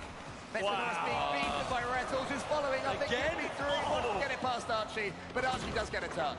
Final 15 as Space Station tick down the seconds, going through to game 4 with every single one in hand. It will not be Endpoint's game. Here in Dallas, we will be going to game 4 with Endpoint on their deathbed and Space Station wanting to put them to sleep. We have never had a reverse sweep in an Rlcs best of 7. If that is to happen, something astronomical is going to have to shift in the Endpoint camp. No better time than now, and Endpoint already used that timeout. They have less than 60 seconds right now to try and figure out how to beat Space Station. But honestly, in my opinion right now, it's not a matter of mechanics that are winning Space Station games. It's a matter of game sense. They're just seeing exactly where the ball's going to be and placing themselves accordingly. And that's my issue with Endpoint as well. Space Station got all those fundamentals down. We can point out one instance where Rlcs missed the ball. That's fine, that happens. Sure. It's a game of Rocket League, right? But then there was that touch from Relating Wave that was just utterly abysmal. Space Station, they laugh it off. They're allowed to. In the Mobile 1 high performance replay, we are seeing Space Station take these dominant leads. Yeah, they are just dominant. That is the perfect word for it. They are the better team in pretty much every aspect right now, and the game plan from Chrome is working to perfection. They're not having to overextend. Every now and then, they're inviting endpoint pressure upon them because the passes are being read, and there's been times where Stumpy and I have been silently screaming, saying, hit it left, hit it right to an endpoint player, and they're going to the backboard. Decision's not right, mechanics not there. But they do have one more game, at least, to change it. They've got to make sure the peripheral vision is on point, and where they could capitalize is off of these kickoffs. We've known Space Station has been having issues with their kickoffs, just plagued with problems, but they come out of this one just fine. Daniel flip reset, ball coming down, waterfalls, but relating wave there on the crossbar. There's already pressure on Endpoint's net straight away over here in Utopia. Just have to keep it at 0-0 for as long as possible. Maybe they'll get themselves a goal. Daniel pre-jumping yet again. Game number 4, and he is as confident as ever. He is the tallest 5-foot man I've ever met in my life. I mean, it's so funny when you look at him on stage and then you see him play in-game. It is just a complete shift. He just seems to evolve when the Rocket League play develops. And Archie, he just responded with a pre-jump of his own. Floats in net, blocks away an early shot from SSG. We've seen 2 North American players using the Ghostbusters car, and now Metanoris, he's got a car change of his own to mix things up. That's something you like to see. Archie, he flicks it high. Will Endpoint be able to coast their way to a victory right here? It's been Space Station gaining pressure from the off. Just have to get involved. Arsenal's going to put this one across. Rlcs is going to read that all day long. He just comes from midfield, full boost all the way down. Look at that. Oh, and you want to see game sense? That's it right there, baby. That positioning is perfect. He just full boost, full send, full goal, get the win. Get the win. It's looking very close for Space Station right now. Metanoris goes up. Arsenal, this touch is so easy for him to read all by himself and follow through in the air. You want to see more close control from these endpoint players. You want to see more precise passes. You want to see something incisive from them. Space Station Gaming snuffing out every chance they have, and Daniel down the other end. He's getting all the touches in town. Archie so near to being beaten there by the dancing Daniel. Metanoris will have one of those risky passes across his own goal line, but that one maybe will work out better. You know, and I'm always so confused when opponent... Oh, Daniel trying to avoid that bump. He does, though, his relating wave goes up. Another pass off the crossbar, and Arsenal wants none of that. Just bombs it downfield. Him and Rlcs in tow, trying to form some offense, and relating wave pokes this one over to Metanoris. That one might... Nope. Daniel could have missed that one, and my goodness, I don't even know what's going on. Just next to me, Stumpy had his hand in the air saying, wait a second, something's developing. That pass comes across, and it's disappointing. What keeps happening to these endpoint attacks? Daniel almost scores. Arsenal's coming in as well. He's bumped out the way. Arsenal could kill it right here. You expect a huge save from Relating Wave. Endpoint continuing to survive. Archie descended long, but Mets unable to get a touch on that one. Pinches towards the corner. Archie again whipping. We spoke a lot about him being that target man for Endpoint, but he has been far from perfection. Arsenal's round the corner now. He's got no boost. But look how much respect he still has. Who's closing him down from Endpoint? In the end, it was 2 of them. The team dynamic not quite there. Space Station Gaming pulling them apart at will. That one almost sneaks in the back of the net. But instead, it's easy Space Station Gaming defense. Oh, and I've never seen Stumpy so mad.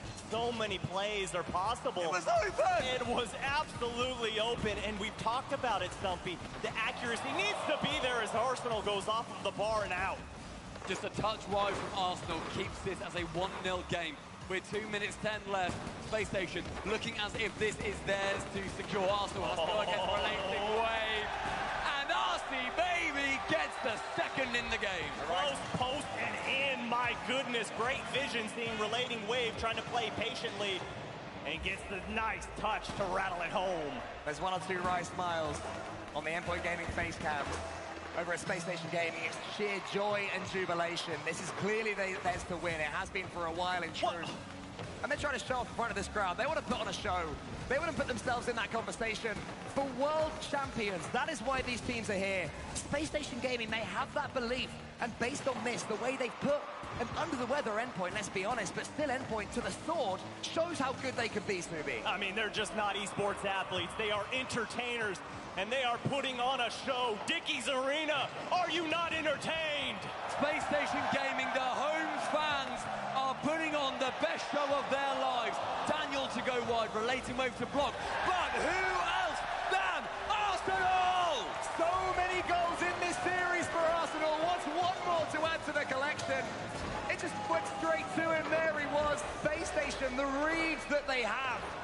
utterly perfect. They're not overextending, they're not forcing it. They are just playing pure controlled Rocket League at its best. And it is something to admire as well. So many people have said, you know, they've not even won a regional yet. They haven't even come close to winning a major. And yet here they are at the World Championship, showing up, taking down Europe's #3 seed. That time they were unable to do it, but Rlcs showing off another open net, just saved away by Daniel. A team that was so close in London. They were so near to taking down Moist. Oh, no it didn't way. quite happen. Now they're coming back with a flourish, coming back with a flair. Space Station Gaming on Utopia having the time of their lives. Endpoint, they get themselves a goal. They get on the score sheet. It may well matter. The end for Space Station gets that little bit trickier. Plenty of time to climb back in this one, but the kickoff going to be ever so important. Endpoint wasting no time to get that goal. How is it approached? Endpoint needing 2 with 54 seconds left. So getting off the kickoff would be monstrous for them. Right-hand wing, sees Relating Wave, try and tackle Great Daniel. challenge. Does manage to. Now Archie with 50 boost goes up the door, but Rlcs was waiting there, so choreographed. Last time this happened, Endpoint did get one more goal. Will they be able to again? Is anyone there? There is this Relating Wave. Rlcs clears it away and then pinches it. A monumental touch. And right now, Space Station Gaming just need to hold on for dear life. They need to burn this clock. They need to keep Boost away from Endpoint. And Arsenal keeping that ball away from Archie. Baiting in Relating Wave, and here comes Daniel. Gets dumped by Relating Wave, and Endpoint needed now. Get more opportunities, though, forming. Archie to shoot just to the right-hand side. Finally, putting that press on Space Station Gaming. But with the final 10 seconds counting down, it has to go in now. Once again from Arsenal, exact touches that he and his teammates needed. As they go for these pre-jumps, the crowd, they're counting down, ringing out around them. Space Station Gaming make it to the top 12 with a clean sweep against Endpoint. Pull out the brooms. Space Station Gaming is here to play and clean up the competition. Winner of this match was going forward to play version 1. It is going to be a North American derby. 2 of the best teams come out of this region, who faced off over in the Spring Major, who've been facing off this entire season so far, will be splitting the crowd, and that is going to be an absolute banger. Splitting the crowd's exactly right. Whoever can come through in that one, you would expect. When we get to Championship Sunday, they will be the big favourites, the team that everybody wants to see taking the crown right here. But Space Station Gaming, I mean, maybe Arsenal, maybe Rlcs, maybe Daniel. I can't even think who their best player was in that series, and that's how well they played. Well, and that's a good thing, because for Space Station Gaming, if they're all playing in sync, it is so dangerous for their competition. And I don't know about you guys, but I feel like this is one of the most stout teams that we have in the playoffs. Endpoint, though, they came over from Europe. They had an opportunity to take it against one of the best teams that we are seeing here. They need to go back to the drawing board. It went wrong. There were issues for them across the board. In the Mobile 1 High Performance replay, it is almost entirely Space Station Gaming's highlights. Endpoint did a very good job to get here with a player on loan. Throughout the season, they've done a wonderful time. However, Space Station, one hurdle too many. Yeah, I mean, Endpoint, they have done everything they can to stay afloat this season. It was so difficult losing Seiko, who is looking brilliant right now for Team BDS, it must be said. But their story, their season ends right here. Space Station Gaming, do they have a chance at taking this crown in total? Yeah. Do they have a chance at taking this crown in total? Crowd, do they have a chance at winning Worlds? That's a pretty convincing answer. Yes, it is. Good argument. I cannot wait to hear what Space Station Gaming have to say, because that was just such a perfect team performance. Well, all they really did was just press the gas pedal to the ground and did not stop. They outscored Endpoint 3-1. I mean, every time they were getting goals, there was no answer from Endpoint. Well, we are ready to hear from your victors in the middle of the stage. It's Orb with Space Station Gaming. What is going on, Dickies Arena? Please give it up for Arsenal and SSG.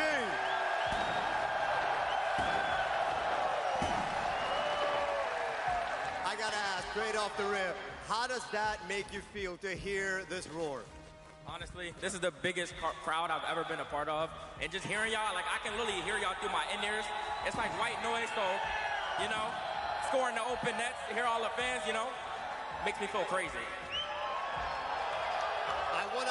I want to take the time here, turn back the clock a little bit. Obviously, earlier in this tournament, we all know that the infamous, now infamous, Fever game. Did you think, when you started getting sick, that you would still get this far in the tournament? Yes, I did. I have full trust in my teammates. Like, we got Laniel, we got Annihilator, Slator, a major winner. I knew they would be able to pick up the slack from me, so yeah. I mean, everybody popped off here. I mean, Laniel, 15-year-old phenom. How strong is the Laniel buff? The Laniel buff is something we've never seen before, and he's only going to get better. I'm proud of him.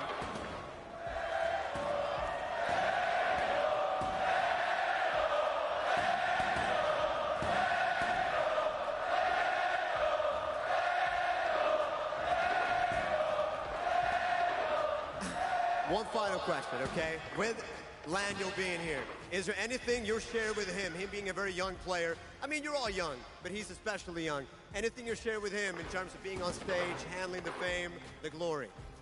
I don't really have to tell him anything. Like, he's already the most confident little kid I've ever talked to. He's literally like little me.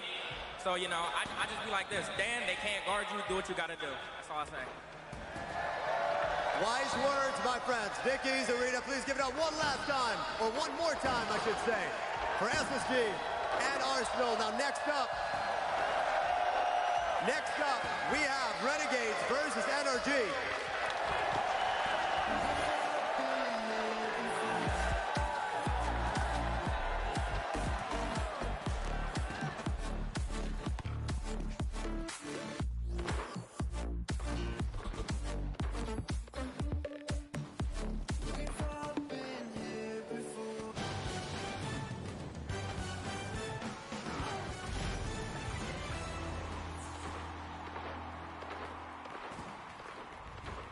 We have to tell everyone that we just switched to Verizon's new Welcome Unlimited plan for just $30. I've already told everyone. Wait, did you say Verizon for just $30? It's their best unlimited price ever. $30? That's awesome. Yeah, and it's from the most reliable 5G network in America. For $30 a line, I'm switching now. Yeah, it's easy. And you get $960 when you switch the whole family. Wow, I gotta let my buddies know. We're already here. The network you want, the price you love, only from Verizon. This might not be your car. And this might not be your engine. Maybe this isn't your morning routine. And maybe these aren't your coworkers. Perhaps these aren't your standard driving conditions. Far from it. But this is your oil, which means you're one of us, doesn't it? For serious engines, on and off the track, upgrade to Mobil 1. The Bronco Raptor was built to go over any type of terrain. Yep, that's right. Any type of terrain. The Bronco Raptor, built wild. Rocket League edition.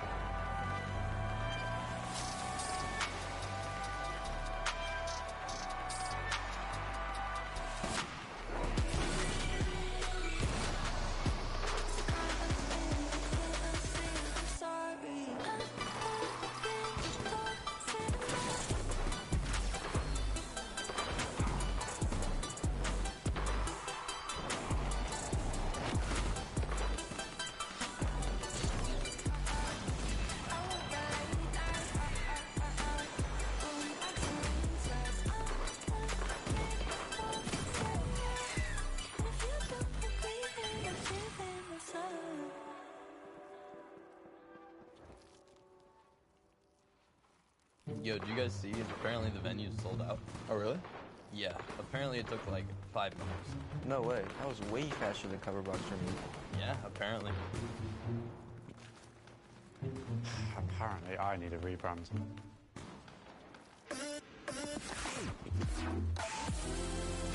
I think my greatest strength is my ability to sort of look after the team and I guess do the team things. You know, off the ball, I want to be the guy bumping, doing the dirty work. I think that might not get the credit, but you know, setting up thieves for the solo player.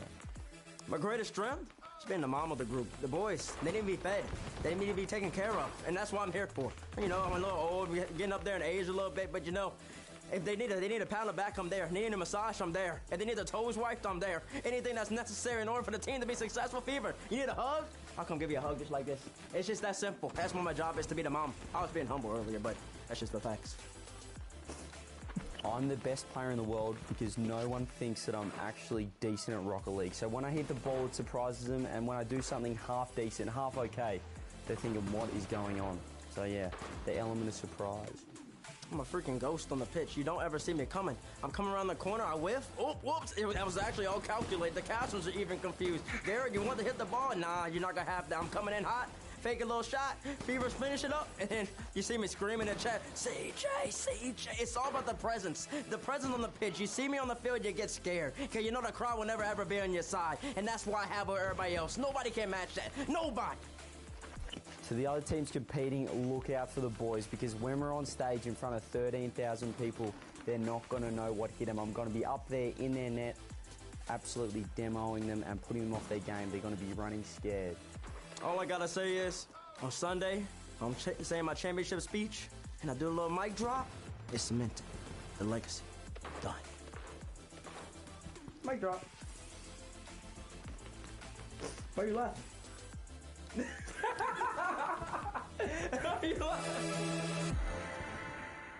I'm the best player in the world because no one thinks I'm good at the game, so I surprise everyone when I actually hit the ball.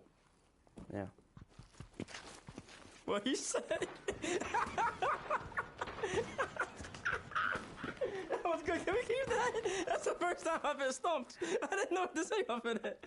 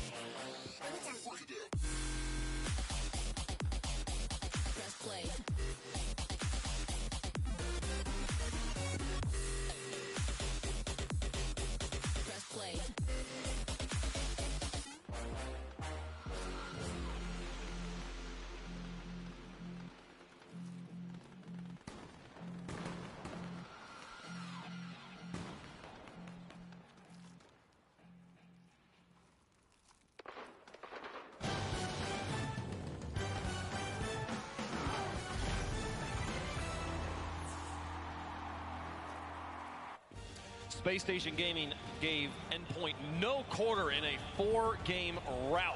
What a sweep we just witnessed. Space Station in peak form coming here into the arena. Endpoint stood absolutely no chance. You want to talk about domination during the time. Endpoint called timeout, and SSG was playing basketball.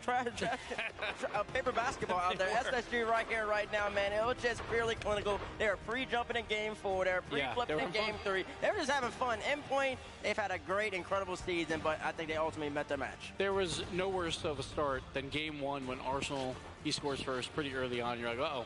This is the problem, because Arsenal scored 1 goal in the final series, and wild card, he wasn't feeling that well, but then he's feeling it, then the crowd is involved, and at that point, what do you do for Endpoint? They had some issues with their accuracy and all that, but it felt like from the very beginning, it was all Space Station the entire way. It starts to spiral when the crowd's really cheering for the team against you. It's very hard to come back into that series. It's hard enough to come back into a best of 7 when you're 2 games down anyway. But when SSG just got better and better, felt more and more comfortable, that timeout was negligent in the series. Negligible. Sorry. Negligible. Yeah, wrong word there. Poor Eclipse. I've just called it negligent. But yeah, negligible. And I think really right now, Endpoint's tweets already summarize the way they played at this event. They seem to be thinking about the end of this season. GG go next is the mindset behind this team. I don't think he really had a chance in this series. But you do got to appreciate what Space Station did. We said you wanted to come out here, set the pace, get on the board early. Oh yeah. Absolutely delivered on that front. No questions asked. I mean, if you started, like you were saying, if they get signed and locked into those 0-0-0-1 games, it's like, ooh, I don't know. But no, it was gas pedal all the way down. And Arsenal's playing well now. 2 goals per game in that series. So watch out everyone else in this tournament. A few steals as well. A couple steals in there. Yeah, that's fine. Stats are stats. They ain't going to remember the steals afterwards, right? They should remember the number in the book there. Also, if you loved watching Daniel play, make sure you stick around after the conclusion of today's 3v3 action. We got some 1v1 show matches coming up. Daniel taking on Jorius, maybe the biggest height difference between 2 1v1 players we've seen out on the stage here, but I'm really excited for it. The 1v1 action has been dangerous. Has been heating up over the years. I can't handle it. It's too involved and too smart for me. I need this safety and structure of 3v3 to you keep have to blame your teammates. You got to blame your teammates. I get it. That is genuinely the reason I think most people avoid playing ones. You have to blame yourself at the end, and it's a hard weight to carry. I don't play ones. Yeah. I don't play ones. I get too frustrated. To be that mechanically gifted and that talented, and it's all on you. You have nobody else to blame. Whenever I used to grind ranked, I would think, oh, I play 2s until my teammate annoyed me, and I go, well, I play 1s. There's no teammate to annoy me. And then I realize I'm bad at Rocket League, and then I stop playing Rocket League. It's a whole different game. Whole different game. This is going to be pretty cool stuff. I think we're going to take a look at Group A as it stands after the conclusion of that match here. And, I mean, just to highlight, that 4-0 sweep for SSG, the reward for that is they get a rematch against version 1, Gibbs. Man, oh man, the 2 North American LAN teams that online maybe are, 3 through 5 in NA, but when they show up in front of a crowd, they are some of the best in the world, but only one will make it to the final day. That's going to be nerve-wracking. I mean, I know how Bates feels about version 1, and honestly, I agree with a lot of what he's been saying about how the lack of offense, that they're kind of just sitting on defense here. Greg, and you're wearing the purple though today. Obviously, we're thinking about that match. Looking forward to tomorrow. Wait. Since when has our suit color dictated which team we're supporting? If I'd known this, I would have bought a nice gold wearing one. A color that even remotely resembled anything on the Hey, look, the way SSG played in that stage, I don't think any form of version 1 we've seen so far this season will be able to take that down. That was just so much firepower. Version 1 relying on defense to be able to win matches, and that's not going to work against that. Well, for the record, I love the purple suit. Thank you. My favorite one I've seen all day, folks. Let's move on to the last match of the day. NRG, the General, on the stage defending their world title against the champions from down under here, the Renegades, back on the stage here. I am so excited for this one. NRG, you can't count them out until they're out of the tournament, Bates. And with this crowd, and we know what they can do, world champions with all 3 players, but the Renegades have something to prove. NRG versus RNG is the battle of the anagram. Yeah, I'm looking forward to face NRG because back in Season 6, I beat them when I was on Chiefs. I'm always looking forward to playing against them and keeping the number on them. I'm looking forward to playing Renegade. So far, I have a pretty bad record versus OCE in the past. Looking forward to playing in front of the big crowd and playing Renegades. Renegades are the best team here just because of our vibes. we just absolutely peak in game. I think what makes us better than Renegades is just our experience. I think we're going to be more prepared, and I don't know, it'll be a good match. I feel like the only really player you got to watch out for that on that team is Justin, but if you can shut him down early, you can keep pressure and dominate. Watch out, CJ. After this, I actually might be on your top 25 list. Yeah, Mr. NRG. I mean, come on, you guys are washed. We're gonna take you down. It's the pride of Oceania, led by the Tasmanian Devils, CJ, up against the reigning, defending for 972 days, Rocket League champions of the world. Please welcome Renegades and the General and RG.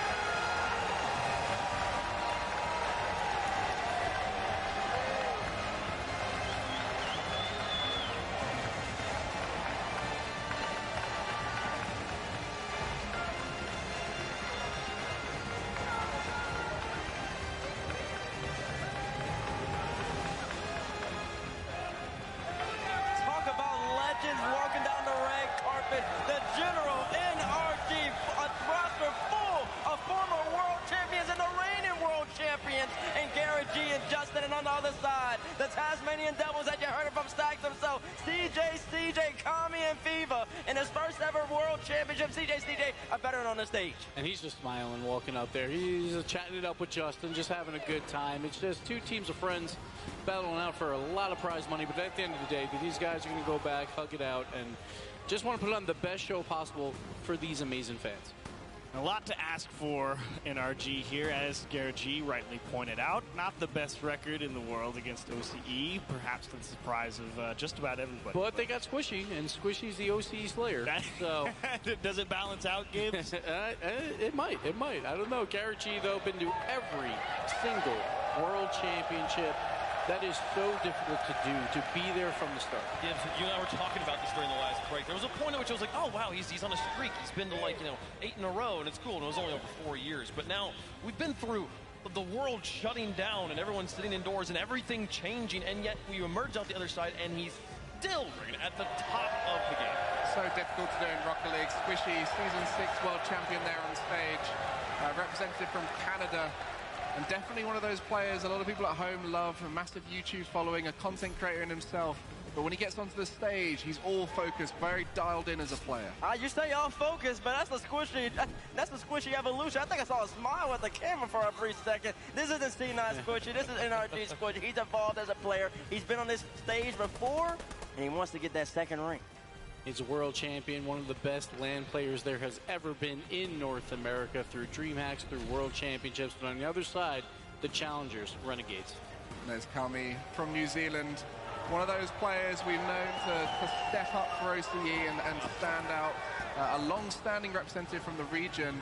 And the question is now, can he play at the level of the Titans from North America on stage opposite him? And the question for me is, well, not necessarily from Kami, but from the mechanical wonder over in Fever. I mean, T-Bates always loves to say that NRG just like to sit back and play defense. And the gospel kumbaya and the great words of Rhodes. And I'm curious, because if NRG is still looking a little questionable and not where they need to be, does Fever have it in him to really break them down? Because they are still solid over there. One thing's consistent across all regions in Rocket League. Young players with mechanics come through, and that's Fever. But another thing that we all love to see is CJ on the stage competing, doing well. Something we've not had the chance to see at many World Championships before, but finally, he's here in front of the biggest crowd we've ever had.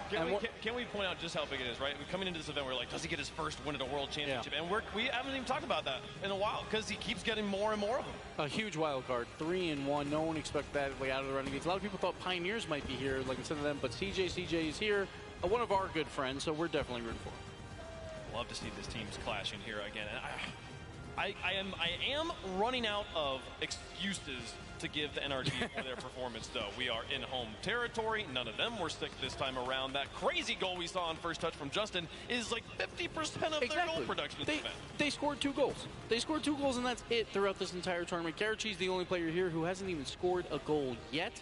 Obviously, they've only played 1 match, and it didn't go their way. But at some point, do they find that form when the crowd gets behind them? I don't know. In that series, though, their game plan looks solid. They just lack the mechanical creativity in important moments to score. And then the Justin goal is an example of that. They lack the mechanical creativity, and we gave them #1 goal of the tournament so far. Well, yeah, that's what I mean. That's one moment, and that's across so they the just whole needed series. to do that the whole series. I mean, it's not even just that. Like, if that touch that Justin goes for goes off the backboard, it creates chaos, it creates opportunities. You need to go for touches like that. Even if they don't work in the way you fully intend, it opens up opportunities for players to score on an undefended net. NRG is in the same rut as BDS. You got to get the monkey off your back. No pun intended for monkey move. You got to get the monkey off the back. You got to be able to win a game on land. They haven't tasted it in a while. They haven't felt that. So when they're playing V1, when they're surmounting the pressure in game 1, Garrett wants to score it so badly, but it's not coming. And when it's not coming, the pressure is growing on them. Because now V1's counterattacking. They take game 1. Oh no, they take game 2. NRG needs to start off strong right here, and I think you'll see the true general. And then to make matters worse, they go down 4-0 to version 1, and version 1 goes on in the tournament and gets stomped by BDS 4-0 as well. So V1's not even looking that good. So I don't know what to expect at NRG. They've had a couple days. They've obviously had 2.5 months of prep. So far, we haven't seen any Chiefs. Do you finally get to just let go of all the expectation if you're NRG? Is that ever possible? Most definitely not. It's always there. It's always there. That was, I feel like, what happened in fall, right? The moment they said that they just it's chalked, just kind of just like left, just stopped caring about it as much. They suddenly performed well and made it all the way to the grand finals. I think this crowd is not going to let them think it's chalk. They are consistently aware. In fall, there was no crowd, right? Here, they're aware of the weight of America that's sitting on their shoulders. They want to win. The crowd wants to see them win. They're the general for a reason. There's a reason you always hear Daz run over there in that bias though NRG cash. You hear James Potts screaming. It's the general for a reason. That's all I got to say. Is the Army in force, though? We're about to find out. Let us know who you think is going to win in the Verizon fan vote. #NRG, #RNG. And we'll just go down the line at Chiefs. There's going to be some typos in chat. There are. Wait, I didn't mean, no. Yeah. What are you thinking? I'm going to pick Renegades. I don't like Sting, but they have looked good. Yes, boo away. Please do. But that's not my fault. Blame NRG. Okay, I mean, the way I've been predicting this whole event is I've got to be proven wrong at some point as to whether a team is capable of winning a series they shouldn't win. And Renegades, I've started to prove that. But I do have to say NRG are just at another level in general. So I'm going to go with NRG, but I think Renegades have got a good opportunity now to take it. It's just purely on gameplay ability alone, NRG should take it. It's whether they play as a team, play under the Should have prayer. taken so many series over the last season. I don't know. I'm right there with I want to believe Gibbs. What you got? I don't like talking about scrim results, but this one time I'm going to make an exception. People are saying NRG is looking amazing in scrims. Like, if they were looking mediocre, I probably wouldn't pick them here, but I think there is more to NRG than what we've seen at this World Championship, and I think they play at least one more series. Remember earlier when I said I was running out of copium to give NRG, and now Gibbs is talking about scrim results. Yeah, exactly. There you go. He pulled the one last card in the deck for you, Wayne. Literally. Bates? Listen, I was going to pull the crowd, but I don't need to. I think I know exactly where the crowds go. Actually, I think I got a little bit of time. Dickies Arena, I know you can hear my voice loud and clear, so this pick's going to go out to the crowd. If you're rooting for the Renegades, can you make some noise for me? Decent. Okay. Now, Dickies Arena, if you're a Dazzler fan, if you're a James Bond fan, if you're a General fan, if you want to see Garito Marito win today, can you make some noise? Okay. Give me NRG. Yeah, okay. Give me NRG. I said old habits die hard last time we were on the desk here with NRG, but they broke my heart, and I feel I don't think I can do it again. I literally after that match I said I'm never predicting NRG to win again until they prove it right again. I'm not doing it again. Give me Renegades on this one. CJ is continuing the run here. I believe in him here. NRG's got you, and I got a lot to prove to everybody. How is the chat feeling about it at home in the Verizon fan vote there? Wow. They still got the Army. That makes They're still rooting for them to make it happen. We all want to see it. Can they do it? Both sides with so many stories here. I cannot wait for us to get down to the field. The General NRG, the defending world champs, but it comes down to this. If they lose here, we will crown a new champion in 2022. General NRG on one side, Renegades on the other. Let's get down to the Verizon Skybox.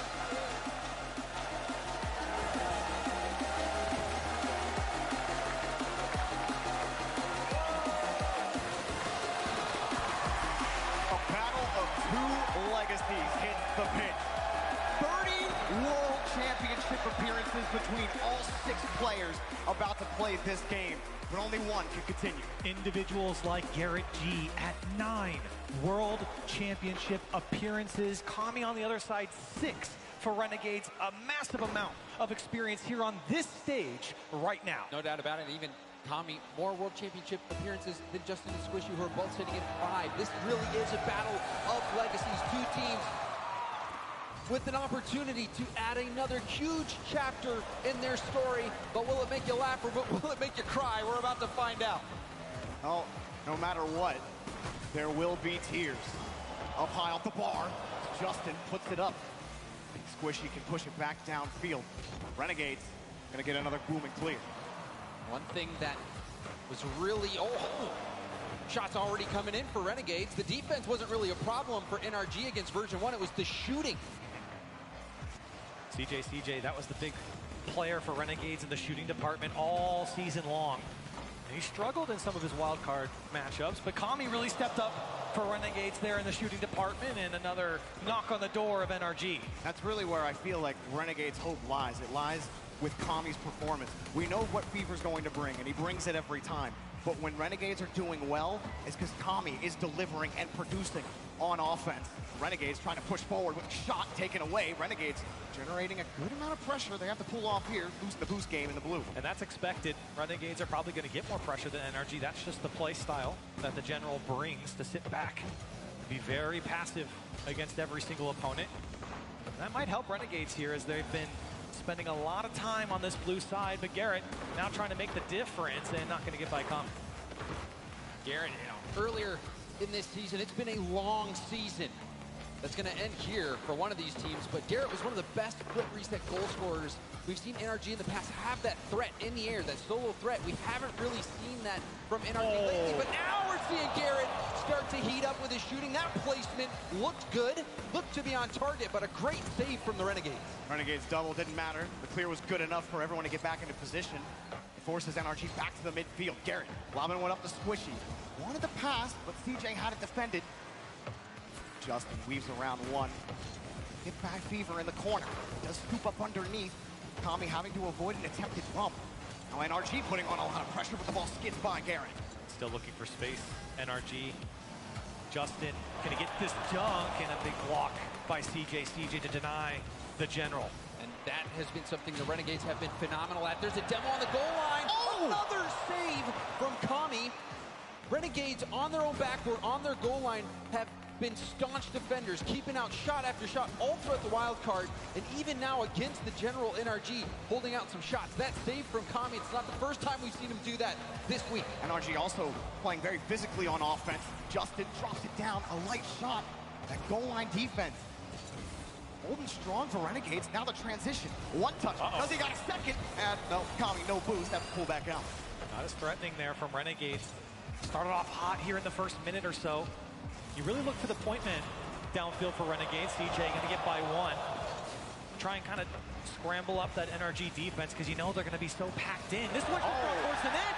Fever had no help behind him. You can even see the look on Justin's face after that went in. He wasn't expecting Fever to come in like that. He didn't challenge. He just got caught in no man's land. Maybe thought he had someone behind him, or maybe thought he could play the ball to the back wall and carry it out around the corner. Either way, Fever, he didn't get what he asked for on that play. And again, it's Justin putting in that first goal for NRG. He's been such a crucial goal scorer for NRG as well. Definitely the player I think a lot of fans look to step up his game, but as of late, I think it's been Squishy when he's been on his mark. NRG have looked a lot better, and it's that aggressiveness that I think we sometimes don't see out of him. So far for NRG, this has been a fantastic start. They're up 1-0, a minute and a half left to play, and they've slowly started to control this game the way that NRG wants. Good little touch there, Garrett, leaving that ball for Justin. Seeing Kami was there to return fire. NRG commanding the game well so far. Garrett up in front, taken away by CJ. And his challenge back to the Renegades corner. Since that pressure in the opening minute from Renegades, they haven't had many chances. Garrett frozen. Too committed from NRG on the back line. And in the corner, Renegades are getting stuffed still. CJ diving in front, trying to push Squishy off the ball, but Squishy is the winner in there. And it was tough to tell who exactly that was that missed that ball. I think it was Squishy who missed it on the sidewall that led to that brief attack. Rare whiff there. NRG still in firm control. You can see Garrett playing keep away, tipping it off to the side. Justin Flip reset. got his flip. Oh, shot, gonna be saved. Just not enough power on it. It's not over. Squishy ends up kicking the ball away. He didn't have any boost. Not the touch he wanted. Another chance for Renegades, maybe. It comes off the corner. Justin's got it covered. Fever unwilling to commit. It's pushed out. Maybe another chance for Fever underneath. CJ having to protect the back line at the end of regulation. Justin, shot on, but just off the mark on the bar. Renegades, last push. Around the corner, Fever trying to read Squishy. Underneath, NRG controlling the game. And unless Renegades have some magic here from Kami. No jump from Renegades. Maybe from the corner. Justin's there. Put up by CJ. He's got boost. He's got the catch. Midfield, underneath on the 50. Bops it up back over to Fever. He doesn't have any boost. And it's good game for game one. It's not been easy in those late seconds for NRG. You even think back to that series against Version 1. They had the lead going into the final seconds. Beast Mode shoots it in from the corner. So you're holding your breath, just waiting for the Renegades to bring some magic. But this first game was very interesting, Corelli. We saw out of the gate, it was the Renegades who had all the pressure, NRG playing defense, and then it started to turn around. But the only goal we saw was that Justin flick when Fever got out of position. And the game started, I think, in the pace that Renegades wants, right? The quick passing plays downfield. You saw a lot of pressure on the NRG side, but NRG really packed it in, and that defense stood tall, and then they started pushing up their line, and that's when it got scary for Renegades. They weren't able to break down the midfield too many times, and when they did, they didn't have boost or possession. I really wonder if that's actually going to do anything to Renegades, though, because like you were saying, James, only coming off of that Fever mistake, and other than that, Renegades were pretty clean on defense. This is still anyone's game. We'll see how game two ends up. And really, one thing that I wonder if we'll start to see out of the Renegades is some demo plays that has really been incredibly effective against NRG. You've seen it so many times, especially from Version 1. They play this, Jorby, you called it the dump and bump, where you kind of dump the ball off, especially in the corner, and then you wrap around and go for a bump on the goalie in net, leave a rebound, go in the middle. NRG has been vulnerable to that specific play tons of times against Version 1. You wonder if Renegades will start to bring out something similar. And one thing that we missed, we didn't get to see from Renegades, was Fever.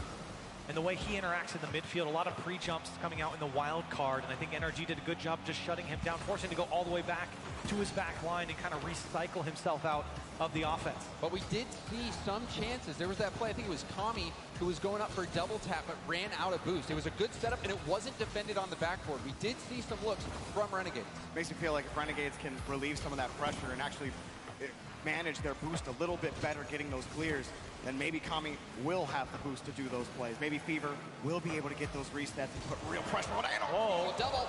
Kami and CJ both commit. Fever had a nice pop over to CJ, a good idea, but beat by Squishy. Didn't mention Squishy's name too much in that previous series, and he did his job just fine. Now Garrett with a flip reset. And he's going for that, and we even saw that shot already gone for, almost scored. Now another chance for Garrett, needs to get one. As the desk said, Garrett still scoreless, the only player here so far who's still looking for that first goal of the World Championship. NRG had complete control of the midfield, got all the boost, and never really left the orange half. Now Renegades have expended everything.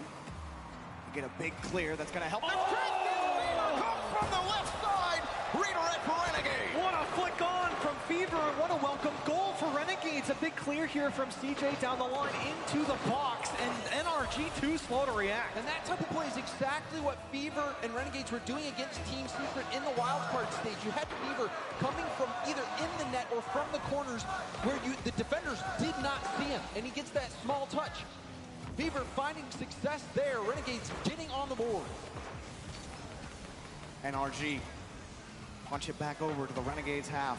Justin got the pop-up, but only 20 in the tank, and ball knocked away. Renegades will continue having that success. They can keep challenging those balls in the third, and they keep having players to commit on the back wall. NRG are gonna have a difficult time getting into that Renegades net. Here's Justin with another push, and again, CJ uses all the boost for 250s and stints the NRG attack. And it really is gonna come down to the midfield. You see even there, NRG had a lot of time to play with it, but this is a good challenge from CJ to push it away. I think Renegades again, you've got to look at the midfield and the way that NRG controls that ball, the time and space that they're given. They've been able to pick apart. Here's some space now for Justin. And Renegades there, Fever to clear it away. Justin got a lot of power on that flick with low boost. You see the demo from CJ. CJ pinch attempt.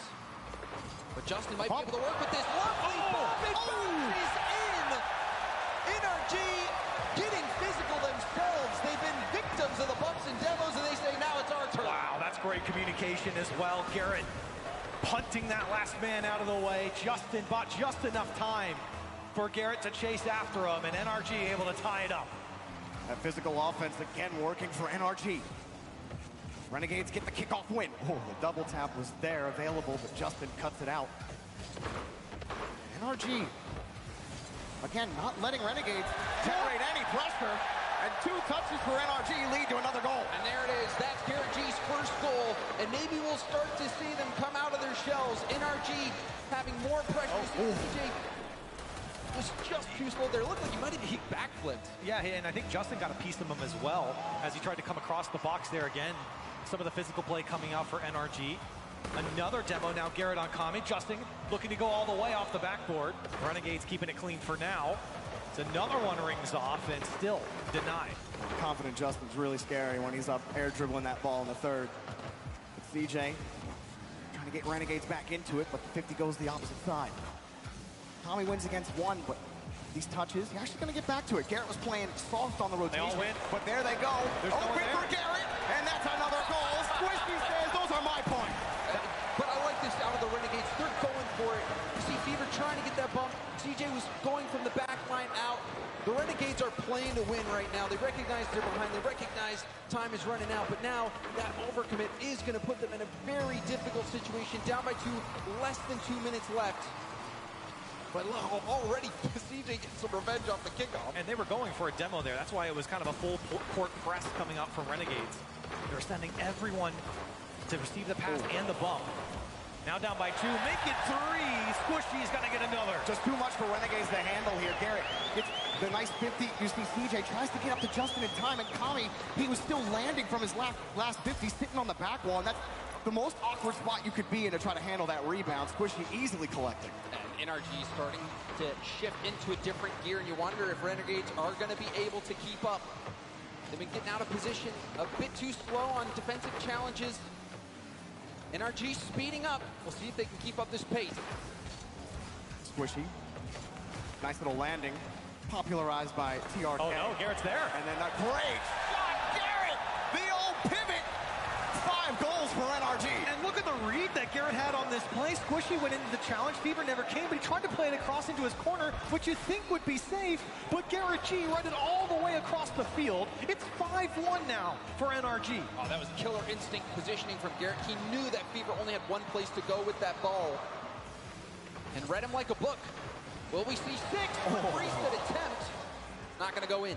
Justin already in the air. NRG pressing. Maybe much more aggressive. The desk talking about how NRG love to play defensive, and for most of what we've seen from NRG over the months, they are a heavily defensive team, but in this last game, it's been nothing but offense for this team. They will not give up the midfield. They'll press up as far as they want to. Renegades, they've definitely given it to them a couple of times. They've taken a lot of risks. They've gotten burned on almost every single one. And you can see how much more confident I think NRG are here in game 2 versus game 1. A 6-1 scoreline. Squishy getting a hat trick here in game 2, but so much more offensively minded here against Renegades. And you were talking about it, Renegades just haven't been able to break out with the ball. It's just been NRG in their face every step of the way. NRG's been too fast. We even see that. Just push the ball downfield, push, push, push, 50, 50, 50, and then a chance will present itself. Another opportunity for Renegades late. Less than 30 seconds to go. Doesn't look like they're going to convert. Maybe we'll see the legendary scoreline come out from NRG on this one. Renegades really trying to make that a non-reality. NRG committing on the play, and gotta be feeling really good after this. I imagine Renegades take a timeout after this, try to figure out what exactly isn't working. We talk about the risk that they take not really coming to fruition. And as we come to the end, popped up a nice little scoop. NRG in commanding form against Renegades. Maybe some questions coming in, but starting to be answered. And a matchup that NRG has owned for a while now. 11 straight wins against OCE teams here. And for NRG, a commanding one here, 6-1 in game 2. And Garrett finally getting on the board this World Championship. That's huge. Squishy getting activated as well. Justin scored the first goal, and you're wondering, is Justin going to be the only one to score for NRG? He had 3 out of the 4 goals up to that point, but then finally the cavalry started to arrive. I really like how Squishy's been playing this whole game. Yes. He has been really clinical, and you were mentioning earlier that we didn't say his name a lot, but he's doing a lot of that dirty work in midfield. He's doing well controlling the ball. Renegades will call a timeout here, but it's not just Garrett and Justin that you got to worry about. And Squishy at the top of the scoreboard with a hat trick, but he's still doing all of those small things that the scoreboard won't show you. And it's a point that I've been trying to touch on here, and I think Squishy showing us off here with a hat trick with 3 shots as well. He's the guy I think that's going to make the difference for NRG. His attack, his aggressiveness is what's important, because I think he sits in the 3rd man position a lot of times when NRG are on attack. But when he moves up that line and takes a little bit more of an aggressive stance, it's a lot scarier form that you see from NRG. And also, one thing that's easy to forget is that Squishy has every mechanic locked down in the book. You know, he can go for these flip reset, double taps, flip resets. He can do anything, you know, and so being able to get Squishy out of his shell and be able to bring, I think especially in this matchup when Renegades have been giving NRG space, maybe you look to do that and then also get that confidence moving forward. Renegades, on the other hand, the one part that we saw working for them was Fever cutting through the back and trying to get that touch, but it's a thin line that you have to walk there. You know, you're trying to go from behind, get the touch, but sometimes you overcommit too much, and we saw that exact thing happen. And that's when the game started to get out of hand after that point. Yeah, I mean, if you're not winning those boost battles, and you're not even winning the challenges in midfield, you can't commit a player downfield, because all of a sudden it's a 3v2 the other way.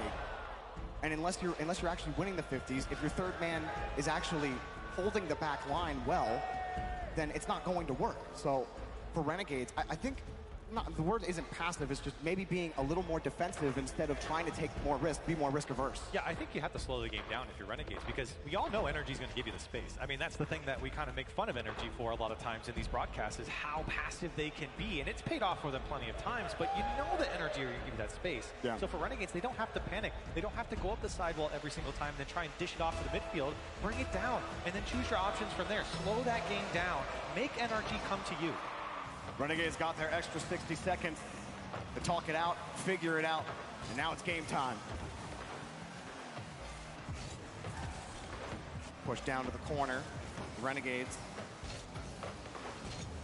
Early in the game, we talked about their defense and how well they played, especially on the goal line. And will need some of that. Fever getting the boost steal, punching Justin off the ball. Renegades allowing NRG to come forward easily. So far, doing enough, but the 50s starting to go the other way as NRG pushed out against Justin. Squishy and Garrett forced back. And that was a really difficult read that Fever had to make off the backboard. That shot was going to be coming in. We've seen now both ends of the field have backboard bounces that were well defended. Strong starts defensively for both teams. And offensively for NRG, you look back to their version 1 series, they shot 6% as a team in that series where they were swept. And just in that last game, Squishy went 3 for 4. And if you're Renegades, you really got to be looking out for the way they've been shooting, as this one comes down, a good pass across. Squishy, patient on his attack.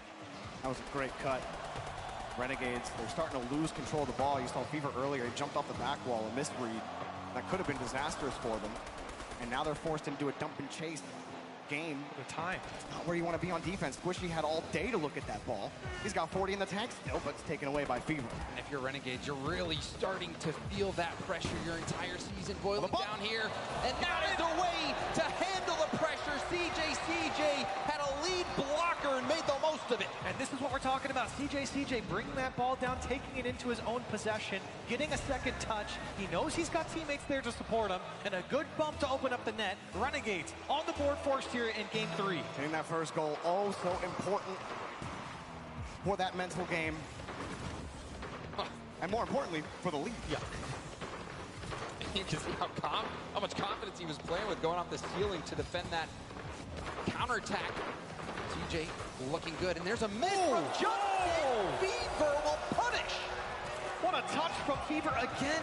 He's working inside the trenches in the box, and you can see the way he kind of circled around there to whip back around and put one on target. NRG, unlikely for them to have no one there inside the net. Squishy tried to dive across, but again, Renegades taking advantage of some space inside the box. It's been Fever every single time. Confidence building 2 minutes for Renegades. Fever gets a clean kickoff. On the reset, just misses the bump in front.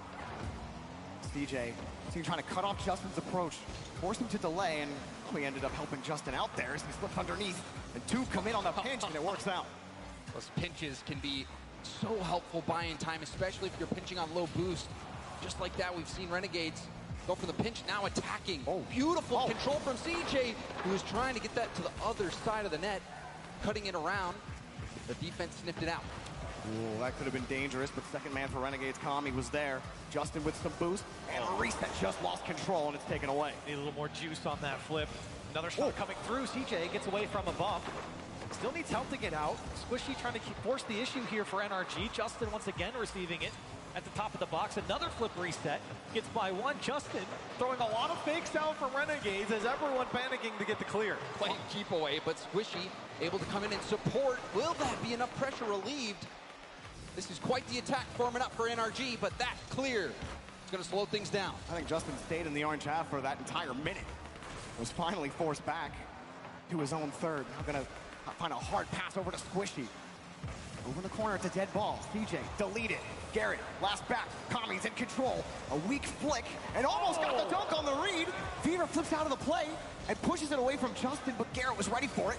Comes wide, and CJ's there, who has been good on the 50 so far in game 3, breaking him out again with 90 seconds left for NRG. Unfortunate side flip there from Fever, but now Squishy trying to drop it in the box. Garrett G was there. Justin having to go off his own backboard. He missed the touch. The last man's there. Fever on the stop, but somehow Justin gets back. Huge save, but NRG, they can use less defense and more offense at the moment. You saw Squishy opting for the drop down pass when maybe he could have just gone for the rebound play, maybe even scored it right there. NRG running out of time. Renegades hanging on and have taken control. Push up to the corner for Justin. 2 Renegades players defending the right side. Squishy denied by Kami again. Garrett trying to whip that ball around to Squishy. Successful, but Justin's on the retreat. Garrett has to let Justin come in off the board, and first to the ball is Kami. And again, good work here from Renegades to deny the backboard. Once again, having to field it in the corner here. This is dangerous, though. Justin does a good job to win the first challenge. NRG starting to circle the wagons here on the Renegades side. Garrett with another fake. Now Justin, a pass back maybe. Garrett tries to get a shot on target. Again, Renegades in the way. Punch downfield. That's a lot of time off the clock. They need just a little bit if NRG want to take any chance in this game, but it doesn't look like it's possible. Justin denied again. The third's covered by Renegades, and the timeout works out in their favor. They split the lead in the series, put one more up. No sweep. And I do feel like Renegades did exactly what we were talking about. I really like the way CJ was taking his time on the ball a lot more, letting the play kind of just develop a little bit more in front of them. He took it into his own hands a few times, and that's the guy that you want hot. He puts one away here, 1 of 2 in this game, and I think Renegades, a lot more of just a controlled game, especially on offense. They had a lot more boost to work with and space there that, of course, NRG is going to give them. And it can't be understated how important that game was. This is your season on the line that you're playing for. There's no second chances. There's no lower bracket. There's no Swiss extra life. This is it. They were the Renegades going in down 2-0, had to call a timeout against NRG. And if they lose this game, it's pretty much absolutely. How many times have we seen a 3-0 comeback fail? Every single time on land. There's never been a reverse sweep best of 7 on land. So it had to be a game win there for Renegades if they had a chance. And it shows you that the Renegades are here to play. They are here to win. They very easily could have rolled over in that game, but they had that grit and determination. NRG was attacking the backboard as much as they could, but it was closed for business. Renegades preventing those backboard bounces. NRG, boom ball, didn't work. And I think it's important to point out the tactics as well. Taking that timeout before it was like too late, right? Sometimes we see teams take that timeout when they're down 3-0. They give them a chance to kind of implement a play style and test it out. And it paid off here in game 3 into game 4 we go. Renegades with a lot more momentum. And Fever, he wins the kickoff again. The last few kickoffs for Renegades. They've successfully shuffled that ball over to Fever.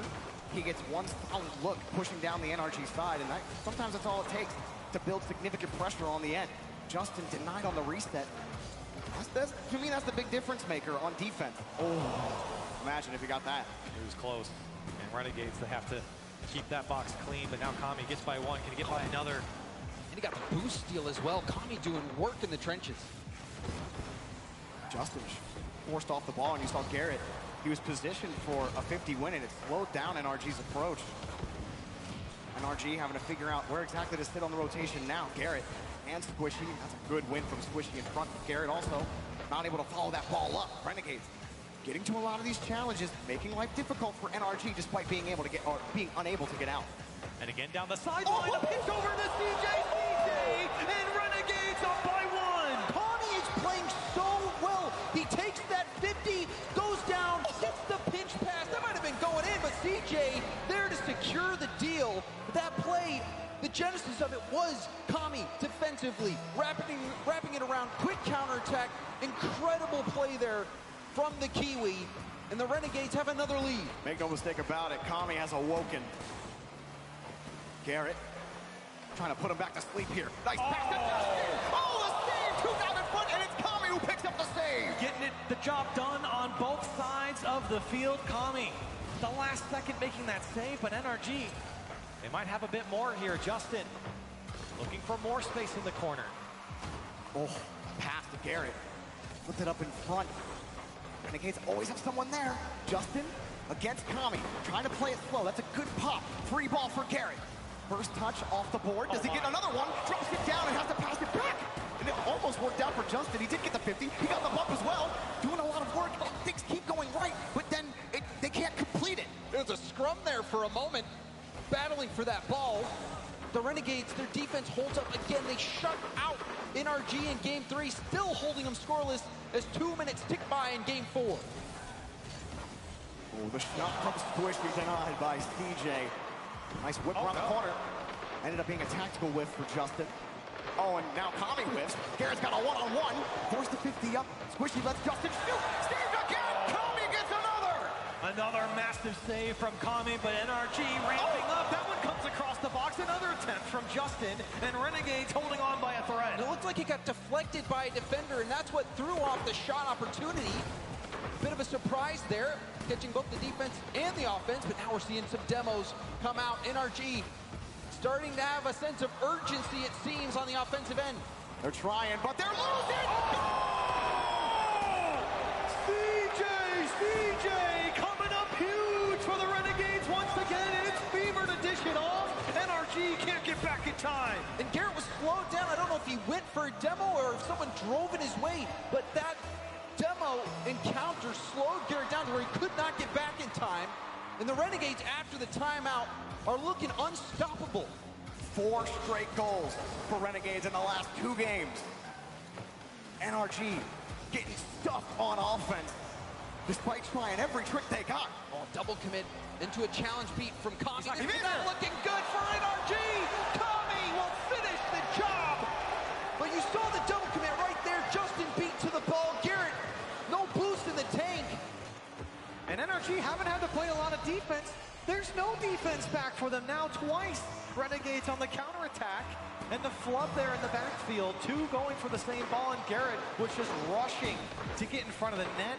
Couldn't get it off the back wall. Renegades now running away with game 4. NRG trying so many multi-touch opportunities in Renegades half, but one solid shot from midfield That looked like the most solid chance that they've had so far. But you gotta give him credit. Kami coming up with so many saves. Fever has a couple as well. The defense from Renegades, not just on the goal line, but in the thirds. Garrett, nothing. Challenged again off the back wall. Squishy, another touch. Gets it around one. Maybe a chance for NRG to start the clock, excuse me, but they keep getting stuffed. And Fever doing so much work there to slow down the ball in the corner. Kami with the pinch. You see CJ does get a bump, but slowing that ball down in the corners, making those defensive stops. Renegades have been doing so well with that, but now they're going to have to defend. There's a demo. The shot was saved. Rebound will finally go in for NRG, but look how hard they had to work for it. Justin went the length of the pitch. Garrett punching one out of the way with the demo, and CJ, you got to give him credit. He made the first save, but the last man comes through, and NRG on the board with just over a minute left to play. Plenty of time. That spark of confidence. Going for the fake kickoff. Justin with a full tank. Here he comes. One touch. Does he got two? Oh, it's denied. TJ diving in front. Not over for Garrett. Pushes it out. Light shot. Squishy wants to play the loss. Garrett keeps just away from Renegades. Here comes Justin again. Off the ceiling. Two touches on the ground. Off the bar. Garrett. Shot. Coming up big once again. Justin with a second touch pass to himself, opening up the net. Garrett strikes through, and they're within one with 42 to play. Oh, Kami was close, but not close enough. The general NRG are back in it. All of a sudden, momentum has flipped. CJ trying to spin it. No pass as Garrett cuts it off quickly. Justin has looked deadly in the last minute, but a big clear for Renegades. They don't even need to score. They just got to hold the line. Squishy trying to break it down. Cut off a big challenge there from Kami. Two of them.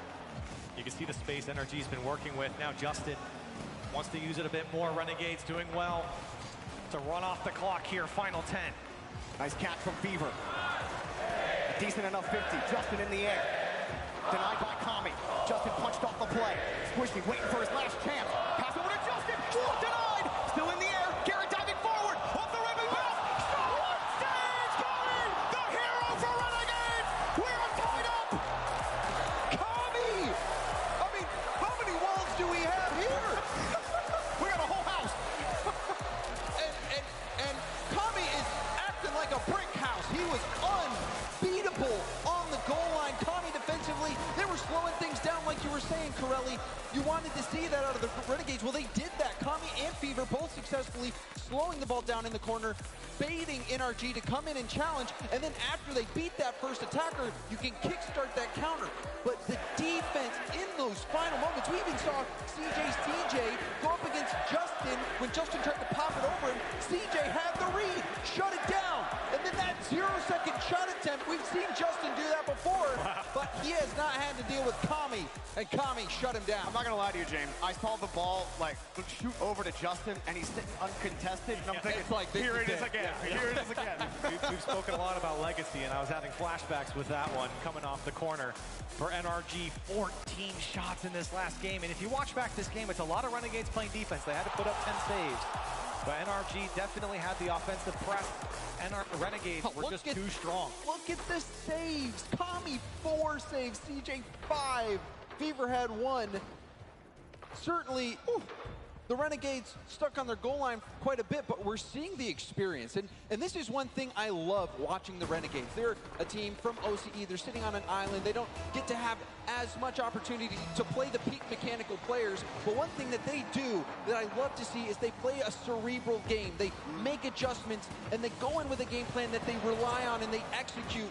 And they're able to bait in teams like NRG, who are the mechanically better team, and they're able to take them down. And you think back to that timeout, it's been nothing but green grass here for Renegades.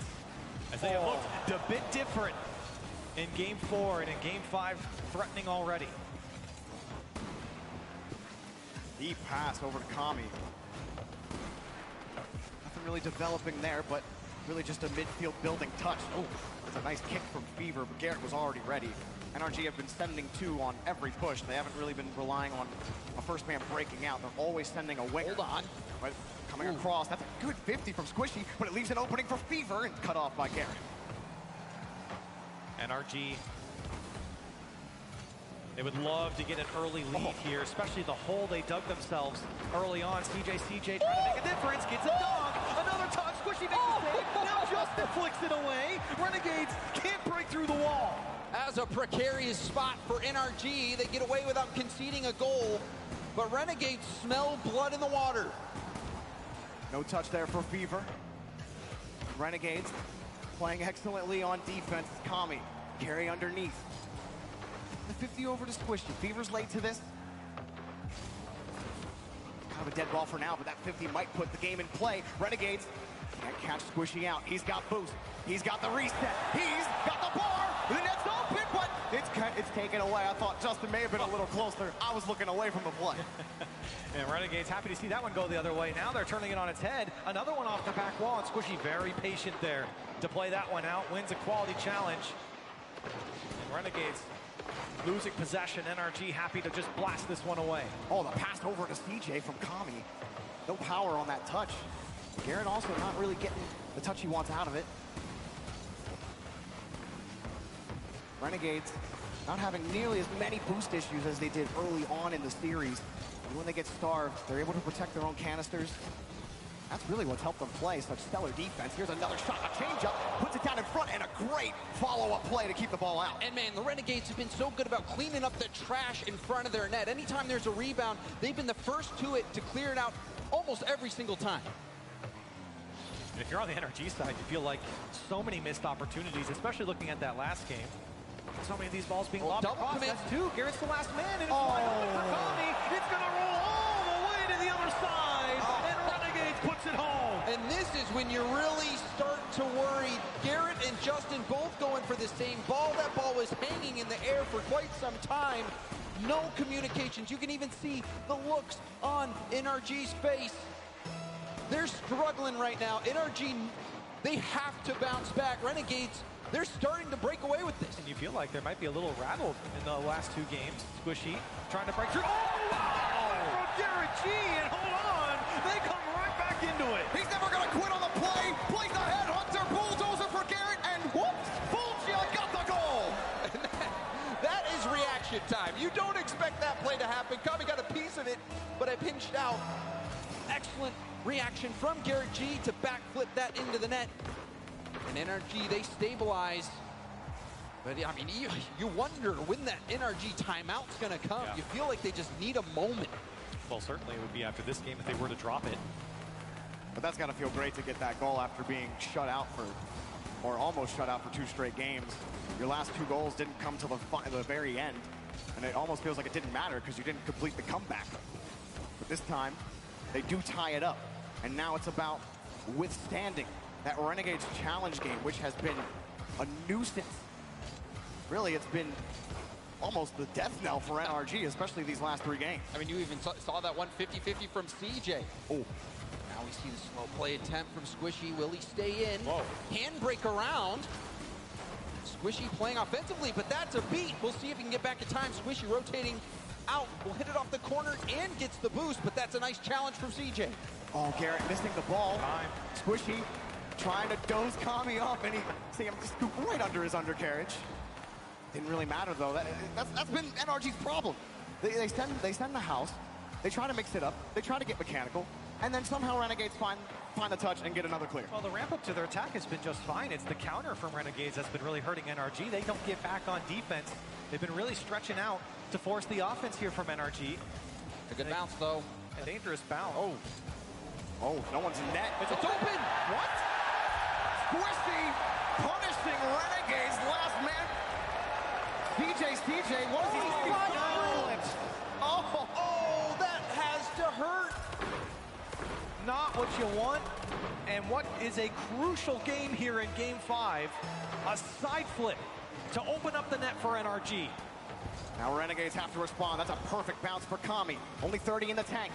That 50 right over to Justin, but he gets bumped on the play. Shot! Top line! Garrett G keeps that out. That one surely looked like it was going to go in, but now we see the defense come out for NRG. Renegades look like they had the edge in that category, but NRG, they're fighting in these final seconds. Pushed in the corner. One last boom for CJ. He's looking for Kami, but already in the air, squishy. Got it over to the corner. Fever was playing deep second man. Got the pop-up though. CJ's already in the air. It's over to the entire Renegade squad. Kami's got to pop it up nicely. Back to CJ. Fever's there. Back to Fever. He doesn't have any boost left. Kami hitting it in reverse, and he dropped the ball. NRG recover and put the series on match point. A fortunate ending for NRG there. You feel like CJ would at least have an opportunity to make the save. And NRG coming out on top again, putting on that pressure. 7 shots to their name. And for NRG, 1 away from moving on. And it wasn't necessarily the prettiest game from NRG either. You saw the double commit from Garrett and Justin that led to that long-range goal for Kami, and you were wondering if that was going to be it for NRG in that game. And the only thing that really helped NRG get the win in this game, well, one was the incredible Garrett save, but also that side flip from CJ. If he doesn't side flip and he gets that save, who knows how this game's going to turn out. But even this play, Garrett, presence of mind, the vision to recognize he could make a play on the ball. That was the open net goal. That was the whole difference. And those weren't 2 goals that you'd necessarily write home about. Right, and I think on Renegade's side, though, you have to know how vulnerable the NRG defense is, especially on the counter. Like we were just mentioning, they did it 2 or 3 times. Of course, the Kami goal was all the way across the net, but it was the counter just with players throwing themselves from NRG downfield. Renegades had wide open space on the NRG side to work with, and to be fair, they did punish them quite a bit. But you also have to create your own chances as well, because you don't want to rely on NRG for making mistakes. You want to create NRG's mistakes. And it really just came down to one side flip from CJ. Otherwise, I had a feeling we were going into a long overtime with how both defenses were looking. The Renegades, this is 2 games now where the loss comes off of a critical error.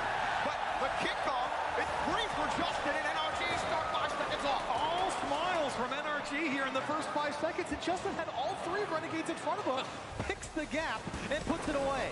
And this could be it for the Renegades. Neo Tokyo could be the place where their 21-22 season comes to an end. Tons of cars in the scrapyard of Neo Tokyo. Kami trying to get in the way of the shot, and it comes off the bar, awkward. Kami saved his flip, just the right moment. And CJ gets a nice kick back over to Fever. Doesn't have enough control, and we haven't seen that mechanical Fever energy that we've seen so many times with Renegades. We may need that. Oh, there it is! Renegades, and they just caught the man! Fever gets the go-ahead goal! We were just looking at it, James. We saw it. Both of them, Justin and Garrett G, pushed up so far, and it takes just 1 touch from Renegades to beat them all the way back the other side, and it's tied up. And we've seen that multiple times this World Championship where Renegades instantaneously can get that pass out to the middle and get a quick shot on net. They needed that goal. Renegades back into it. Justin's shot. Oh, Kami having to avoid a bump. And he got the touch. See Squishy dive in front of it. Garrett doesn't have to buy time for Justin. The ball did that himself. Nice fake from Justin. Last man to beat. Oh, Kami drills him over to the side, but Justin ain't quitting. Leaves CJ with clearance duty. It's popped out. Renegades handling business right now. Defense is stabilized. You really look towards Renegades. Trying to slow that game down again. It was working so well in the previous game. Feels like NRG, it's been non-stop press from them. CJ again trying to use those sidewalls to clear it in the midfield, but NRG have denied it in the last couple games. You were letting that ball drop, and you saw NRG rotation kind of stop. Now they're letting Renegades get that ball out in front for them. Trying to punish the touches for Renegades. Pass in front, but no one can commit for NRG. Every option covered. CJ deleted on the play. But Garrett getting the 50 for Kami. But that whole defensive stand, Jorby, was so good. You saw the backboard defense, Fever getting that tip out. CJ coming out to make sure that ball gets cleared out. Renegades, they're playing tight defense. You even see Fever looking for that ball. The shot's going to be saved. Renegades taking a swing. Justin, carry over 1, but it took his entire tank. Nice 50 from CJ. Even quickly up to the ball. Does he got the dunk on Squishy? He does punch Squishy out of the play. And right back into position. Justin comes in to help out. Hops over 1. Justin denied by Fever with the ball in front of the box. CJ denies Garrett a chance. Great reads from NRG, and Justin doing a lot of the dirty work to move the ball down the field. Again, beating another defender and finding the back wall. CJ with a great read. The attack's not over yet. A demo comes out from Squishy, but the Renegades looking to ramp up their offense. Squishy with a bump on Kami will put an end to that. It also looked like he got the mid boost as well. Just huge pressure for NRG. Squishy trying to push the corner. That's a good pass to Kami, but where can he go with the ball? He had no boost. Now Garrett on the side wall, looking for an opportunity. Pulling Renegades defenders up, weaving them out of the play. Squishy, another back pass to Justin. Keeps it close, freezes Fever. Whoa, goal for Justin! Renegades can do nothing about it! How many times have we seen Justin take control in the midfield? A perfect first touch to set himself up for success. And Fever, oh, so close to making the save. NRG up by 1 with 2 to play. That was remarkable card control. I almost want to see that play again from Justin to see how he was able to get back on his wheels, get behind that ball, and take the shot. Justin is elevating his gameplay. We've seen him stay on the ball much more, trying to make the defense make mistakes. Now Renegades, Corelli goes back to what you were talking about earlier. They have to find a way. Justin from scoring! NRG taken by 2! And how? How do you stop this man? The way he's played in the last 2 games in particular, using his flip, and Renegades can do nothing about it. Did he do that with 4 boosts? It looked like he had nothing in the tank, and he pulls that off. Justin is taking this series into his own hands. Beaver wins the kick, or gets the kickoff ball. Stealing reset. No dunk onto Squishy. And Justin carries the ball out again. Justin reaching prime form right now, and it's just saved by Fever. The Renegades slow coming, getting the clear. 1 demo, but no dunk. No 50 there for Justin. Kami actually on the retreat. Oh, Justin denied on the shot attempt. Squishy gets the catch. Justin bulldozing Kami out of the way. The Renegades forced into defensive duty, and it looks like it's going to be a long schedule for them. They finally break out. They get off early, but nothing developing for them. It's sent right back to the orange hat. Oh, no. Oh, does he get 2? And it's just wide. Close there for Squishy, but every single play, it's Justin getting the touch offensively and defensively. The first man up the field, the first man back, and NRG running circles around Renegades right now. Time running out for the Renegades. Their season could come to an end here. Only 30 seconds left for them to get 2. Kami can't weave around. NRG looking scary at times, but Garrett pops it and he leaves. That was smart from Garrett, just poking that one away, running out the clock here with a 2-goal lead. Oh, the touch, I give Fever a chance, goes hard off the back wall, and all of Renegades were playing a push across the box. Now there's no time left. NRG, 5 seconds left for them to do it. Justin, Garrett, Squishy, moving on in the tournament. Renegades going home. Your defending world champions are still here, and they're here to play. A fantastic ending performance here, 4-2 over the Renegades. And credit to the Renegades, they did not let up. The defensive stand that we saw, Kami getting that save at 0 seconds, denying Justin another world championship moment. We saw Renegades after the timeout win 2 straight. Seemed like the defenders of the title were on the ropes, but then NRG started to get their feet back under them, and in Game 6, it was Justin that took matters into his own hands, a hat trick and some great goals. How fitting is that for Justin and NRG? CJ, everyone giving him props, hugs, tears for Renegades. Well, for NRG, we saw Renegades take those next 2 games after the timeout, and we thought maybe it's the same song we've heard lately for the last few months. Can NRG reset? Can they stop the comeback and regain the momentum and the control? They do. And they got something to prove. And it's hard to imagine that a team like NRG, a team as storied as NRG, would come into a tournament, to a championship for a title that they're defending, and they're in prove-it mode? Yeah. And it's a big win for NRG against Renegades. Yeah. it was a trap game for them, especially. I don't blame anyone on the desk for picking the upset here. I don't think that's a crazy pick to come out with. NRG, they haven't been convincing walking into this one.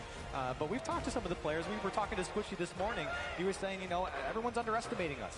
Nobody's giving us the credit. And they've come out, they've put the work in. You talked about the scrims coming into this, or I think the desk talked about the scrims coming into this. They've been putting the work in here today, and the last few days, and it's paying off on a big stage like this with this many people in the Dickies Arena.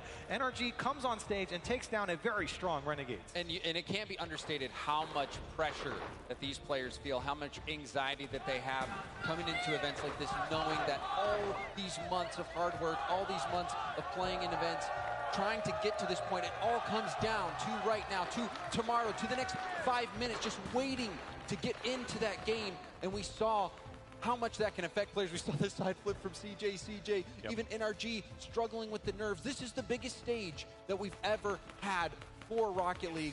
And honestly, it's been incredible to see so far. Renegades, credit to them. They've had an amazing season. They gave the defending champs a run for their money, but NRG, they're going to set their sights towards Semper and are going to be moving on to the next round. NRG just a little better. Let's hear from the winners with Orb. Dickies Arena. Give it up for Garrett G and NRG, who is the final winner here today. Garrett, I asked you just before we went live here, were you ever nervous about the result here? Oh yeah, yeah, 100%. Yeah. Were you surprised by Renegades? I mean, yeah, like I said, I have a pretty interesting record versus OCE, so every time I play in Rlcs, that's in the back of my head. But they're an interesting team to play. Like, I feel like they always have a lot of confidence. So, yeah, I was honestly scared there after Game 4. I mean, you're all past the champions. Is there something that you can take from your experience to kind of help you in a situation like this when you're on the main stage, you're in front of the lights, in front of the crowd? So anything you can take from your experience to help you out? I don't know, but it just feels good to be back. We've been waiting for this for so long, and I'm just so thankful for the crowd.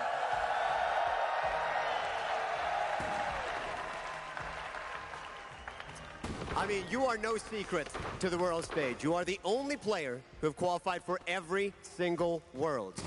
Does that come with added pressure, or is that something that helps you? I don't know. I just like to play Rocket League, so.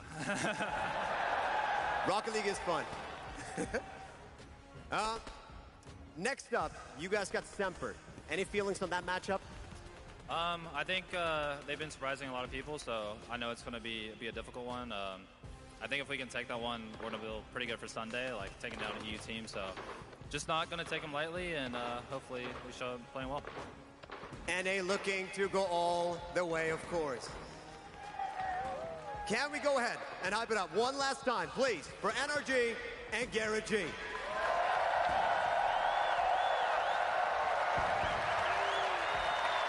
We got one last thing before we head off. It's been great seeing you guys here. It was a great performance. For CJ, I know we've got a bit of an announcement to make. What's happening? Yeah, obviously the boys knew while out, mum and dad are here, but yeah, I just played my last event, so.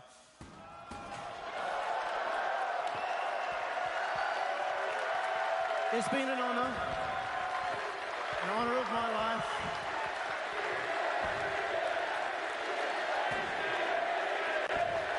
And you can see the impact you've had on the crowds, on all of us, and we've made something special for you.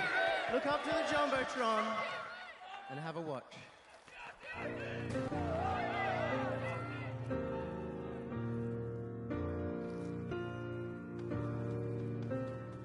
CJ, I wish you the best of luck with whatever you choose next. You've inspired so many people around the globe, so many Rocket League players, and whatever you do next, you know, I'm always going to support you. I'll miss you competing against me, but obviously I'm kind of relieved that I don't have to verse the Renegades with you on there anymore. It's kind of not fun when I'm dead half the game, so, but no, I'll miss you. What I think is in store for CJ's future, he's definitely going to get on the desk. Going to be a caster, maybe an analyst. In London, he was really good, like on the desk and casting, and I think he's got a really good future ahead of him in casting. CJ, I just want to wish him luck with whatever he does, and I'm gonna miss competing against you. I love you, and yeah, good luck with whatever you do. It's been quite a ride, CJ. I still remember that moment that you brought me onto the team and you were really welcoming. I'll miss you a lot. You know, we've had our lows, but we've also had our highs. You've been a big brother to me. I'm sure you've been really motivating to Kami and Lockie to be better people. I feel like I've grown a lot around you. Maybe not on the gameplay side of things, but you've definitely, I feel like I've matured just being around you, and I really thank you for that, and I really miss playing with you. But you will do great things. CJ to me is literally one of my best mates, my brother, also a long-time teammate, and yeah, literally couldn't ask anything more from him. Well, as CJ leaves, we may be ending as teammates, but we'll always be brothers. CJ, thanks for bringing Rocket League to our family. The last 6 years has been so much fun, and to be honest, I wouldn't change a thing. I think this is the right time to bow out. You've been an amazing example to the other players on how to conduct yourself, and I'm really proud of what you've achieved. Whatever comes from this, you know you always have my 100% support. Love you. CJ has allowed me to understand more of myself, funnily enough, being the coach. He's allowed me to step outside my zone and explore different aspects of coaching, which I thought I never would have done. He's allowed me to set the ground for what the future may be within the coaching scene. CJ, Cameron Johns to me, is not my plan. He will forever be my brother. Hi son, congratulations on an outstanding achievement as a player. I am really proud of your achievement. All I want to do from now on is do two things. One, have a shoey with you and all your fans, and also congratulations on a great career.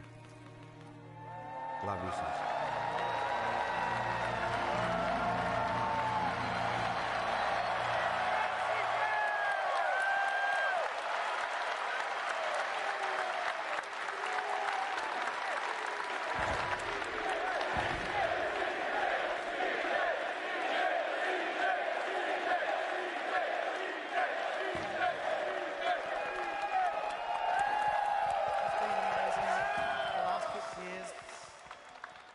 None of us would go back on it. You've been an absolute beaut for OCE and for the world of Rocket League. I've got you a little parting gift that hopefully represents a bit of our time, past and present and future. But you can say this better than I ever could. You're a genius, you're a charming young man with a great future. Just let the crowd know.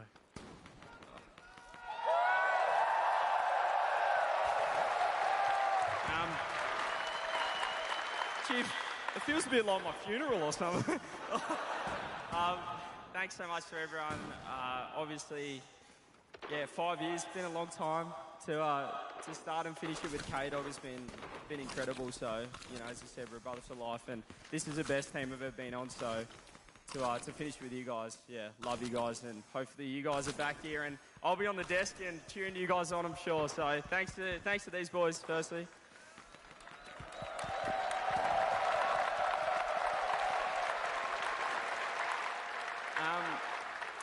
Yeah, it's been a long journey. I guess I've never been the best player, never had mechanics. Here I am though. Never been able to hit an open net or anything like that. But yeah, to be making it back here to Worlds, it just, for me, it felt like the best time to finish it off. And yeah, as you know, I guess the meme is that I'll be joining the desk. So maybe it is, you know, finally time that I do that. So I'm looking forward to that.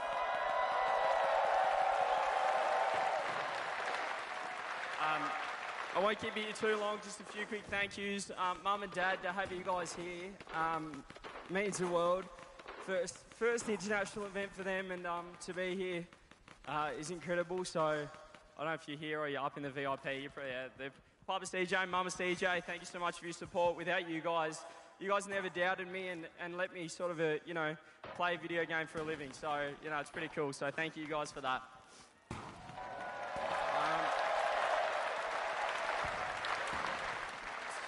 to the Renegades, to Josh, you're an absolute superstar. Thank you so much for the support. And then to Chiefs back in the day, like, the guys that have been able to support me, give me a platform. To Brielle back home, my lovely partner and her family, thank you so much for your support. I love you guys to bits, so thank you so much.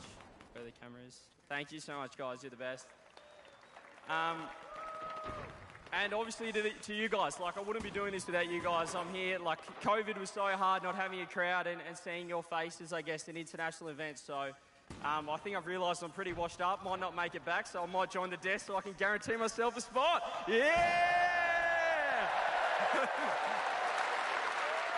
Thanks so much, guys, and thank you to Yummy as well, absolute legend. So it feels right to be here with you in this moment. So thanks to everyone, thanks to all the OCE region as well for supporting us, and I think we're in a good spot with the Pioneers boys. Shout out to those guys. Can't wait to see how we go. So yeah, CJ is officially on the desk, I guess. Thanks, guys.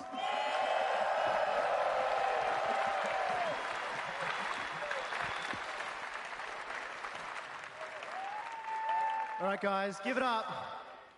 One final time for CJ's DJ.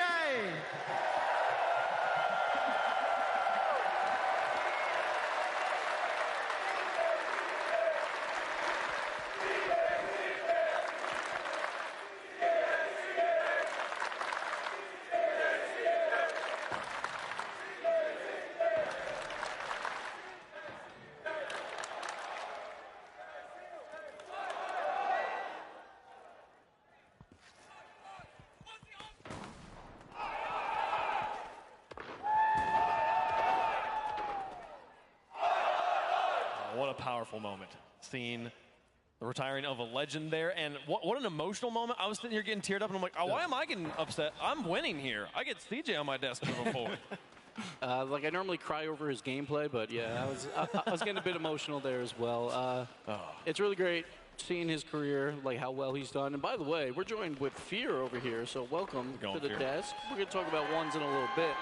But CJ, like, we love him up here on the desk, obviously. We love watching him, but my last thoughts, CJ, what happened with that side flip? What happened in that side flip? Come on.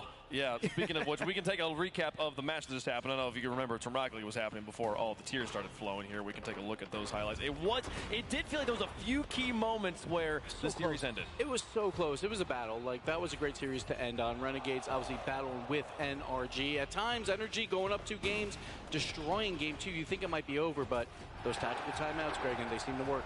They always seem to work, and NRG is starting to look like their former selves with a bit of confidence, with a bit of space, but I think we've really got to ask the question, Renegades, we need that confidence all the time. You know, when there's nothing to lose, when they're feeling it, they look scary, and that's something we love to see on this stage. When people are confident on the stage and they start to step up, that was really true of Renegades, especially in Game 3 and Game 4. And Renegades especially, man, they have that persistence. They have that Australian presence, you know what I'm saying? Where they are always on top, foot pedal to the metal. But there's one player in particular who a lot of people have been doubting. And his name is Justin.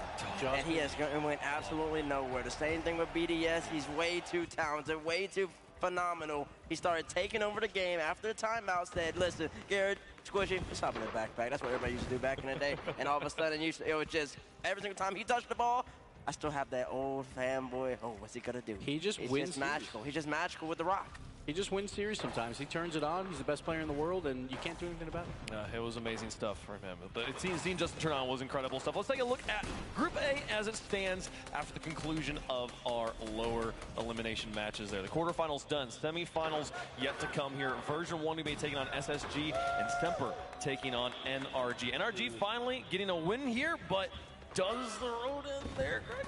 I mean, the plot armor is always in question with NRG. Are they going to make it all the way now? But Semper looked amazing in the wild card. Some questions about whether they can keep that performance up, as they weren't playing so well in their last game, not feeling so well there. So Semper need to come out strong to beat NRG that we saw today. Well, we can take that's what is in store for us tomorrow for Group A. Take a look at Group B. Remember that action that was happening at the beginning of the day here. We saw K-Corp win over Optic. They will face off against the Falcons, and then the South American battle for who represents the region in top 8. Chamaco, he'll be on that for sure. We all know that. Just he won't be rooting for one team or the other. He just wants to see some good Rocket League. It's going to be a lot of fun to watch. And obviously the Club and Dignitas matchup had 3 of the 1v1 players we're going to be seeing today. Fear, for you, watching these ones players playing in a threes environment, do they play completely different to how they do when they're playing ones? A lot of players play differently, but there's a lot of trends you can see from different ones players. I'm obviously, when I'm watching threes, are just so incredibly focused on just those guys and what they're doing. And I think some of the players who play a little bit more high flying might translate better to threes than some of the players that like to play real slow. Like I would say, apparently Jack, I wouldn't say I necessarily see tons of his one style because he's so controlled in ones and you don't have that kind of time in 3v3. But maybe a player like Daniel, who's just amazing, you know, best player in the game, I would say. Yeah, the zoomy ones players. When the zoomy ones players go on the threes pitch, that zoom does translate well, and I can't wait to watch the ones games we've got going on this evening. It's going to be great, absolutely. The threes action is concluded for the day here, but Fear, we got 3 incredible 1v1s. We've done this with the East versus West. What does it mean to see the 1v1 action on the stage like this? It's insane. It's amazing. I am so excited. I've been following the one scene for a really long time, and I know there's tons of people out there who follow their LCS but also love the 1v1s. And this lineup that we have, I don't know if we could have gotten a better lineup we could have possibly asked for, which is just amazing. And I love this East versus West style. These are going to be amazing games. Which matchup are you excited for the most? I actually think the most exciting match to watch is going to be Yan TRK. Okay. I think we're going to get that last, which will be awesome. But of course, I'm always looking for my boy Daniel to do well. So I'll be excited to watch that one as well. Daniel versus Dorius. That might be the one I'm looking forward to the most. We got 3 1v1 matches coming up in just a moment. We're going to take a quick break. Let them get set over from the 3v3s to the 1v1s. The show matches begin after this.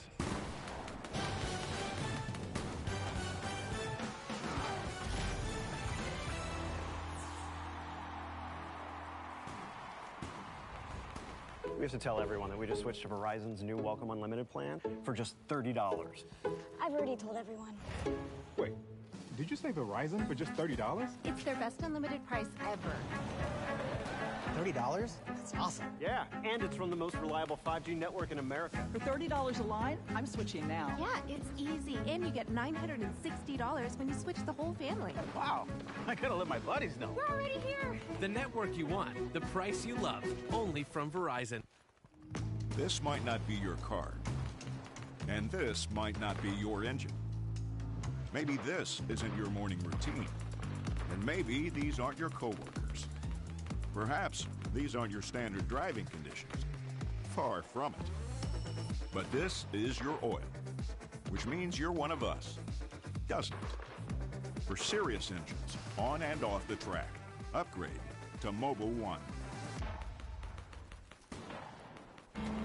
The Bronco Raptor was built to go over any type of terrain. Yep, that's right. Any type of terrain. The Bronco Raptor, built wild. Rocket League Edition.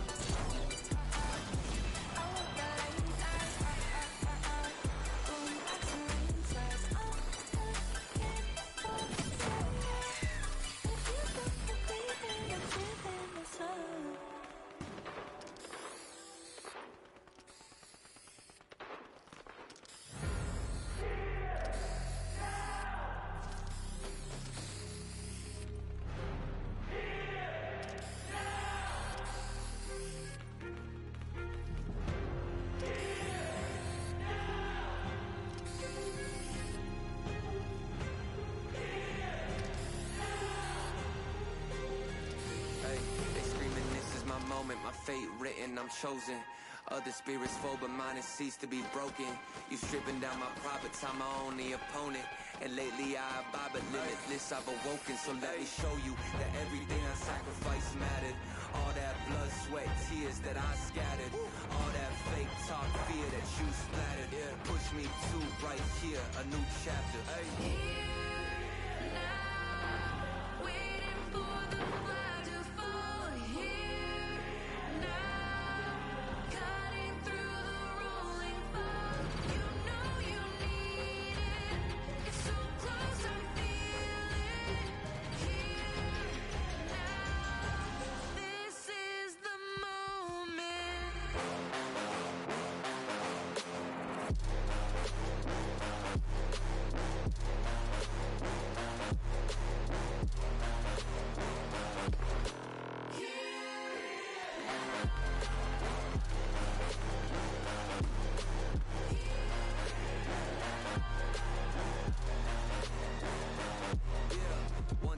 Times, the shots that y'all are taking.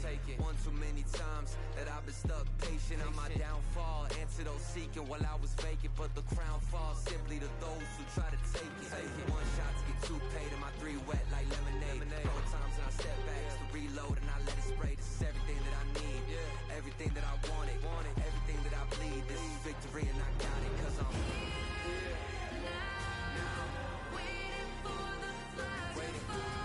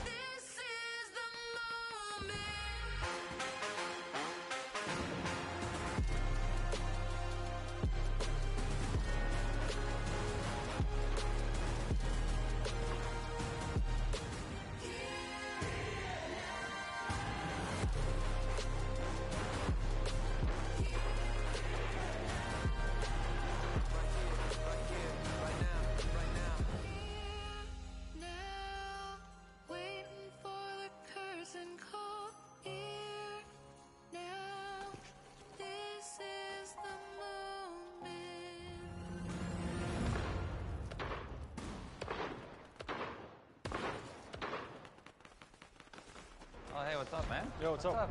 Oh.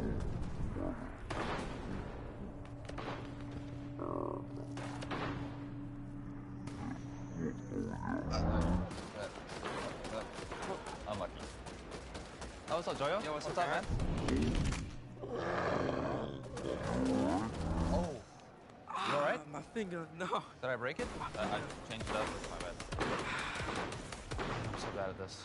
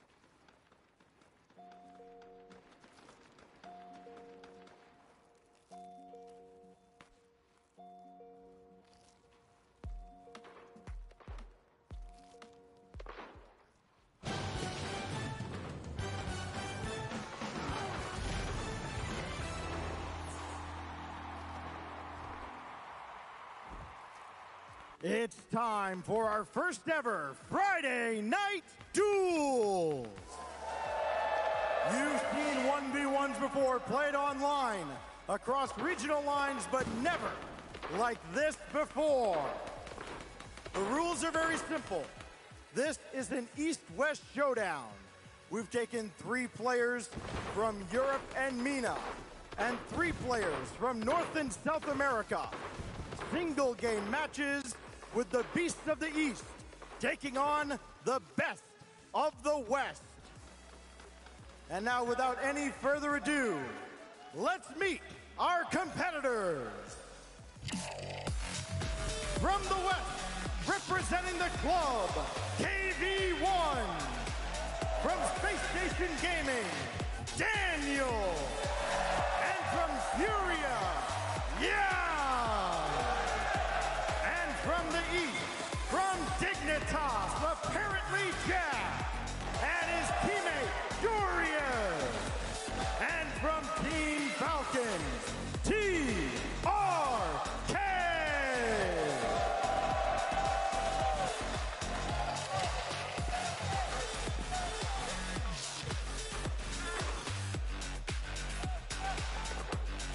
Well, well, well, here we go at last. East versus West, some of the most impressive mechanical 1v1 players you will ever see. And right next to me, a beaming Johnny boy who has waited for this moment for years. Oh, this is the best day of my life, Shogun. This is the day I've waited for a long time. I think a lot of people are excited for this one, but a lot of people might also be underestimating this guy right here on your screen, KV1. He's come up pretty recently compared to the other 5, but he really is making a name for himself, not just in 1v1 these days, but also in 3s. Taking down 2 guys who are staring across the stage at him. Dignitas players Jack Ajorias. He's going to get to do it twice. If he can beat Jack again. And here's the fan favorite, Daniel, also picking up a win today. Yeah, I don't think we're exactly going to be able to turn around here and say, oh, is Daniel going to be able to perform on the stage? He's already proven that to us. So incredibly dangerous, especially when he gets the ball up into the air. Very difficult to try and pin down what he is about to do next. And here is the last man on here. It is the player that has had maybe the best second half to this season of anybody in the world, Yan, waiting to take to the stage. Man with a plan. It's Yan XNZ. You might as well change the first letter of his name to an L. He is unbelievable on a LAN setting. But 1v1 is kind of a new game mode for him. He's picked up the game mode extremely quickly. Took rank 1 in the leaderboard just recently. The guy staring him across the stage, TRK, has beaten him in a best of 1 very recently as well. Jan's trying to get his revenge. He's been hunting down TRK ever since his loss at Gamers 8 to this guy right here, TRK. Some people think he's the best 1v1 player on the planet. I'm gonna be honest, I kind of agree right now. I think he's the man to beat. Yep. Got to know the players that he has around him as well, just to make sure that your name is the one that stands out amongst the Falcons. It's an incredible feat by itself. But here are the players next to him. For a lot of people, these are the players that got them into watching 1v1. Jorius representing Team East right in the middle. I'm curious how these guys are going to perform. When they walked out, Johnny, you said that they were looking quite happy. Well, he won that duel. Yeah, that was impressive. Would you be psyched out? Yeah, I really hope Daniel wasn't watching that. Jack, how do you follow that? Okay. Yeah, I don't think Jack's he's not got the same drinking mix as Jorius does. It's going to be tough to follow that act. But Jack will be looking to get some revenge on KV1, who just eliminated him from the Rlcs World Championship early on today. KV1 also just beat Jorius in a show match the other day in 1v1, so Jack's got a couple of reasons to want to take down KV1. In fact, the only time they played, KV1 beat Jack as well. So, yeah, all the more reason for Jack to want revenge. The way this works, all 3 players on each team are going to play against the player that is directly across of them. All best of 1s. No real chance to get yourself a time to just, change up the strategy. It's all about getting in there, playing your style, not playing reactive. Oh, look at that. I think Jorius and TRK are warming up together. In fact, this is kind of a new thing that we haven't really seen before, because usually you have 3 teammates sitting beside each other who are about to play in the same lobby. Well, right now, just one at a time. Going to take to the lobby against the other team, but they're all going to combine. We're going to play all 3 games regardless, even if the same team, even if the West or the East can win 2 in a row, give the opportunity for the sweep or the consolation. I'm very curious as well as what the off-game meta is going to be, because we are seeing, as you mentioned, 2 players playing against each other, but are we going to see them like peering over the side, hyping up their player, maybe giving a little bit of advice? We had a little bit of that coming in during Gamers 8, where you mentioned to me, the rest of the Falcons didn't even want to give TRK any advice. Yeah, I did talk to Khaled about that. Asked him, do you give TRK any advice when he's playing 1v1? The answer was no, he doesn't. He just lets him do his thing. Khaled, who, you know, could very well be the second best 1v1 player in the world. It's hard to tell because he's been a bit inactive recently, but KV1, or rather Khaled, thinks that TRK is the best in the world. We're going to come to them later. First up, KV1 versus Jack. Now, Jack will fancy his chances here. I know he's very confident at the moment. He's been calling out everybody. But you've got to get it right first time, and that's maybe something that will not favor, apparently, Jack, who's more of an intelligent player who learns throughout a series. No chance for that today. You've got to get it in the first try. We want to get our own predictions down on this one, because I feel personally, if it was any other tournament that I hadn't seen KV1 popping off like this for the last 2 weeks, I would have picked Jack, but I might have to go KV1 on this one. I think I agree. You know, after what we saw today, Jack did look nervous on the main stage in 3v3, so I'm leaning towards KV1, but this one, before today started, was the one that I was definitely flip-flopping on, as these 2 players did play each other today in 3s. Whoever gets that win surely has a mental advantage. KV1 is the one who did get the dub. I've seen as well an awful lot of players that step up massively, where not necessarily that they play amazingly online, but they just play even better at that live environment. Best example I can give is Razebull online. Really serviceable 1v1 player. Razebull at Gamers 8 or any of the crew battles, entirely different beast. It's going to be really interesting to see who can perform in front of this remainder of a huge crowd that we've got. The biggest crowd in Rocket League LAN history. There's never been anything like this for 1v1 before. You know, a lot of NRG fans, after seeing the dub, have exited the building. I think a lot of other people have exited the building to wipe away their tears after CJ's retirement. Hopefully they're going to come back in. But we've got a lot left over to witness some great solo duelists. I was talking to Bass, actually, during that one, who has been amazing to work with over the last few weeks, but I was thinking, I'm just going, I don't know how we follow that. That is going to be unbelievably difficult. Shout out to CJ. I'm looking forward to working with him moving forward. I'm also looking forward to seeing the work that these 6 players can put down on the field. Dignitas look really happy, actually. They look confident, they look calm. Maybe it's nice coming in for the rare occasion where you're not exactly expected to win all of your matches. So, let's get ourselves into this. Stacks, take it away. It's time for tonight's first duel. Introducing first, to my left, from Brazil, winner of the South American Fear Fest International, representing the club, KV1!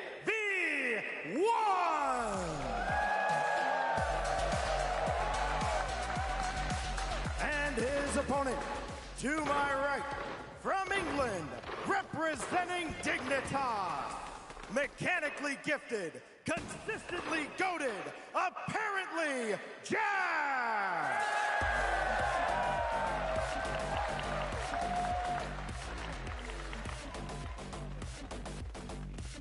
Let's get to it then.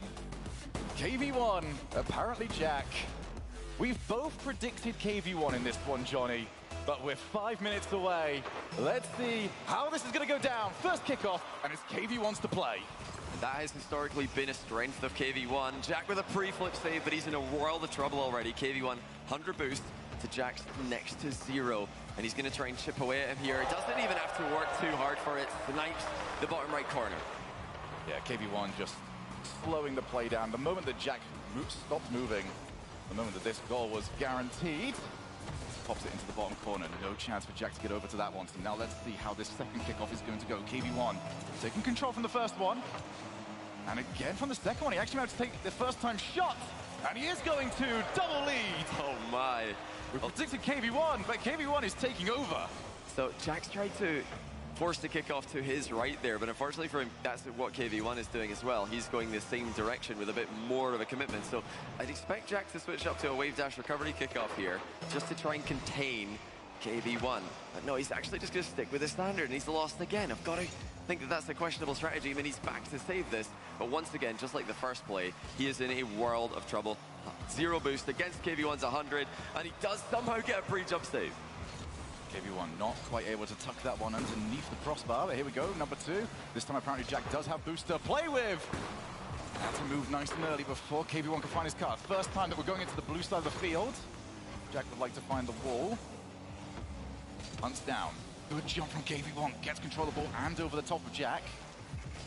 Oh my. That was really risky. Yeah, that's a bold challenge by Jack. He's just banking on the fact that KV1 would usually expect a fake challenge in that kind of position. But that is not something you could do too many times. Otherwise, KV1 will start to anticipate the early turn and outplay him. But this is great stuff for Jack. He's managed to boost starve KV1 positionally. And now here he comes with the pop bump. KV1 saves it. Jack still has control, but he must have thought he'd done enough there. And actually, a very heavy first touch gives KV1 access to Jack's boost. Jack sent for vacation! KV1 takes the boost and just a little feint to the right has Jack flying right by him. Jack in so much trouble every time KV1 boost starves him. And the other end of the field, it's KV1 making a 0 boost save. So managing your plays when you've got no boost under pressure, that's been the difference at the moment. KV1 is 1 for 1. Jack, I think, is 1 out of 4 for saves when he's at a disadvantage. Jack's going to take over again. KV1 realizes he can't afford to get bumped. Oh, he's just so good at maintaining possession in the play. Now KV1 moving back in. Jack is doing a good job of trying to use the ball to shield his own name tag. This is a good spot. What a shot! Wow. That's how you get Jack back in it. Perfect flick from close range, Jack. Sticking on the wall there for just a minute to make KV1 think that he might be going for a wall shot, then comes down, catches the ball, flicks it in the top corner. The KV1 still dominated the majority of the kickoffs this game. Jack, I think, would do well to play a bit more of a conservative strategy. So once again, KV1 has control of the ball. It's not as big of a win as Jack has boost to defend with, but this is still KV1 favored. That's a good challenge. Will he take the shot first time? Yeah, wow, KV1 okay. can only watch the ball go in. Apparently Jack, he is being very aggressive with these challenges. Very few of them are being faked out anymore. And I do like that, though, because when he's tried to fake, KV1 doesn't change anything. It's just now more of a boost advantage. I'm still so surprised that we haven't seen a big switch up from Jack. Okay, well, now he does switch something up. So what he did there is he tried to drive straight into the ball and have it deflect off the roof of his car into the back corner. The key there is back corner, not back of your own net. As happens in many low-level ranked games, and players are just learning how to get to the ball on a kickoff fast enough. But that was intentional by Jack. That is a strategy. It's very tough to pull off. A bit risky, but he did make it work. Good save by KV1. Apparently Jack takes his time. Oh, has he found top ends? Got the second KV1! Brilliant stop! Back to the midfield. 12 boost for KV1. Realizes that, gets apparently Jack to jump. 2 minutes on the clock. Apparently Jack, he's got past KV1 one time. Can he finish it? Yes, he can! Look at this from Jack. He's starting to get a read on his opponent. We talked about how important it was to download your opponent quickly. If you take too long, you are going to start to struggle early in the game, and there's no time to come back. We're not in a series here. It's best of 1 between these two, but Jack knows that KV1 likes to challenge early. KV1 dipped behind the ball, tried to hide his nameplate so Jack wouldn't know that he's coming. But Jack knew, even though he did not have vision of his opponent. KV1's done the same thing, though, and he's taking his time, finishes off to put himself 1 goal ahead again. Yeah, bad news here from Jack is that he is in full vision when he goes for that one. KV1 was not going to be surprised, was always going to put himself low enough on the ball so he could flick the ball upwards. And the lead is re-established. 1 goal up. KV1 maintains possession as he has done. I do like the way that KV1 is just... He's not trying to stop the car off the hit right next to the ball. Instead, he's allowing himself to bounce. As apparently Jack wants the doomsday dish. It's not going to happen. 100 boost, not quite the roll-up, though, that KV1 was after. Instead, he's going to try and force the one angle. Oh! Crisscross! Yeah, Jack made it look a bit silly there. KV1 just faked the infield. Jack was completely stuck in the mud there, didn't know which way KV1 was going. And KV1's movement is just so elusive. gives himself a 2-goal lead again. He has crushed the majority of the kickoffs in this game. Just shows how good he is at getting that central contact on the ball. And just how much Jack has struggled to mix things up. He's in trouble once again. Jack not going to try and first-time challenge. That's, I think, a significant improvement. KV1 again, just going to keep going. Jack did not believe he had the angle, instead tried to trip KV1 up on his way through. But that boost is going away. The car is gone. Then the good news for Jack is that he's got 30 more boost. The bad news for Jack, he's not going to get a chance to use it. Yeah, he went for the goal there. Jack wanted the wave dash and then to dodge into the ball to shoot it, but taking that little bit extra time to wait for the wave dash actually just gave KV1 a chance to demo him, and Jack didn't get any contact on the ball, so the ball was there to be scored. And what has Jack got left in the tank? There's still plenty of time left in 1v1 to score 3 goals, but Jack just can't get a kickoff win. He is coming out second best in every single one of them, and this isn't something that Jack usually struggles with to this degree, just showing the level that KV1 is at. Jack goes all the way back. Oh my goodness, KV1. And even if it doesn't create goal scoring opportunities, more time off the clock. Apparently Jack tries to open up the angles. Now it means KV1's going to struggle to come from a blind spot. Hides behind the ball, puts himself back. He's got Jack moving. My. But apparently Jack didn't bite on any of those moves. Took the 50 and gets it over the line. You know, KV1 was clearly expecting a pop bump. He darted away from the play, but he probably wishes he stayed close to the ball because Jack briefly lost control and managed to get back to the ball to get a strong 50-50. So whether or not that was Jack's first plan, it does work out. Now, KV1 thought about a wave dash shot there, pulled out, but he will take control once again. This is devastating for Jack's comeback chances. KV1 is fully aware of it, daring Jack to move forward. Back off the backboard. But if KV1 went into it, but instead, we're in roughly the same position we were last time. KV1 nutmegged by apparently Jack. Now that is such a bold move by Jack. He just called KV1's bluff. He says, I don't think you're really challenging me. I'm just going to fake a flick and go under you. But he's only got 18 seconds left now, and if KV1 can just take another kickoff possession, the game is massively favored to him, and that is exactly what happens. Jack's done standard kickoffs, start to finish from this game. He has not switched it up, and he gets punished for it. Just always the same thing. I mean, I really am surprised. He's bouncing left, KV1 wins. Jack knows how to do a wave dash recovery kickoff, so I can't believe he's not gone for it. He must just not be feeling comfortable with it today, but now 2 goals in 30 seconds is not impossible, but KV1 crushes kickoffs as much as he does. Okay, that works. That was Jack's. He's got to go for this. He'll go for the big aerial play all in. Not going to go for the reset yet on the second occasion. That was sublime. Jack stays alive. 4 seconds left, and he goes underneath the pre-jump. Once again, just fires it from close range. But what has he got left? He finally won a kickoff there. He just needs to keep the ball up. That's a dead-on kickoff as well. That's good for Jack. He's got the boost. He's got the ball. He's going to have the opportunity. KV1 on the wall. It wasn't the best pass to KV1. Takes over the ball, puts it down. 1 to the west. He really did have to hold on at the end there. That was scary from Jack, but KV1's mastery of kickoffs really shining through there. As he takes down, apparently, Jack in game number 1. That's great to see, though. No hard feelings from Jack. He's just been eliminated from Rlcs by this man, but all smiles. You know that he enjoyed that game, I'm sure, just trying to find a way to win 1v1 on hard mode, because when you are losing every kickoff, it's so difficult to create goal-scoring opportunities, and Jack did a fantastic job in the midfield, definitely won out the midfield battle, but like we said, a failure to adapt to KV1's winning kickoff strategy is what caused Jack to struggle in this matchup. And there's so many different things you can do in 1v1 kickoffs these days. Yeah, he'll definitely be a bit annoyed at himself that he couldn't think of something until it was too late. He won the last 2, but it took 4 minutes and 45 seconds before he could figure it out. Well, that's 1 down. KV1 having the RLCS that he would have dreamed of. Even winning events, I don't think he came over here planning to participate in. So that is his job done. He now gets to relax. He gets to look across and see, all right, who's going to carry the rest of the load? And then he sees Daniel and Jan. I know, imagine that. You win game 1 out of a potential... Well, we're going to play all 3 anyway, so we could see a sweep here if the West can win all 3. But yeah, like you said, imagine looking to your side to see Daniel and Jan. That is a good feeling. So KV1's done his part. Up next is going to be Daniel and Jorius, which is a matchup we've seen quite a few times in the past, actually. They've always been extremely closely matched. Last time they played a series, I think Jorius won it with a 4-second remaining winner in Game 5. So this is a matchup that's got a lot of history, always been on a knife edge.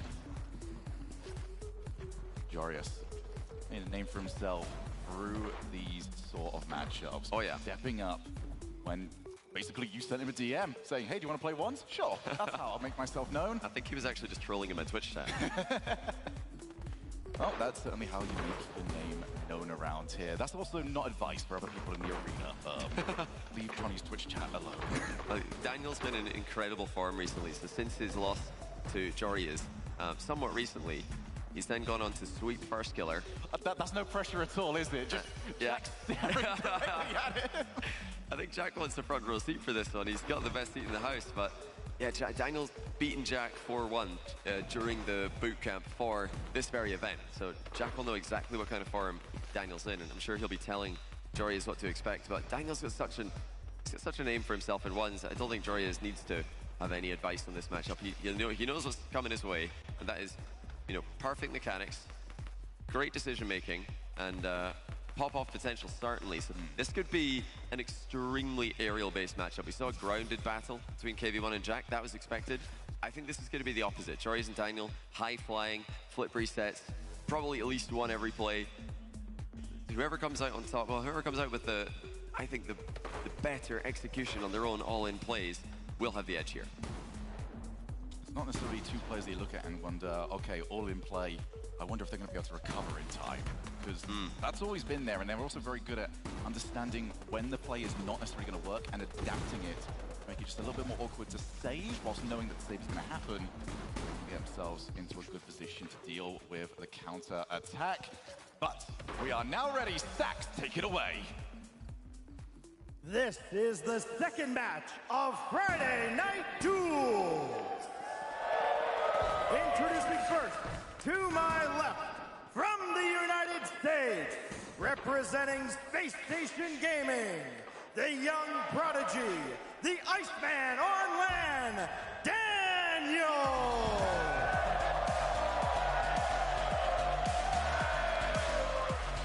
And his opponent, to my right, from the Netherlands, representing Dignitas, the glorious, the victorious, the Jorius!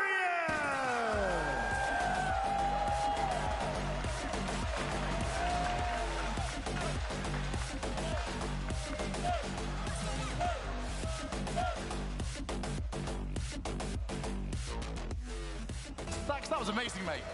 That was absolutely brilliant.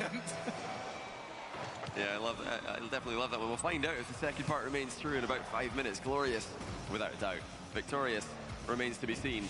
With these kind of plays from Daniel, it's going to be tough to pull off. Jorius just looks over to Jack and at a smile, goes, yeah, it's Daniel. He's not going to have any sort of land problems. And if you're new to watching 1v1 and you're thinking, well, I expected more of what we saw last time, kickoffs, grounded plays.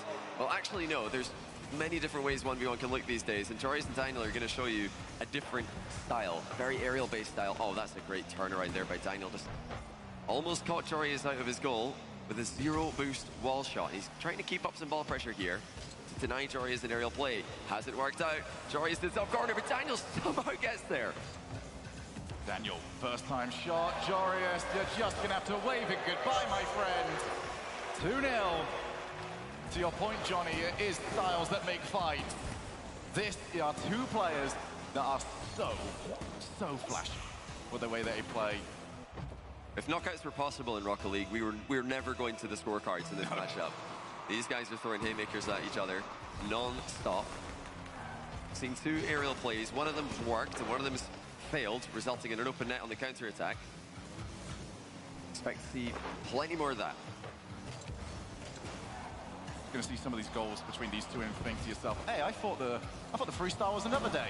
That is just the way that both these players like to go about it. Bamboozle you, put you into a position where you just don't think that they got it anymore as Daniel, 3-0.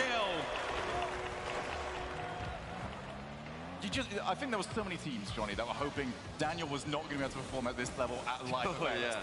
He's actually better.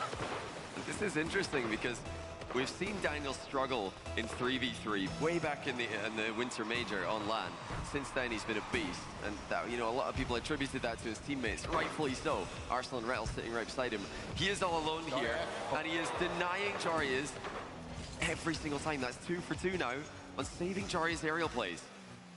Daniel decides it's his turn, delays it. Realized that the play had got away with him, so didn't decide to overcommit. Jarius just trying to level it out, but the ball got away from him. Instead settles for a boost steal. Can he scramble back in time? It's close, it's close, it's not close enough. And you cannot leave the ball against Daniel.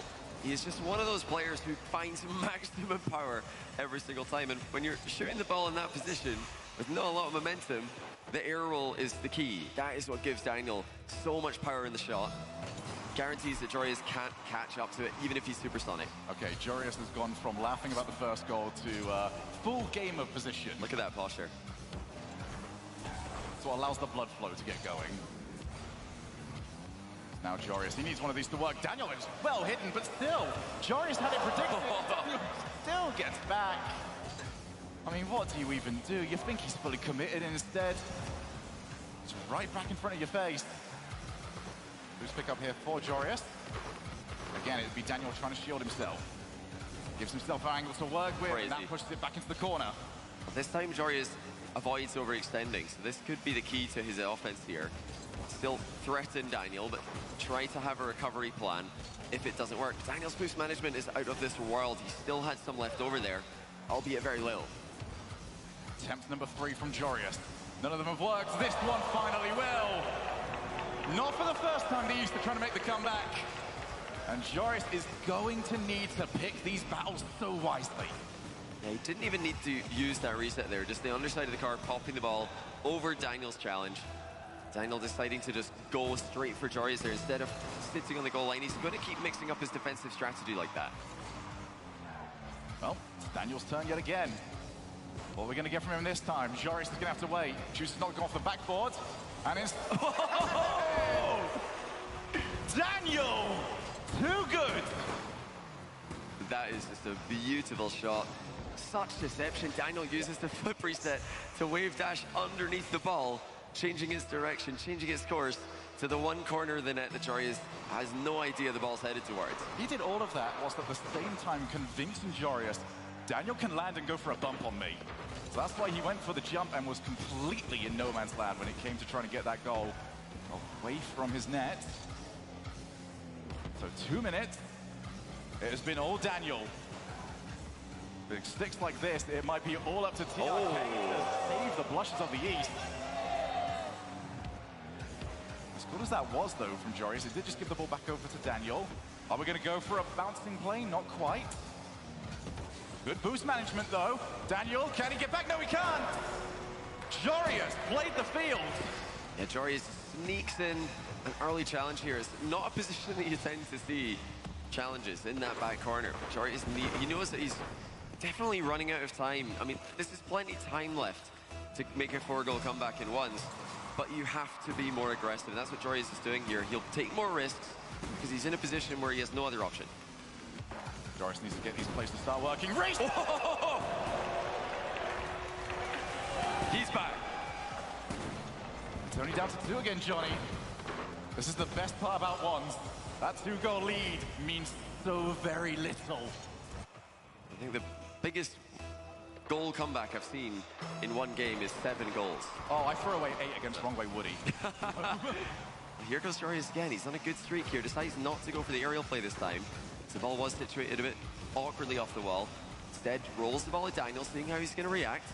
Daniel does well, and he's managed to muscle Jarius off the mid-boost. Next up is Daniel. 1 reset, 2. Goes for the 3rd. Oh, Daniel almost scores goal of the day. Now Jarius with his own opportunity. Power flick. Doesn't choose to take away that. Oh, my.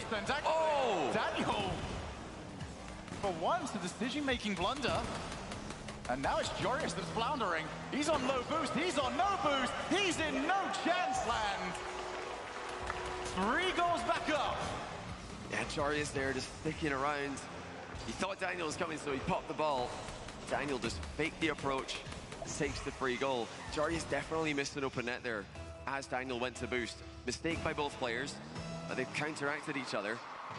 The result means that Daniel stays in front by a solid margin. Kickoff going perfectly for him. Yet another flip reset for Daniel, just one this time. But the floor pitch is good, and the dunk afterwards sends the ball to the top corner. Okay, we've gone through all of the emotions now on Jarius because he was back to smiling after that one. I mean, what are you supposed to do except smile? Daniel had the floor pitch, he had the block, he has everything at the moment.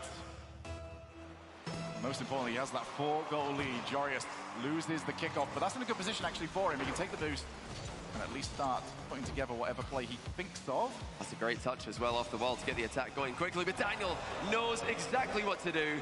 Just guns it straight for the ball. And Jarius is really hoping that this is a fake challenge. He's thinking, there's no way Daniel challenges me on a 4-goal lead. Well, there is a way, and now it's in your net. Sorry, for all of the flip resets and everything else that we've seen from Daniel, that was the most disrespectful thing he's done in this entire game.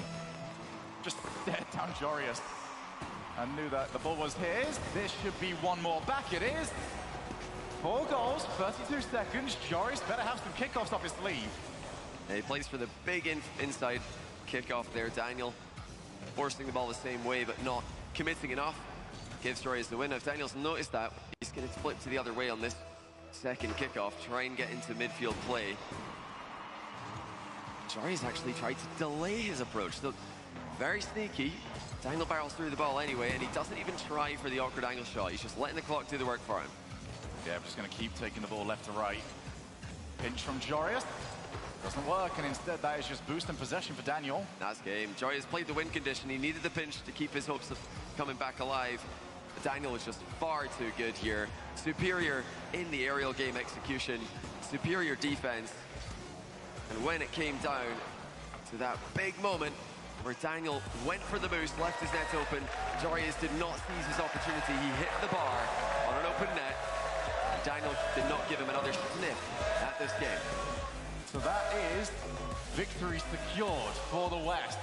Will it be a sweep? Does anyone tell Daniel that the series is over? That's still gamer mode. He's probably straight back into rank to keep grinding, but yeah, Jarius and Jack. Are we connected to the internet on those? I don't know if we are actually, but yeah, they just can't get a win today. It's not, the stage hasn't been kind to them. I can't really blame them with how well KV1 and Daniel just played that. 2 players that we knew were going to be in form for this, and they really showed up and performed every bit as well as we knew they could. Just as if the pressure wasn't even there.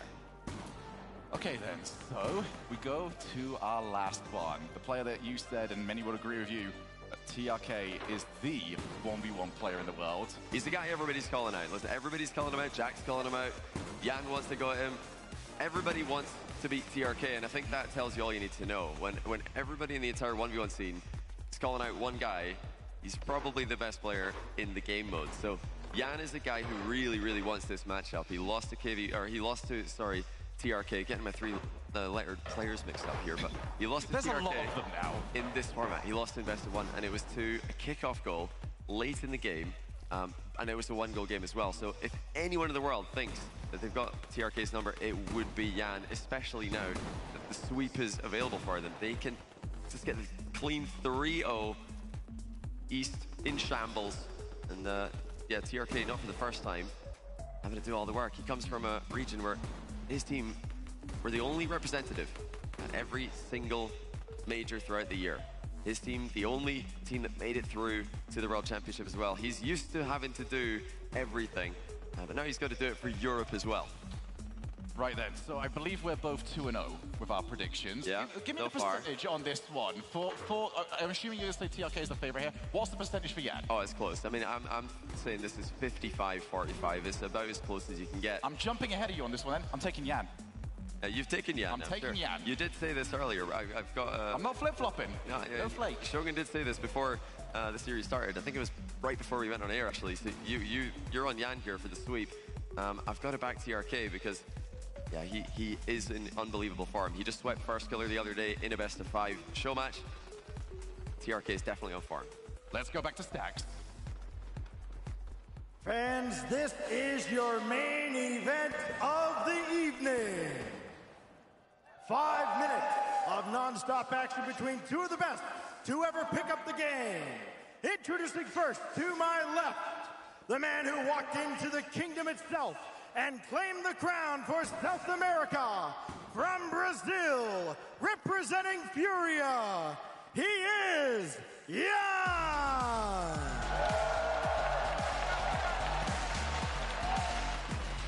And his opponent, to my right, regularly at the top of every single competitive leaderboard, from the Kingdom of Saudi Arabia, from Team Falcons, the three most dangerous letters in Rocket League, TRK!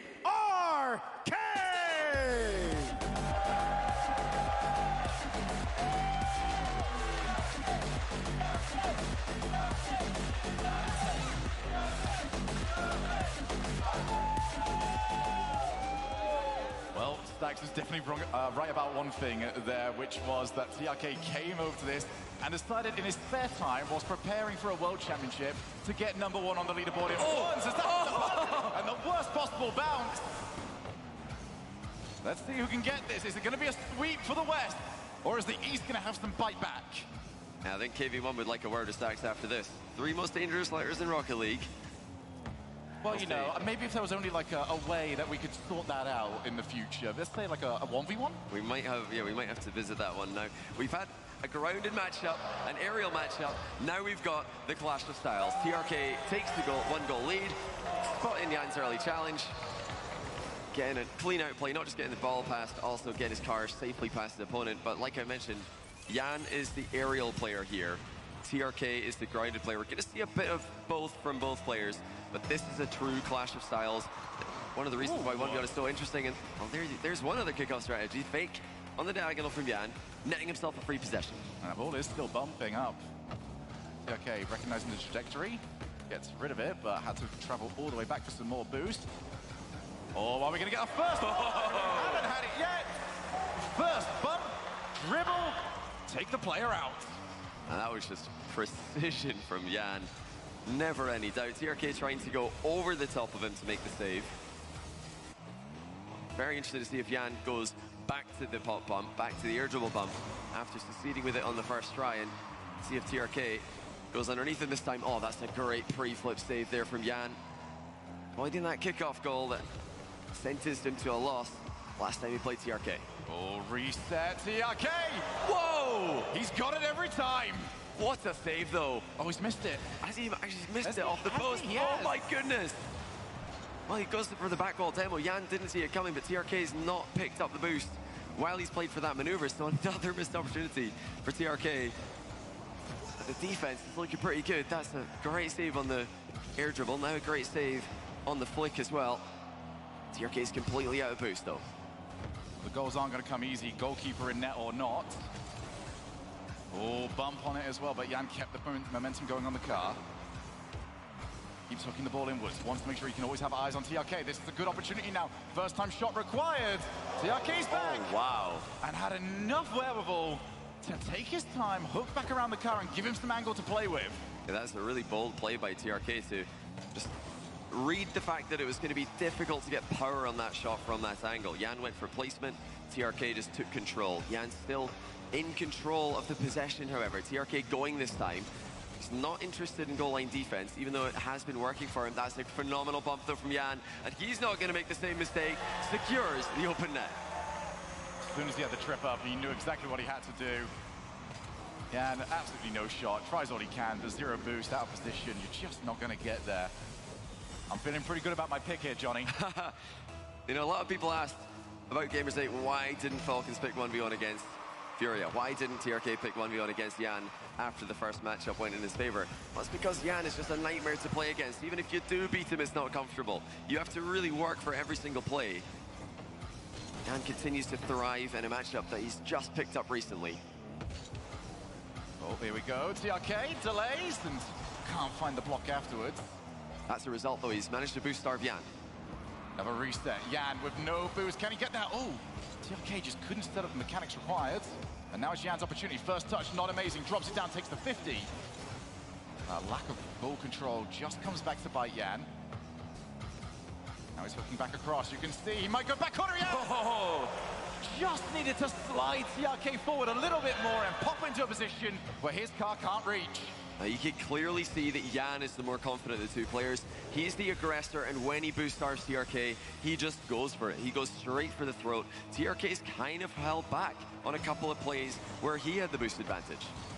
Oh, what a call. TRK remembers the fake kickoff earlier in the game, and he manages to read it the second time around. He sees Jan's nameplate turning there, just chips it up and over it.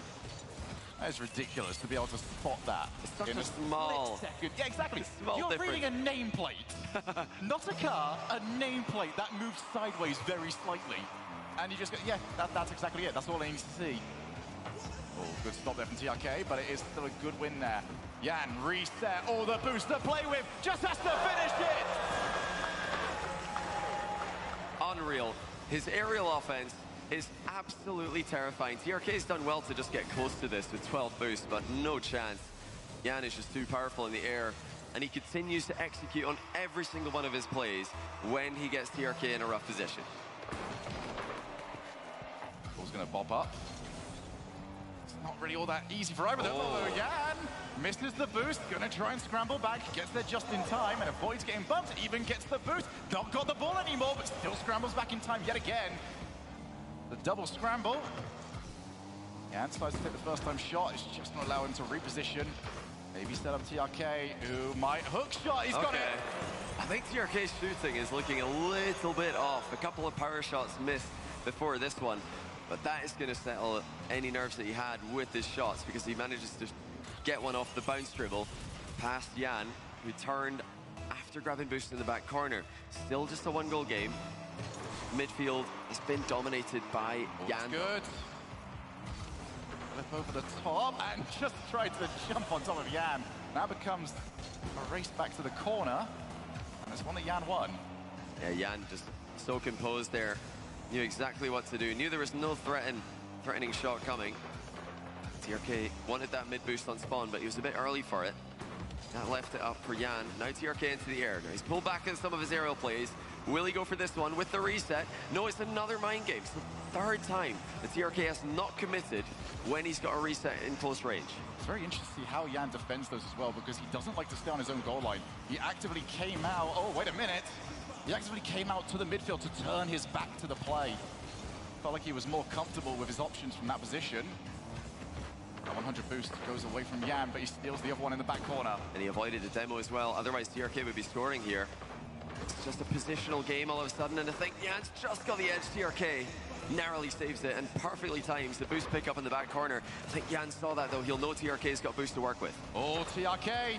Will he take the first time shot? Yes, he does. Yan's not getting there. Yes. Oh! Yan's recoveries are too good. And a save reminiscent of Ahmad's versus G2 at the Fall Major. This time TRK's on the receiving end of it, and there's just 10 seconds left to work with. 1 goal each stands for Yan. It might be 2, and it is. The West are sweeping the East. This will feel sweet for Yan. And maybe a prelude to what we might see over on Sunday. That is all to come. TRK, big smile on him. I'm sure he's enjoyed it. I'm sure all these players, win or loss, have enjoyed the chance to celebrate what we won Rocket League. The West take it 3-0. This has been a treat. You know, the response online when the team for the West was revealed was a little bit on the fence, because the West has so many more phenomenal players present at the World Championship. We got First Killer here, we got AJ here. Everybody's thinking, well, where are they? What are we doing here with, you know, a majority South American team? But actually, South America has got an unbelievable 1v1 talent, as evidenced by the games you've seen here. And boy, did they perform well on stage. Yan was simply more confident in front of net. He trusted himself to hit his shots. TRK went for mind games. Didn't work out. I think he was maybe just not too sure of himself in those moments. Just like Joreuz and Jack before him, unable to get a win against the West. It's difficult to trust, not necessarily your shots in those positions, but whether or not Yan is getting back. Yeah. It's just quicker. Every time you think, oh, he's out of the play, no, he's actually ahead of you at this moment in time. Never look at this goal, however. Beautiful. Over the top of TRK, who did fight back. This is a position that he would like to have seen even more. The hook shots off the bounce dribble always generate so much power. And we were that close, Johnny, to an overtime. Yeah, overtime, constant tension in 1v1. It's a shame we didn't see one, but if there's ever a time not to see one, it's got to be off that save at the end of the game from Jan. Unbelievable stuff. Just recoveries for days from everyone on stage here. But yeah, okay, that's tied them up actually in historical 1v1s. Interesting to see if we'll ever see the tiebreaker. Right, well, let's go to Stacks to round us out. Fans, that concludes our first ever Friday Night Duels. Let's hear it one more time for all 6 of our great competitors here this evening. For all of our fans around the world, we'll see you tomorrow with our pre-show kicking off at 10 a.m. Central, 8 a.m. Pacific. And for all of you here at Dickies Arena, we thank you for hanging around for Friday Night Duels. Please take care, travel safely, and we will see you tomorrow.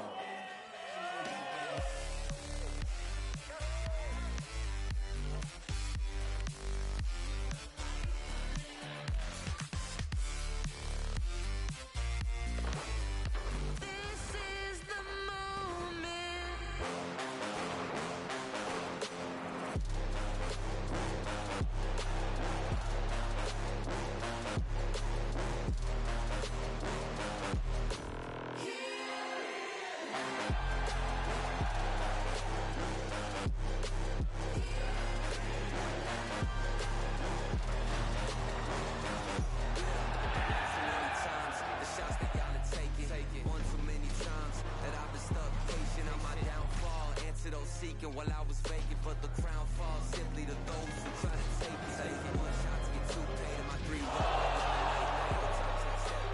reload and I let it spray. This is everything that I need, everything that I wanted, everything that I need. This is victory. Waiting for the flag to fall. Waiting here, now, cutting through the rolling fog. You know you need. It's so close, I feel it. Here, now, this is the moment.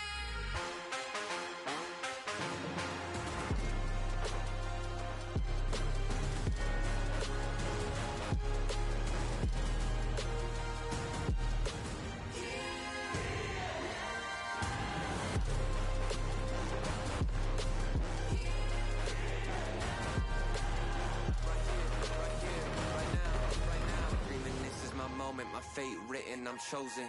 Other spirits fall, but mine has ceased to be broken. You stripping down my pride, but I'm my only opponent.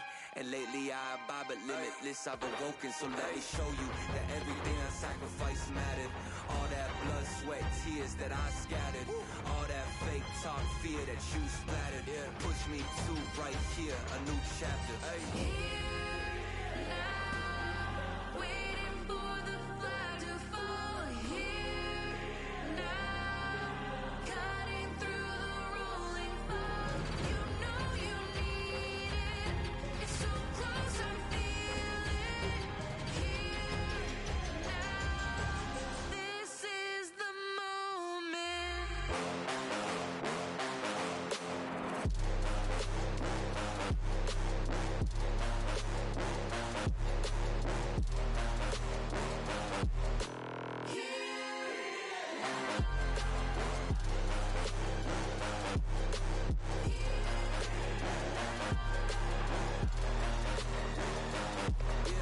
One too many times, the shots that y'all are taking.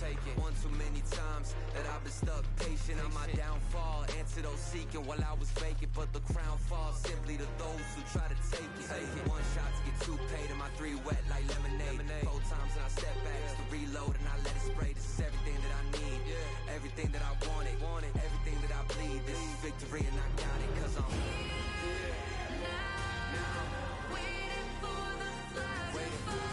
Here, now, cutting through the rolling fog. You know you need it. It's so close, I feel it.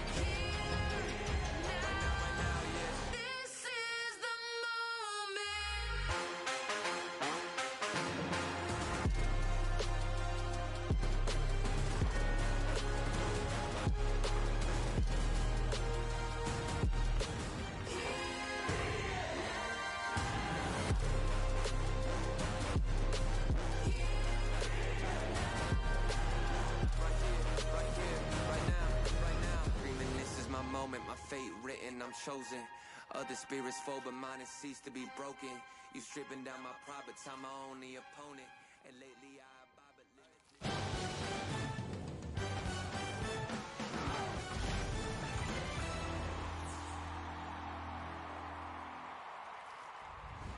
but We have to tell everyone that we just switched to Verizon's new Welcome Unlimited plan for just $30. I've already told everyone. Wait, did you say Verizon for just $30? It's their best unlimited price ever. $30? That's awesome. Yeah, and it's from the most reliable 5G network in America. For $30 a line, I'm switching now. Yeah, it's easy. And you get $960 when you switch the whole family. Oh, wow. I gotta let my buddies know. We're already here. The network you want, the price you love, only from Verizon. This might not be your car. And this might not be your engine. Maybe this isn't your morning routine. And maybe these aren't your coworkers. Perhaps these aren't your standard driving conditions. Far from it. But this is your oil, which means you're one of us, doesn't it? For serious engines, on and off the track, upgrade to Mobil 1. The Bronco Raptor was built to go over any type of terrain. Yep, that's right. Any type of terrain. The Bronco Raptor, built wild, Rocket League edition.